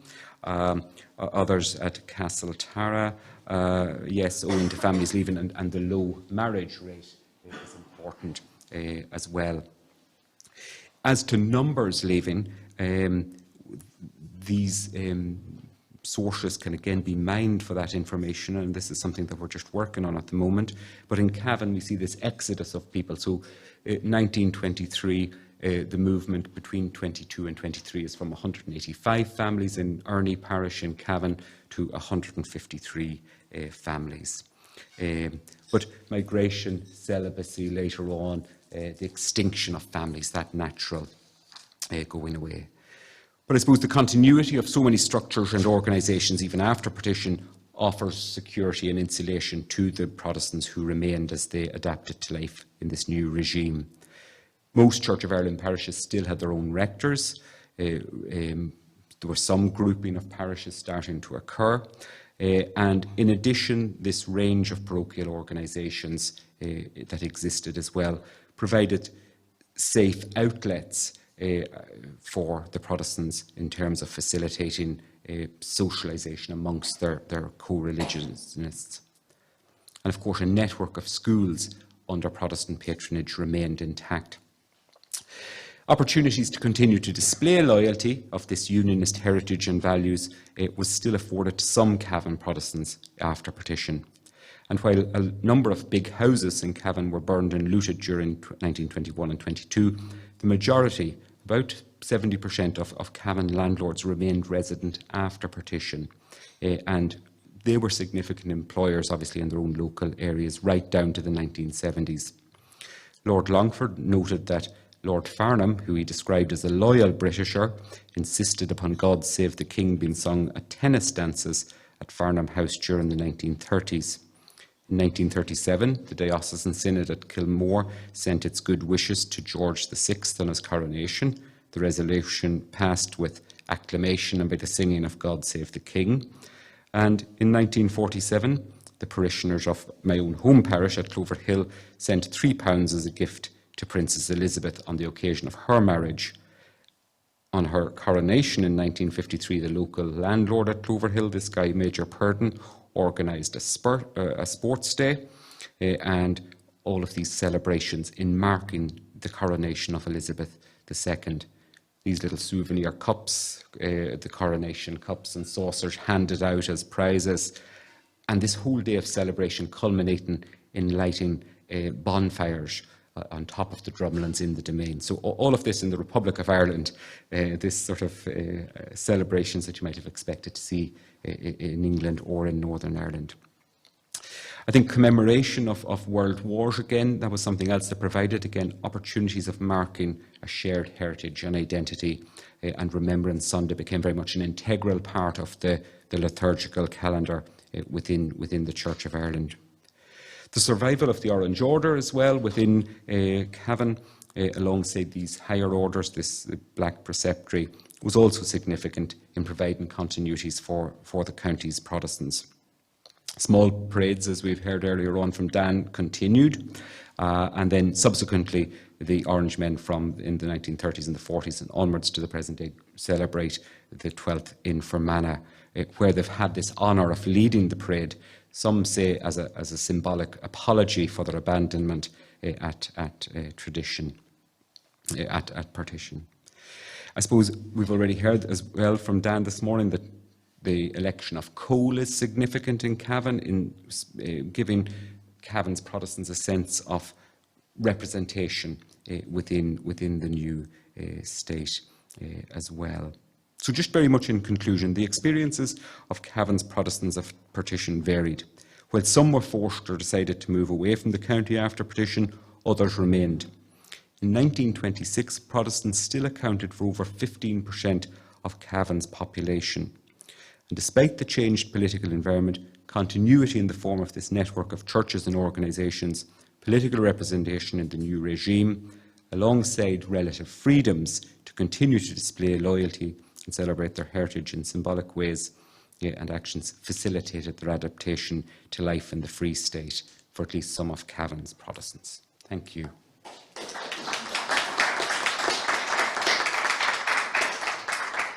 Well, I hear the welcome clatter of cups down at the back, I think, and we've had a marathon session. It really is heartbreaking not to be able to go into Q&A, but we're seriously over time, and I'm conscious of another panel that has to meet. So can I suggest, you have questions and comments. The speakers are here, you know what they look like, and while you have a cup of tea, perhaps you can raise your questions with them. My only comment is I wish people from all parts of our north and south could sit down and watch this session and learn about border communities. It would be very helpful to an awful lot of people if they did. Thank you very much, everybody.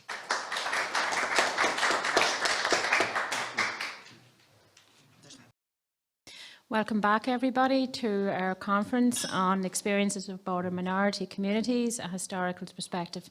We're now on our very last panel discussion, which is commemorating the decade of centenaries from a museum perspective. And we have our very own curator here, Denis Bradley, who's going to curate this session. Thank you.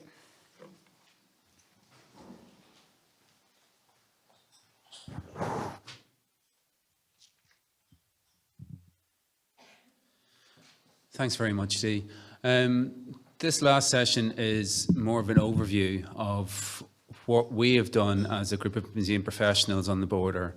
That is museums on both the southern side and the northern side of the border over the last 10 years, the decade of centenaries, how we've approached the challenges of really this period that has a shared experience, a shared history, but different perspectives, and the challenges that we face as a group of professionals and a group of colleagues, and also the opportunities and the new links that they've created. So without further ado, I'm going to introduce our first speaker, Roisin Doherty. She's the curator of the Tower Museum in Derry, Londonderry.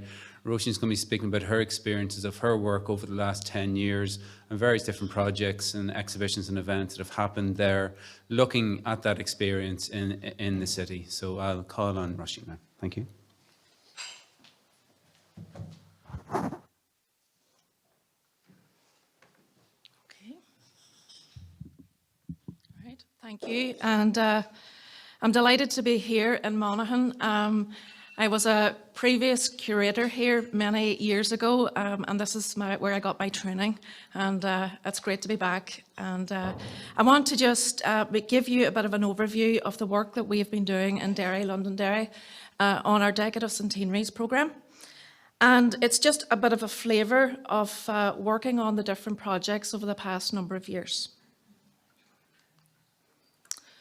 So with any programme or commemoration, we look very much at how our elected members approach the whole process. Derry City Council, Strabane District Council, opened a council motion in July 2015, and they adopted the council motion to mark the decade of the 100th anniversary from 1913 to 1923 in a fitting and dignified manner. As like a lot of other councils and local authorities, a working group was established to develop a distinctive and inclusive programme. This working group is made up of elected members and council officers and is chaired by the Director of Business and Culture within the council. What we must remember in everything that we do in this programme of commemorations, the approach reflects modern principles of commemoration, which are to start from historical facts, recognise the implications and consequences, understand that differing viewpoints and interpretations exist, and show how events and activities such as exhibitions and programmes can deepen our understanding of the past. So this is our Decade of Centenaries programme.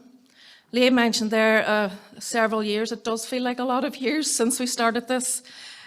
We began in 2016. We began with 1916 Untold Stories. We launched it in April 2016. Our following exhibition was Making History, July 2018, Dividing Ireland in July 2020, and more recently our Borderlands project that was released this year. So our first exhibition was 1916 Untold Stories. This was developed in partnership with the Creative Centenaries Project and led by the Nerve Centre in Derry. The exhibition signified a dignified and thought-out approach to commemoration, looking at the year as a whole and how it affected local people. And not only through the Rising and the Battle of the Somme, but also through the labour movement and women's rights. 1916 was a year not just defined by its events, but also by the people who lived through it. We did have a lot of challenges when we were developing this exhibition, and these challenges very much were around the key stories, two big stories of 1916 and the Battle of the Somme. We wanted to include a story about the society. We wanted to make sure that that was included within the narrative. Life did go on for people. They went to work, especially in the city. There was the shirt factories, and there was the new magic of the world of the cinema all around this period. National versus local. The Rising in Dublin was very much centred there. Within Derry, the orders didn't come. Events were very much centred in Dublin, and Derry was relatively quiet. So it was difficult for us to try and get content that we could put into the exhibition. Artefacts, there was also a difficulty in securing some artefacts, especially in relation to the 1916 Rising. The artefacts are deeply personal to people and families, and they find it difficult to part with them. We did find it a bit more easier to get items relating to the Somme. And finally there, the role of women. This was more difficult to unearth as this was overshadowed by the public interest in the role of men during 1916 and also at the Somme. There was a lack of written accounts for us to get to. More research was needed in this process, and we ensured that we had people like Margaret O Doherty, who was a trade unionist and a women's rights campaigner in the city, and the story of Laura Galley as well, who was the only female name on the Diamond War Memorial in Derry, Londonderry. So, how did we manage to tie all this together? Here you see on the left, this is Joseph O'Doherty. He's from Derry in the Cregan, member of the IRB. He was elected in 1913 for North Donegal to the First Dáil. We put on display a commemorative vase which Joseph was giving in 1979 to mark his attendance at the 60th anniversary of this meeting. There's only 3 of these cut glass vases in display. On the right, you will see his daughter, Bridge, Joseph's daughter. She was a special guest and formed part of the keynote address at the launch. Here, she's meeting with Martin McGuinness at the night of the launch in the Tower Museum. We found that this human connection captured the imaginations of people and their interest in the exhibition. Our Making History exhibition, this as well as the Dividing Ireland exhibition, were funded by Peace 4, and they were also led by the Nerve Centre in Derry and coordinated as well by the Tower Museum team. This exhibition, 2 exhibitions, formed part of a wider programme which involved digital resources, cross-community steering group, outreach programmes, and as well as school programmes. Making History, 1918. This was quite an unusual exhibition for us. Again, we found that we did not have enough content from the point of view of artefacts. The exhibition itself was divided into 5 zones. Making Citizens, which covered the suffrage movement and the struggle for equality. Making War, Making Peace, which looked at the impact of the World War and people of Derry. And then the following Armistice. Making Well, focusing on health and well-being and the aftermath of this, especially for soldiers returning home and the outbreak of the deadly Spanish flu pandemic. Making New informs the visitors about the new developments in technology in 1918 and the city, how it was changing. And finally, Making Nations and the emergence of a new society in post-war Ireland. So if you look to the top right, this is the commemorative vase which I mentioned. One of our volunteers is putting this on display. We took it out again. It was on display for 1916 exhibition, and we put it on display again. The challenges for us in this exhibition was very much, as I had mentioned, around artefacts. This was particularly challenging. We did have archive, but few objects. So we had to try and find out how we could appropriately represent the themes. We had to focus our attention on creating a strong visual story with the design of the graphics. And this in working with the Nerve Centre and ASG, the graphic brand company that they had, provided this really good contrast for us visually. Technology as well, and AV, that was an issue for us.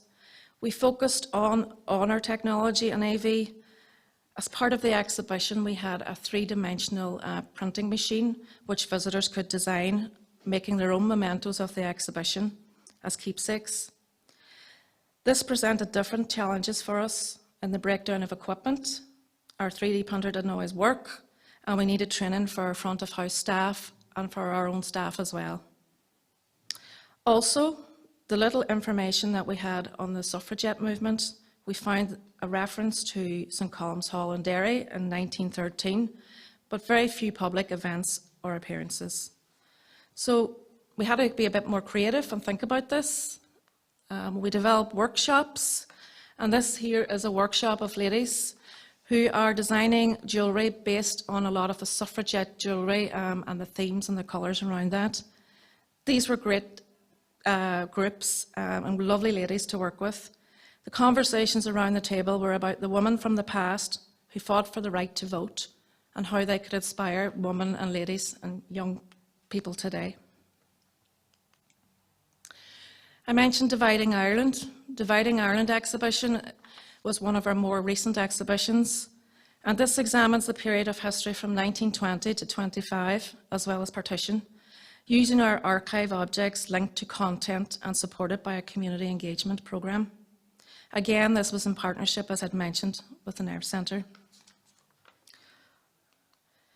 The exhibition design followed the graphic design palette of the previous exhibitions: large panels, bold colours, different theme zones interspersed with artefacts. We came up with the idea of reproducing a large map of the north of Ireland on the floor, divided by the large panel. Now that was quite interesting on how to do that, but we managed to do it. We wanted to give the visitors a sense of the central theme of the exhibition, which was division. During the development of the exhibition, we also put out a call for artefacts. And at the bottom right there, you'll see some items which were on loan from the Kelly family in Strabane in County Tyrone. Challenges. This has been one of the biggest challenges for us, which is COVID. COVID-19, our lives came to a halt with the pandemic. From March, all staff were working from home and some were furloughed.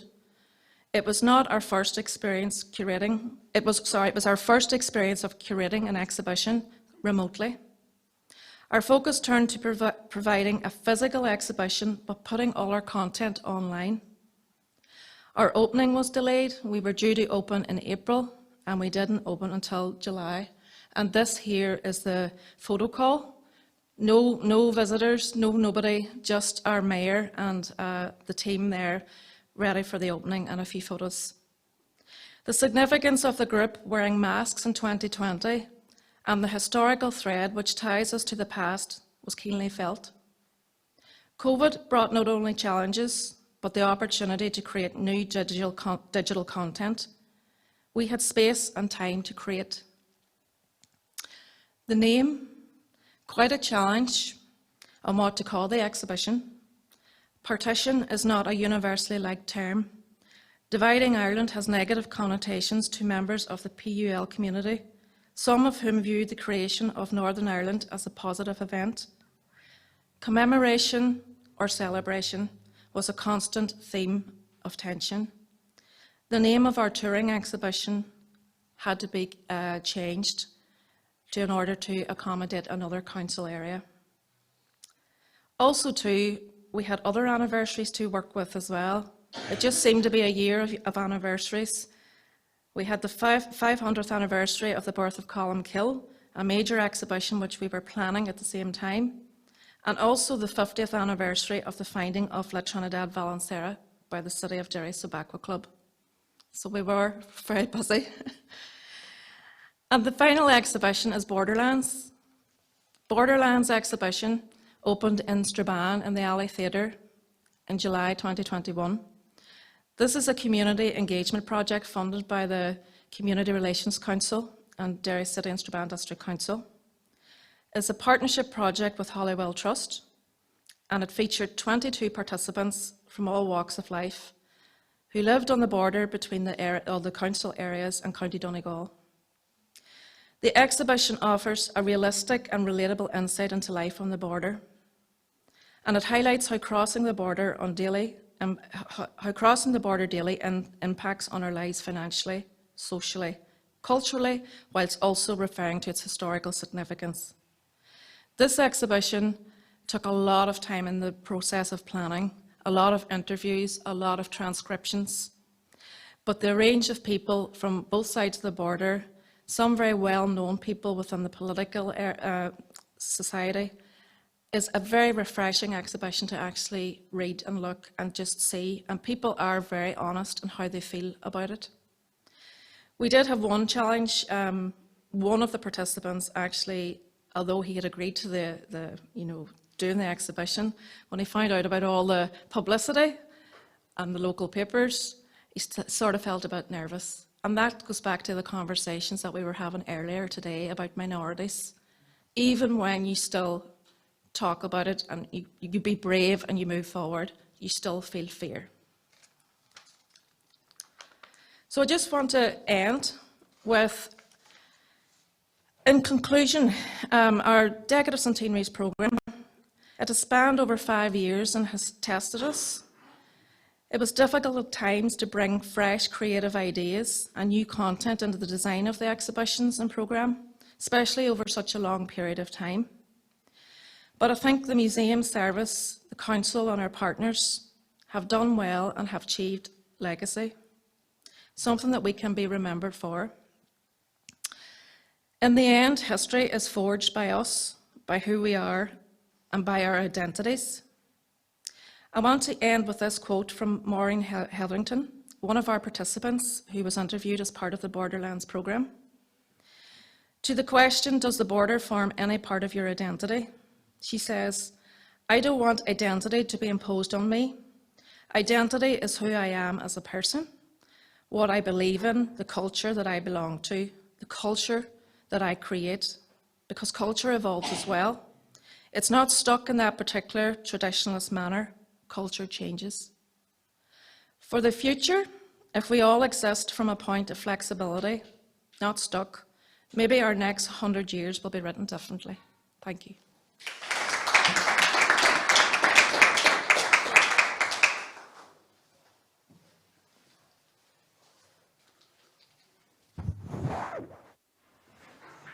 Thank you very much, Roisin. I think that aspect of community engagement is something that is really central to today's event. Our next speaker is Gary Martin. Gary's just recently taken over as acting curator at Cavan County Museum, but has spent many years working on peace-focused projects. So, Gary.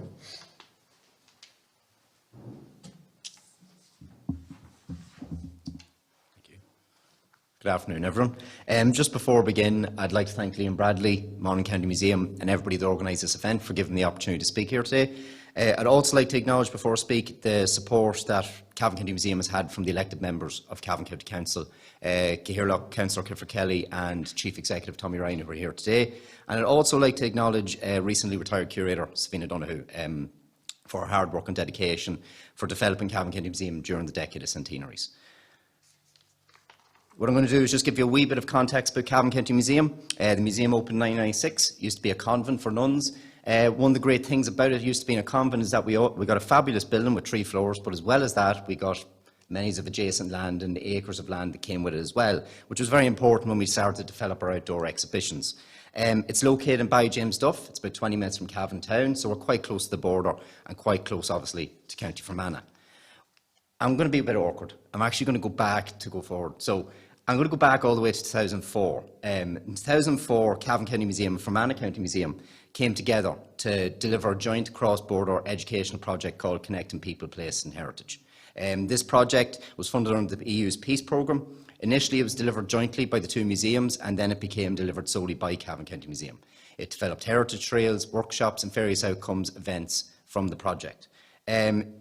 What it tried to do was it tried to encounter and engage with other communities and their heritage. So it tried to use heritage as a tool to promote tolerance. It's worked with school groups, adult groups and youth groups. We estimate about 10,000 people have participated in the project or events relating to the project from its inception in 2004 to its most recent conclusion in 2019. The aim of all the projects was to generate long-term outcomes that can generate a means of bringing about change. Okay? The reason I talk about this project is it's the foundation for what the museum done in relation to its decade of centenaries. What I mean by that is it gave the museum confidence, experience, knowledge and skill to be able to display, discuss the topics relating to the decade of centenaries in a balanced and sensitive manner. You can see by the aerial view what I was on about by the lands that we got with the museum. You can actually see the museum's peace garden in the background. That was one of the big developments that came from Connecting People, Place and Heritage and was vital to our decade of centenary commemorations. The peace garden, as part of developing the outputs, this became an exhibition space for Connecting People, Place and Heritage. So outputs from those projects were put on display in the museum's garden. As well as that, you can actually see the timeline that goes out through the garden. The idea of that timeline is it's to represent the choices people would have had politically and socially in Ireland at that time. Show you the choices people would have had and why they might have made them. 1912, 1914, 1916. So why they might have meant to go and fight in the First World War or why they might have gone to 1916 Rising. And give you those same choices. So it's a timeline throughout the museum and it interconnects all our exhibitions in relation to our decade of centenaries. As well as that, by delivering the Connecting People project, we also got established fantastic links and networks, not only with Fermanagh County Museum, which is still a great relationship today, but via them and also via the project with other community groups, individuals within those communities that have been participating in these events that we've organised. What I'm going to do is just give you a quick rundown, some of the highlights of the exhibitions we have on display. I should say that all the exhibitions are a big part of the museum's education programme. So we do is in the education programme, we use the exhibitions we've done for the decade of centenaries to explore topics of conflict and commemorations with schools, community groups and special interest groups. I know what you're thinking. Why is that in Cavan? That's the question we always get. In 2014, in conjunction with our World War I exhibition, the museum set about commemorating the First World War, and what they decided to do was create a World War I trench on the land. So it's a replica of World War I trench, following the manual on how to build trenches. It's an exact replica. The only two things that are not historically accurate about the trench is you'll notice the sandbags are actually filled with concrete. The reason filled with concrete is that it lasts longer. And the other thing we left out was the latrine, for obvious reasons. We thought we'd leave that one to your imagination. Yes, exactly. The reason we decided to go about it that way was to give this immersive experience, this interactive experience. And we felt this was a very good way of opening up dialogue. It's 350 metres in length. It's one of the biggest of its kind off mainland Europe. It shows you can physically walk through and learn and see how people lived in the First World War, how they ate, how they slept, how they fought. So it's an experience for people. It's experiential history. As well as that, the question we always do get when we always give a tour is, why is there trenches in Cavan? Okay? The reason is that we want to commemorate all the people that fought and lost their lives by taking part in the First World War from Cavan. The idea is that there's a theme throughout the museum that all conflict equals loss and all loss is universal. It doesn't matter what religious or community background you're from. So that's the idea behind this museum, behind this trench exhibition. It's to commemorate those people's lives, and often people that were forgotten about in history, that weren't talked about. We also have a 1916 Roisin exhibition. I know what you're thinking, the GPO's in Dublin. It's not, it's actually in Cavan County Museum.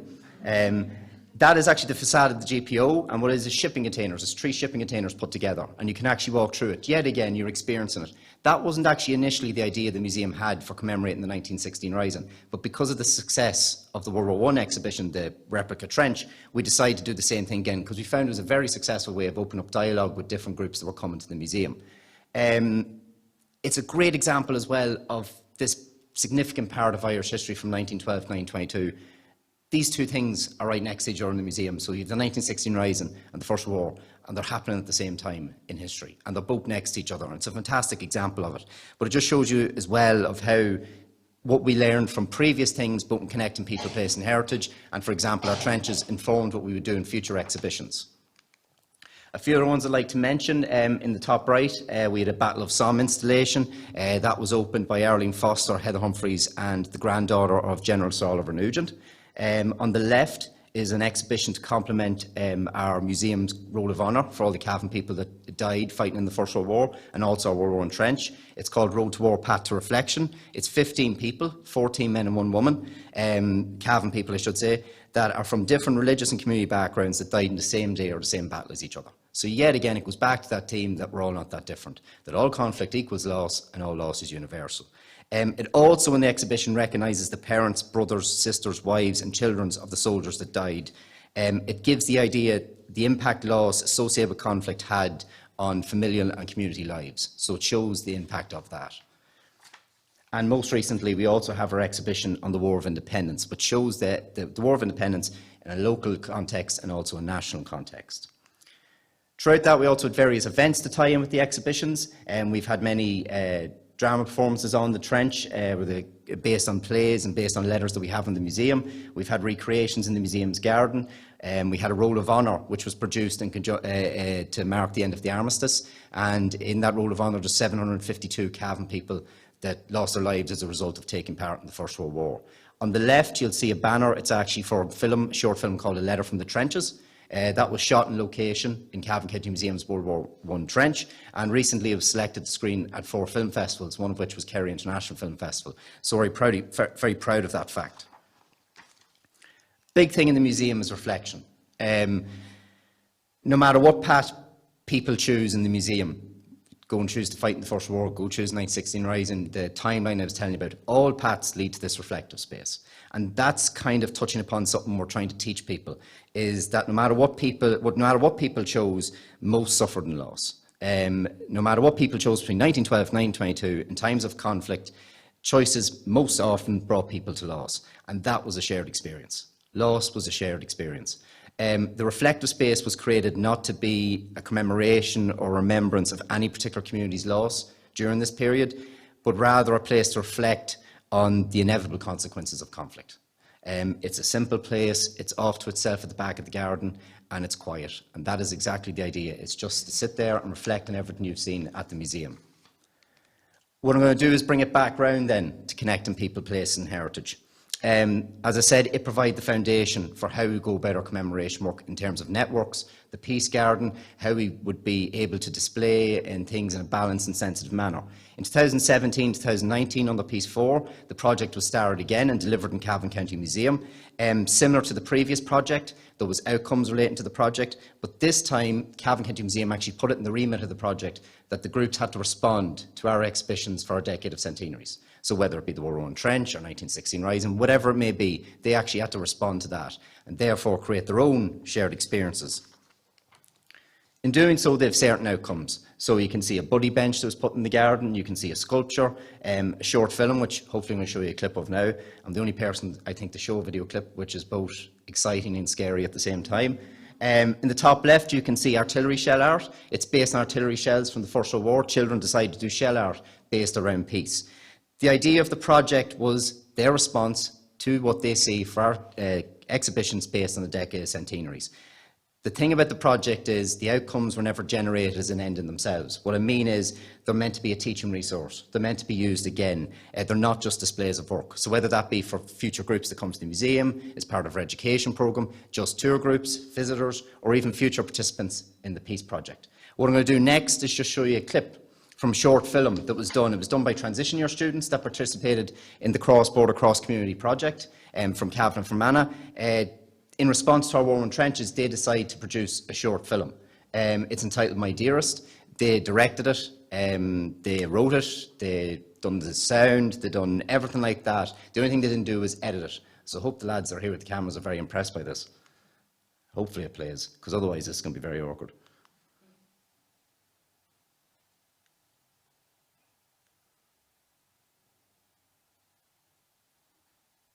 Is it the next slide? Yes. Oh, I think that's it. There's no sound is the only thing. Is there sound on the TV? No. I might go back and just wait. So, as I said, it would be very awkward if this doesn't work. Is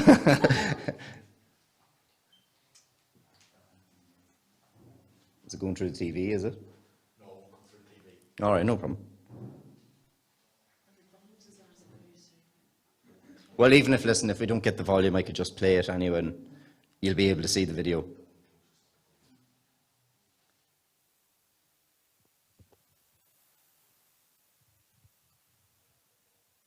I don't know why it's sticking like that, but you still get the idea.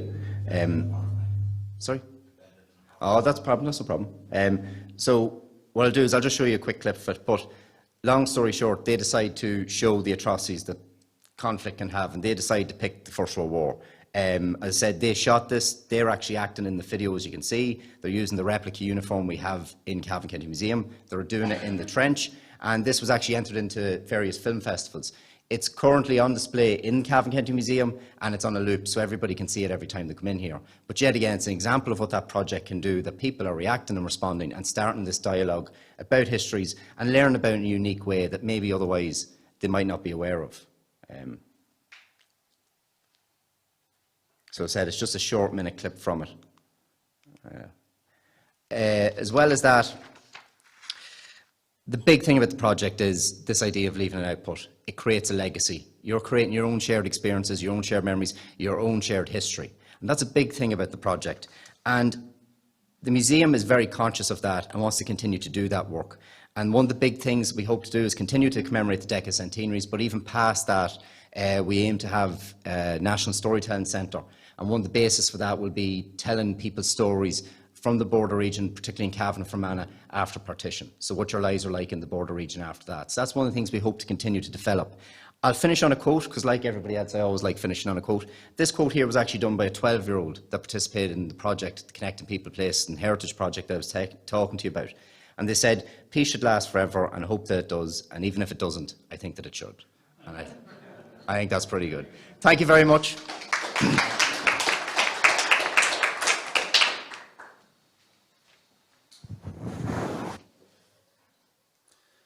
Thank you very much, Gary. Really, really interesting, insightful way of getting the community involved and having people interact with your history in a very real, visceral way. Our next speaker is my colleague from Donegal County Museum, the curator there, Judith McCarthy.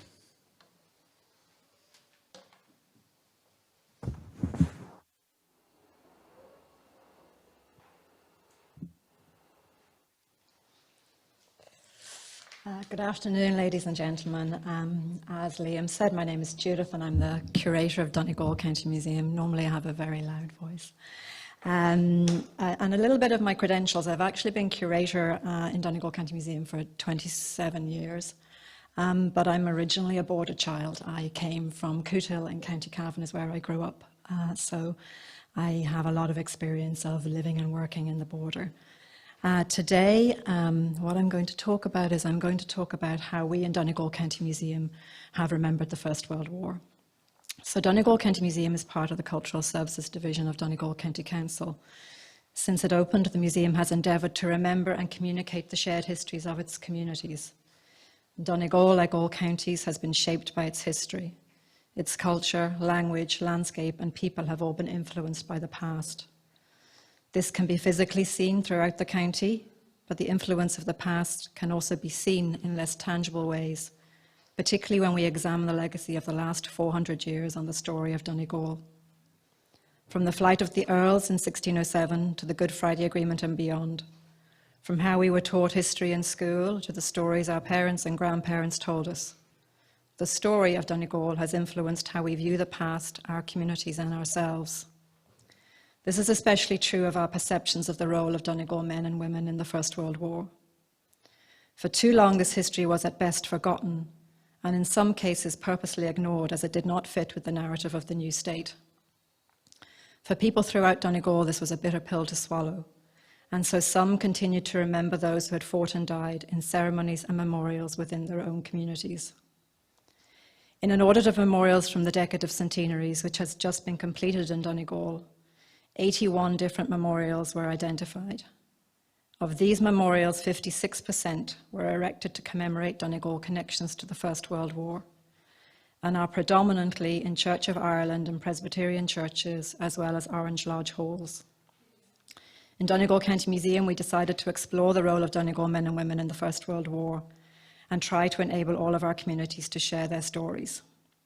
The slide I have here, you'll see the image on the right-hand side are faces of men and women from Donegal who fought and some who died in the First World War. And in the second row from the bottom, you'll see an elderly gentleman wearing a sort of bowler hat and wearing his medals. This is Private James Duffy, the only winner of the Victoria Cross from the First World War, who lived in Letterkenny. After he returned from the war, he survived the war and he returned. And in 1921, he was kidnapped by the IRA and threatened with death. He also talked about his experience of being spat on the street after the war. He chose to remember his comrades who died in the war by attending the Remembrance Day services in St. Conwell's Church of Ireland Church in Letterkenny, even though he was a Catholic. He also attended Remembrance Day services in Derry as well in subsequent years, and he died then in the 1970s. The photograph in the top left-hand corner is of his family, his daughter Nellie and his granddaughter Evelyn and his extended family. We were very fortunate in 2017 to be able to hold an event in the museum to remember his winning of the Victoria Cross in 1917. And again, we were fortunate also to be able to have the Victoria Cross on display. It's currently in the care of the Royal Inniskill and Fusiliers Museum, but we had it for a special event in the museum, which his family attended, and which was officiated by the chaplain of the 28th Infantry Battalion based at Finner Camp in Donegal. So what did we hope to achieve by remembering the First World War? We had hoped that we'd be able to challenge perceptions, raise awareness and increase understanding of the story of Donegal's role in the war. And I'm going to go even further back than Gary did. Long ago, before the Decade of Centenaries commemorations began, back in 2001, we held our first exhibition, Donegal and the Great War, 1914 to 1918. People were wary of how we would explore this period of history and were very reluctant to share their stories with us. The exhibition was accompanied by a specially commissioned film using clips and imagery from the period to provide an overview of the war. And we actually had to provide a box of tissues for the people who came to visit because they were so affected by the film. And this was their first time really to be able to explore the story of Donegal's role in the First World War. In 2006, we decided to create a touring exhibition about the story. We called it Before I Joined the Army, which is a line from a Patrick McGill poem. And we wanted to tour the exhibition throughout the county. Anyone who knows Donegal knows it's a very large county, and we are based in Letterkenny. So we wanted the exhibition to be able to travel to communities and to venues throughout the county. Subsequently then, in 2013 and 14, we took part in the Peace 3 Hands of History programme. Donegal, like other border counties, has benefited enormously from the Peace programme. And an element of this particular project was a study trip to the battlefields around Ypres. And you can see there in the bottom left-hand corner of the image the group that we travelled with. I was fortunate enough to be able to go myself. And we went with a very mixed group of people from all over Donegal and from all sorts of communities and backgrounds. And if any of you haven't had the opportunity, I would suggest that you go, and the impact of seeing hundreds of white headstones, many containing Irish names, cannot be underestimated. Also, as part of this programme, we organised a second exhibition. This is different to the previous exhibition 13 years previously, in that the Decade of Centenary's national programme had increased awareness of the events of the decade, including the war. And as you can see from this image, people were more willing to share their family stories and their artefacts with us. We also created a children's activity booklet to encourage children to interact with the exhibition, and we ran a lecture programme. And the gentleman featuring in the photograph here is a local historian called Jimmy Duffy. And he came and he spoke about the men from the Rosses area of Donegal, which is in West Donegal, very strong Gaeltacht area, of the men from this area who fought and died in the war. Then we come to Ireland 2016. And as with my colleagues, we chose to remember all of the events of 1916, which impacted communities throughout Donegal. This included the Easter Rising and stories of men such as Joseph Sweeney, who fought in the GPO, RIC Constable Charles McGee, who was killed during an incident in County Louth on Easter Monday, and Private Con Dugan from Annagry, 3rd Battalion Royal Irish Rifles, who was killed in Dublin during Easter week on the 29th of April. We also, of course, remember the Battle of the Somme, when over 80 men from Donegal died on the first day of the battle, including Private Francis Long from Brucklas. And we also chose to explore Donegal in 1916, including the revival of the Irish language, the stories of fishermen, farmers, women and children who lived in the county during this pivotal year.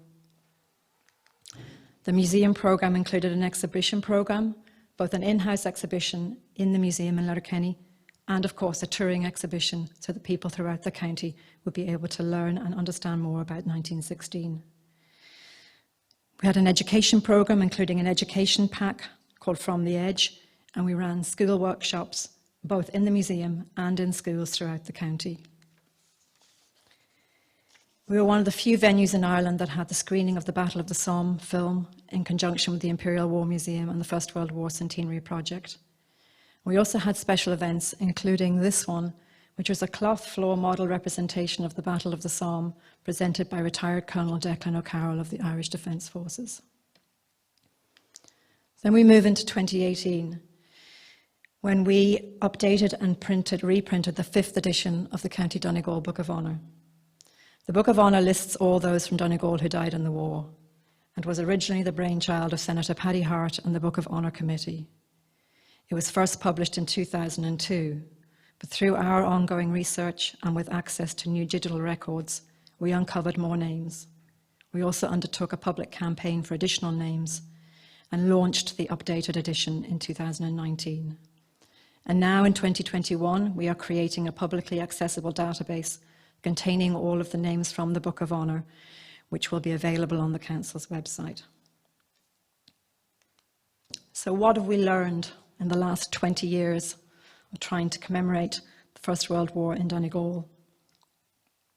We must be willing to remember. We must show a willingness to remember our history, warts and all. Be willing to collaborate, and most importantly, be willing to listen. If we show willingness, others will reciprocate. Work together. Throughout our work to commemorate the decade, we have worked with our colleagues within the Culture Division of Donegal County Council, with community groups, other museums and organisations, locally and nationally. Although we are only a small museum with just 4 staff, we hope that our work has helped us to achieve our aspirations not only in Donegal but further afield. What we learn as children stays with us into adulthood. As I mentioned, I went to primary school in Cootehill, County Cavan in the 1970s, and I remember not learning much, if anything, about the role of Cavan men and women in World War I. For all those children who are now adults with children and grandchildren of their own, they will be forgiven for believing that the war did not impact us here in Donegal at all, or in Ireland. Thankfully, this is changing. Children nowadays learn much more about their local history, and given the number that have visited our exhibitions over the years, I am hopeful that they are learning about it in all its complexities.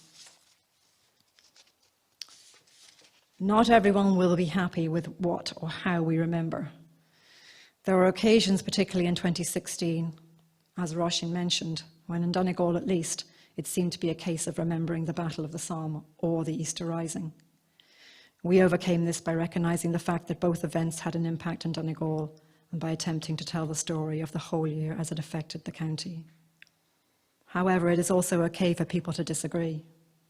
We must be aware that we all have our own prejudices and fears, but if we respect differing perspectives and recognise people's pride in their history, while also being willing to explore and examine these histories, then it is okay for us to disagree.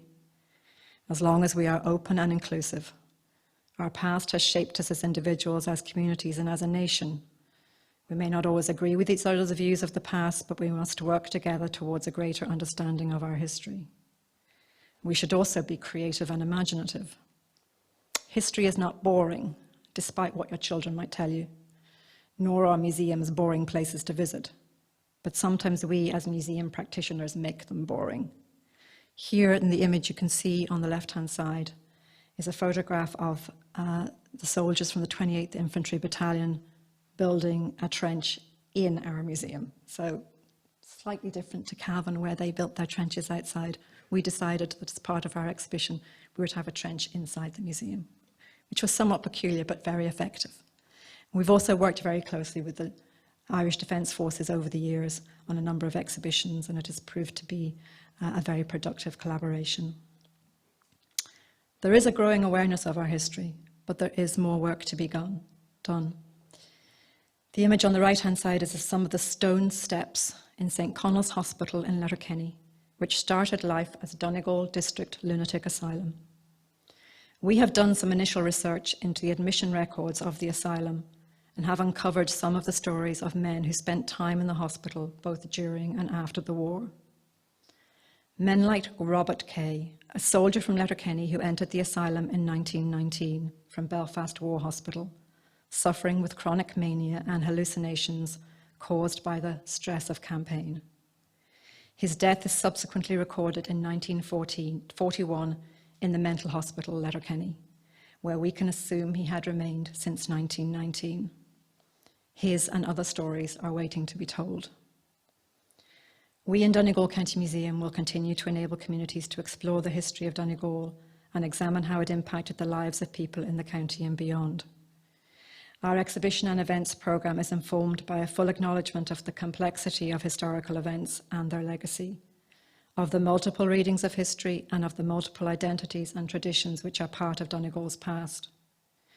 Our history has had a lasting impact on our communities, and it is only through an appreciation of all of this history that we can come to an understanding of who we are and shape how we move forward into the future.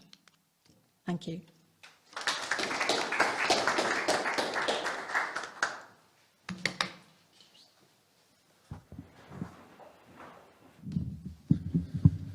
Thank you, Judith, for that very thought-provoking and emotive look at how a county can commemorate World War I.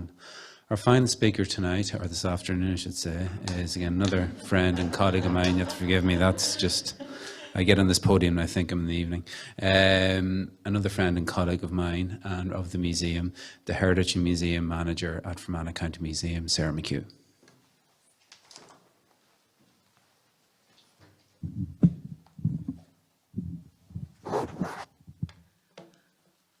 Thank you, Liam, and good afternoon, good evening. No.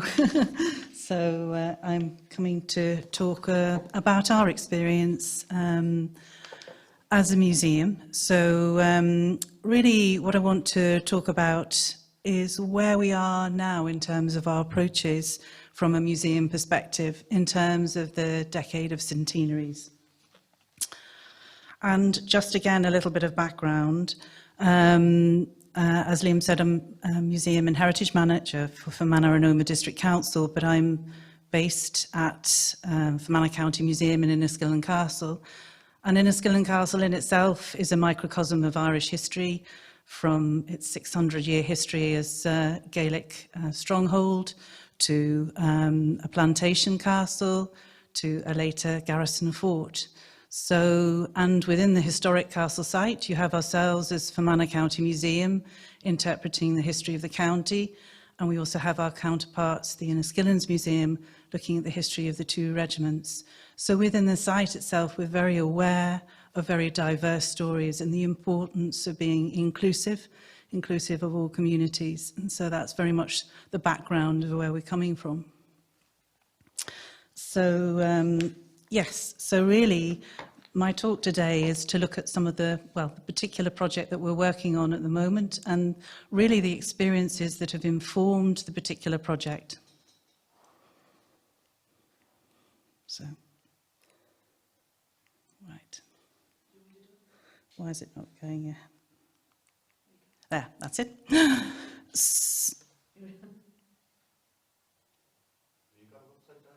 Have I got it upside down? Have I? That's a good start. It is upside down. Turn around.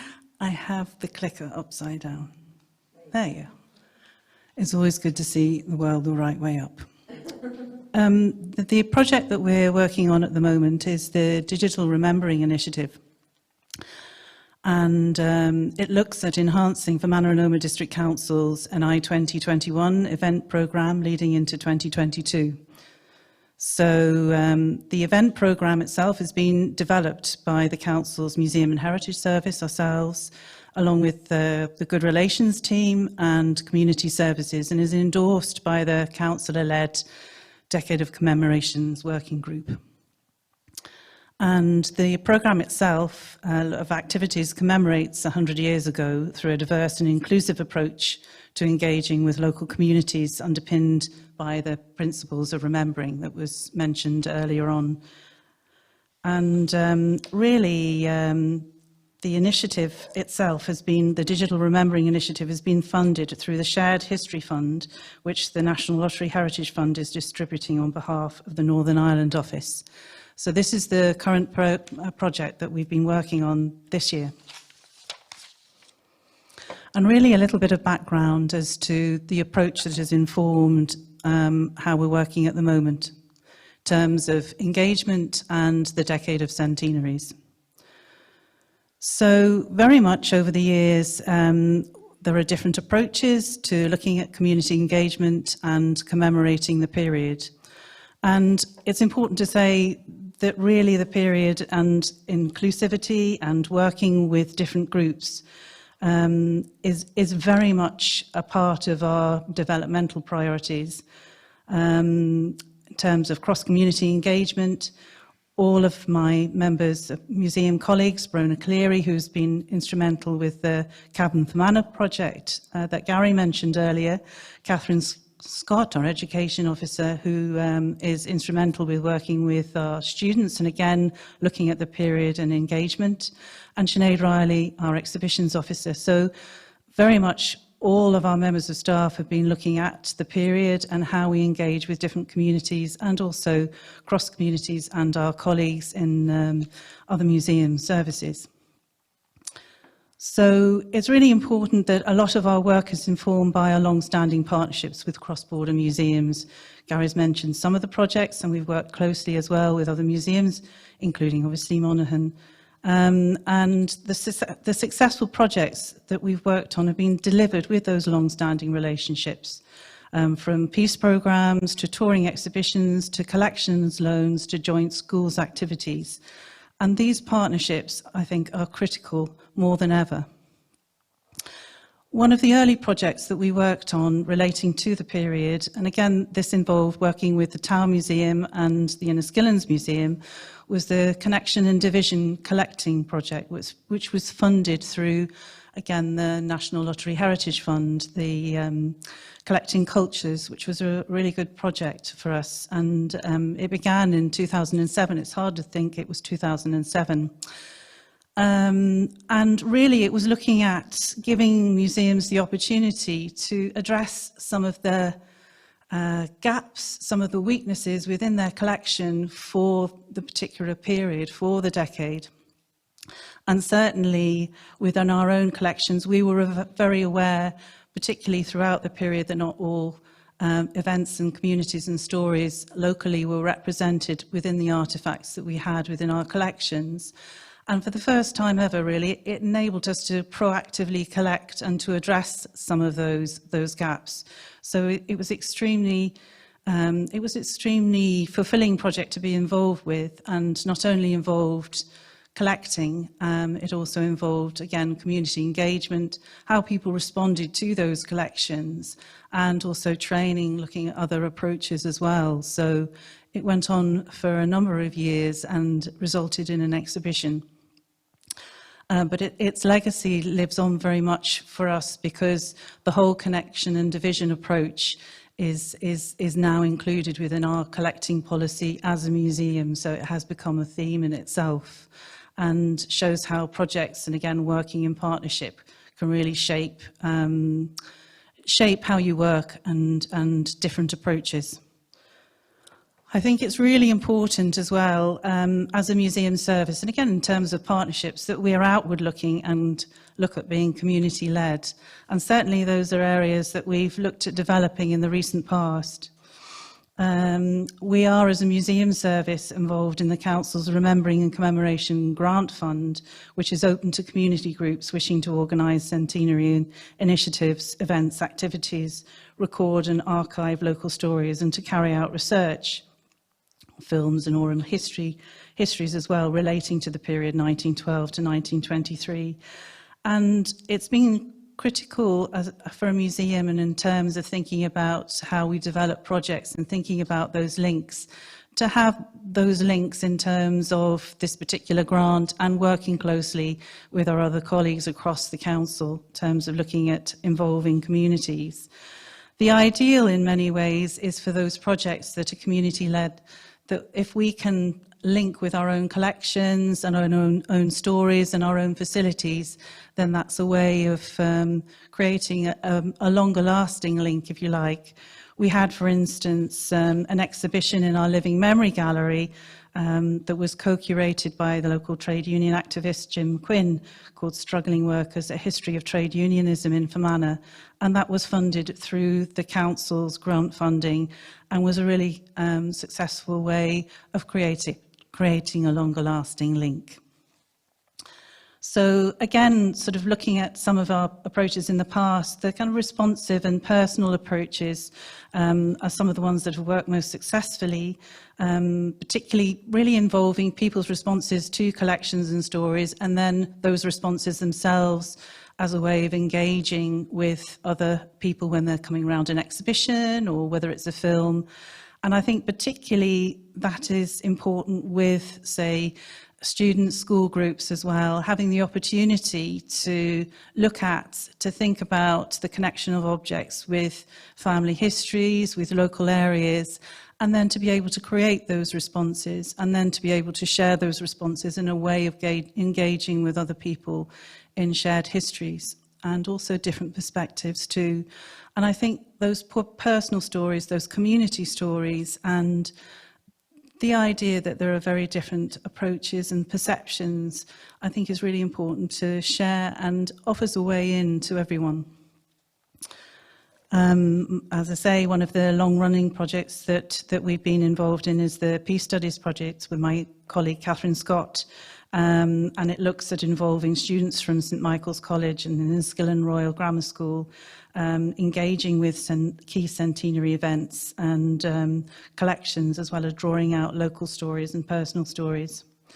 And the last element really that has informed our current approach is actually lockdown, because I think my other colleagues have mentioned this as well, it really looks at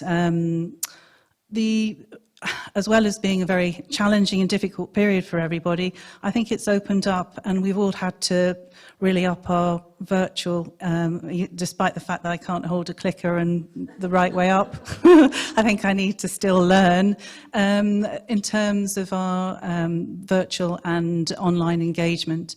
And it's something that we've had to do, but it's something that we want to carry on doing, and that's very much informed the Digital Remembering Initiative.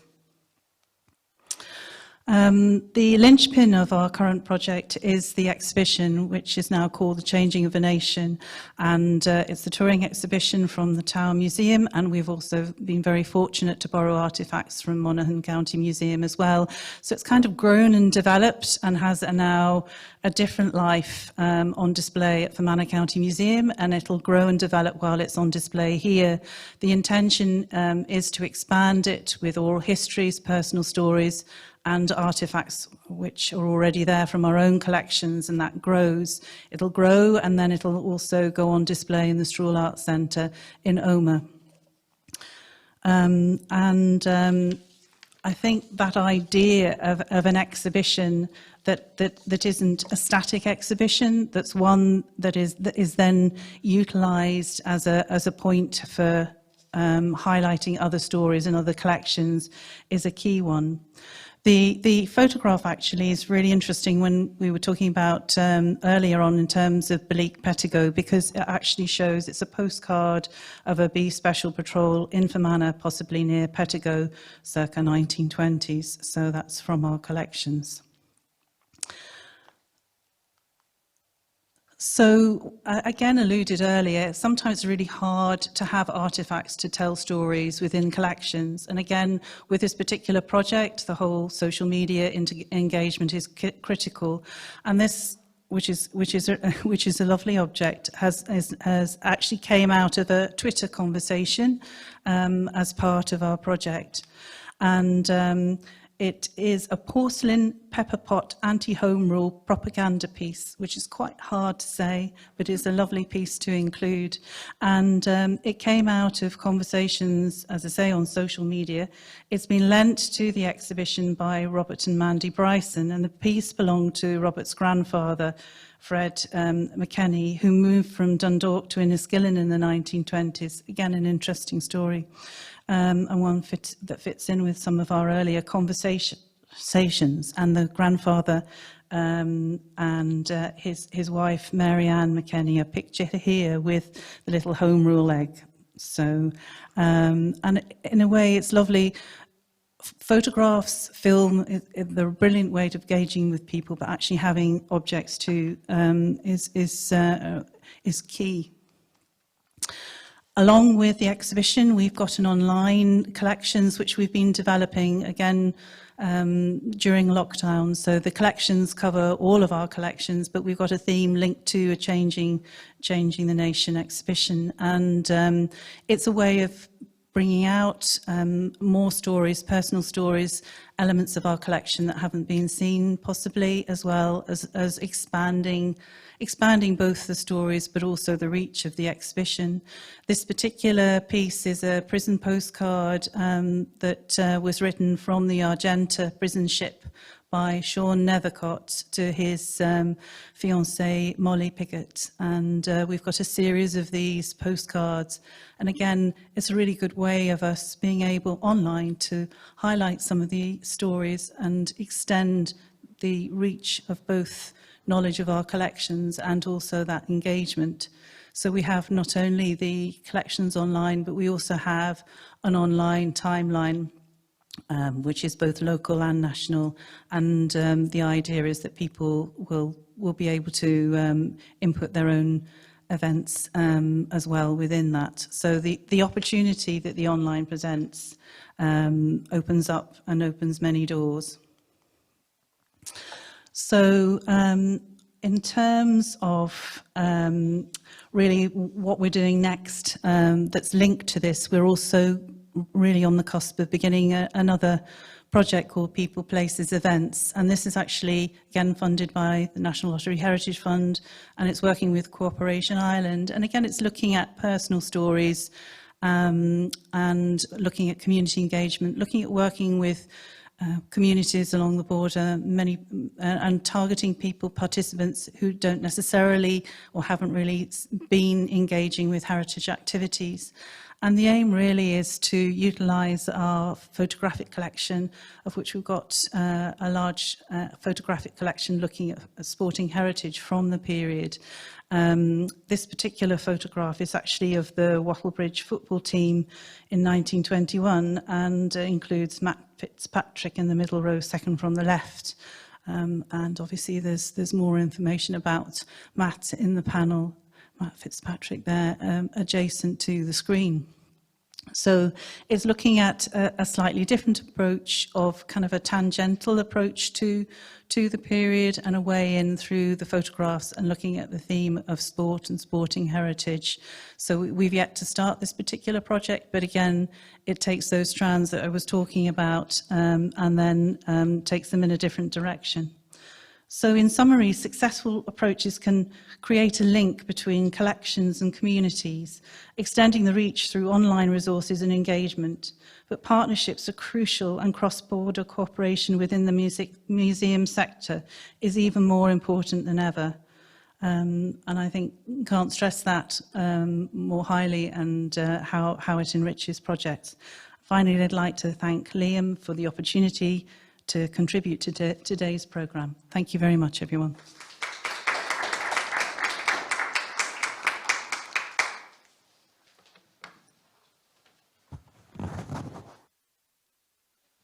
Thank you very much, Sarah.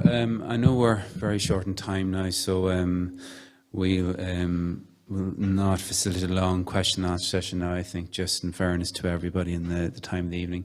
But it's just really one question I had for the whole panel, and I was wondering if you all had a moment maybe just to reflect on it briefly. You've all talked about the challenges of commemoration over the last 10 years, from not only the ideological and the thematic approach, but the practical approach of objects and having a material culture that actually help facilitate that question. So I suppose to all of you, maybe Roisin with you first, do you believe in the last 10 years, it's been more of a people-focused approach then for exhibitions as opposed to objects, or does one link with the other, or was it just merely necessity that the people was the focus because the objects weren't there? Well, I think it's probably a bit of both. In relation to obviously 1916 exhibition for us, we didn't have very many artefacts. And likewise too for the Making History exhibition. But I think there's a place for both. The artefacts, when you have it, it's very strong. But for me, 1916, what was the standout thing for that was the human connection. Very much so, for the fact that there was that connection in time with Joseph O'Doherty, his daughter, and that connection for us locally, where we could tie that in, to what was happening in Dublin. So for me, I think it's a bit of both. Okay. And Gary, for yourself, that question the same, but still for your focus, the immersive focus that Cavan did, and obviously the trenches and everything else that was achieved there, and that idea of bringing people into the story, but people, and again, there were reconstructions. Do you believe that that's a way forward for museums, or do you still think that the core should be objects, or what's your thoughts on that? Well, I think what makes museum unique is their collection, is their artefacts. But funny, touching upon what everybody was saying, and the answer just had, the Roisin Trench exhibition brought an awful lot of different visitors to the museum. And in doing so, an awful lot of people said, oh, actually, my great-uncle actually has a letter from the first, or a medal, or it's just sitting in the attic. An awful lot of that conversation actually started as a result of the trenches, and particularly when we done the 1916 Rising exhibition. An awful lot of people then came in with an awful lot of artefacts and objects relating to their family history, in particular relation to 1916 Rising and the War of Independence. So the War of Independence would probably be the strongest exhibition the museum has in relation to the decade of centenaries that is actually our collection. And that resulted because of the previous exhibitions of the Roisin Trench and the 1916 Rising. So similar to what you said, I think they kind of work together. I think you kind of have to get a relationship between the two. Okay, thanks. Judith, yourself, I suppose, again, more of a focus with Donegal. I was struck, and as obviously I know you did that exhibition in 2001, and then obviously you did a different exhibition with similar folks 2014. You mentioned how the objects were difficult to get in 2001, they were a little bit easier in 2014. What do you think in those 10 years was the difference? Well, as I said, when in 2001 it was the first time that the First World War story had been told in any shape or form in Donegal, I think, really, and particularly through an exhibition. People were very hesitant about coming forward, sharing their stories and their objects with us. Fast forward 13 years, we're also in the decade of centenary, so there's a national story being told about the First World War, about all of the events of the decade. We've also been doing a lot of work between 2001 and 2014, with particularly on the First World War, but on working with communities and just working with people, sort of letting them know that what we do, and it happens with every single exhibition. Anyone who works in museums will know this. You hold your exhibition, and what happened with us recently, we've just done one called From Conflict to Division, looking at the War of Independence and the Civil War. And you organise your exhibition, you do a call for objects, you know, because your collection, you have a certain amount of objects in your collection, but you really are looking for people to lend you items. And it's until they see what it is that you're doing, until they come in and they look at your exhibition and say, oh, well, actually, yeah, this does tell my story, or it is related to what happened to my family or in my community, then they will bring their objects into you. They have to have a relationship with you in a way, I think, in order to bring objects into you, or to lend you objects. And sometimes the exhibition will be finished and they're coming in like 2 or 3 months later. Oh, I have this medal that my dad, you know, won after the War of Independence. And you're like, okay, well, we might be doing another exhibition maybe in the future, and it'd be great to have it. And you take their name and contact details. But it's very much about building a relationship with people in the community. Thanks. And then finally yourself, Sarah, that theme of objects and people, obviously you spoke in your presentation about the cross-border relations being key. Do you believe museums now going forward, as we move out of the decentenaries and move into whatever the next 10 to 15 years has to offer for both for the island of Ireland, do you believe that museums should facilitate that cross-border element or benefit from it? Do you feel we have a role to lead or to follow? I think that without sort of skipping your question in a way, it is a bit of both. But I do think it is absolutely critical, and particularly as border museums, that kind of relationship and looking at communities along the border, that the only way really to address it is through those partnerships, and to be outward looking as museum services as well, and to work with communities rather than being inward looking. So I think, as I said, I think that role and those partnerships, those long-standing relationships are going to be even more key. Thank you. Well, I'm just conscious again of our time, so we'll finish at that. It leaves me for me to say thank you very much to my colleagues today, to Roisin, to Gary, to Judith and to Sarah for taking their time out. I know it's a long journey for a lot of you to come here today. As curator of the County Museum, it's been my pleasure to host this seminar today. The myriad of speakers have been fantastic. The depth of thought, the depth of feeling that's been portrayed throughout the day has been amazing, and we as a museum are very happy, and indeed as Monaghan County Council are very happy to be associated with it. So thank you to all the departments and the Taoiseach, Department of Foreign Affairs, Department of Culture, and the Expert Advice Group and the Decade Commemorations who have worked with us over the last 3 to 4 months to develop this. It has meant a lot to us to host it today, and we hope that everyone here, both within the gallery space and watching at home online, has enjoyed it. Just to make a note that the exhibition, this whole seminar, will be available as a YouTube video from next week, and we'll be publishing that on our page. Thank you very much.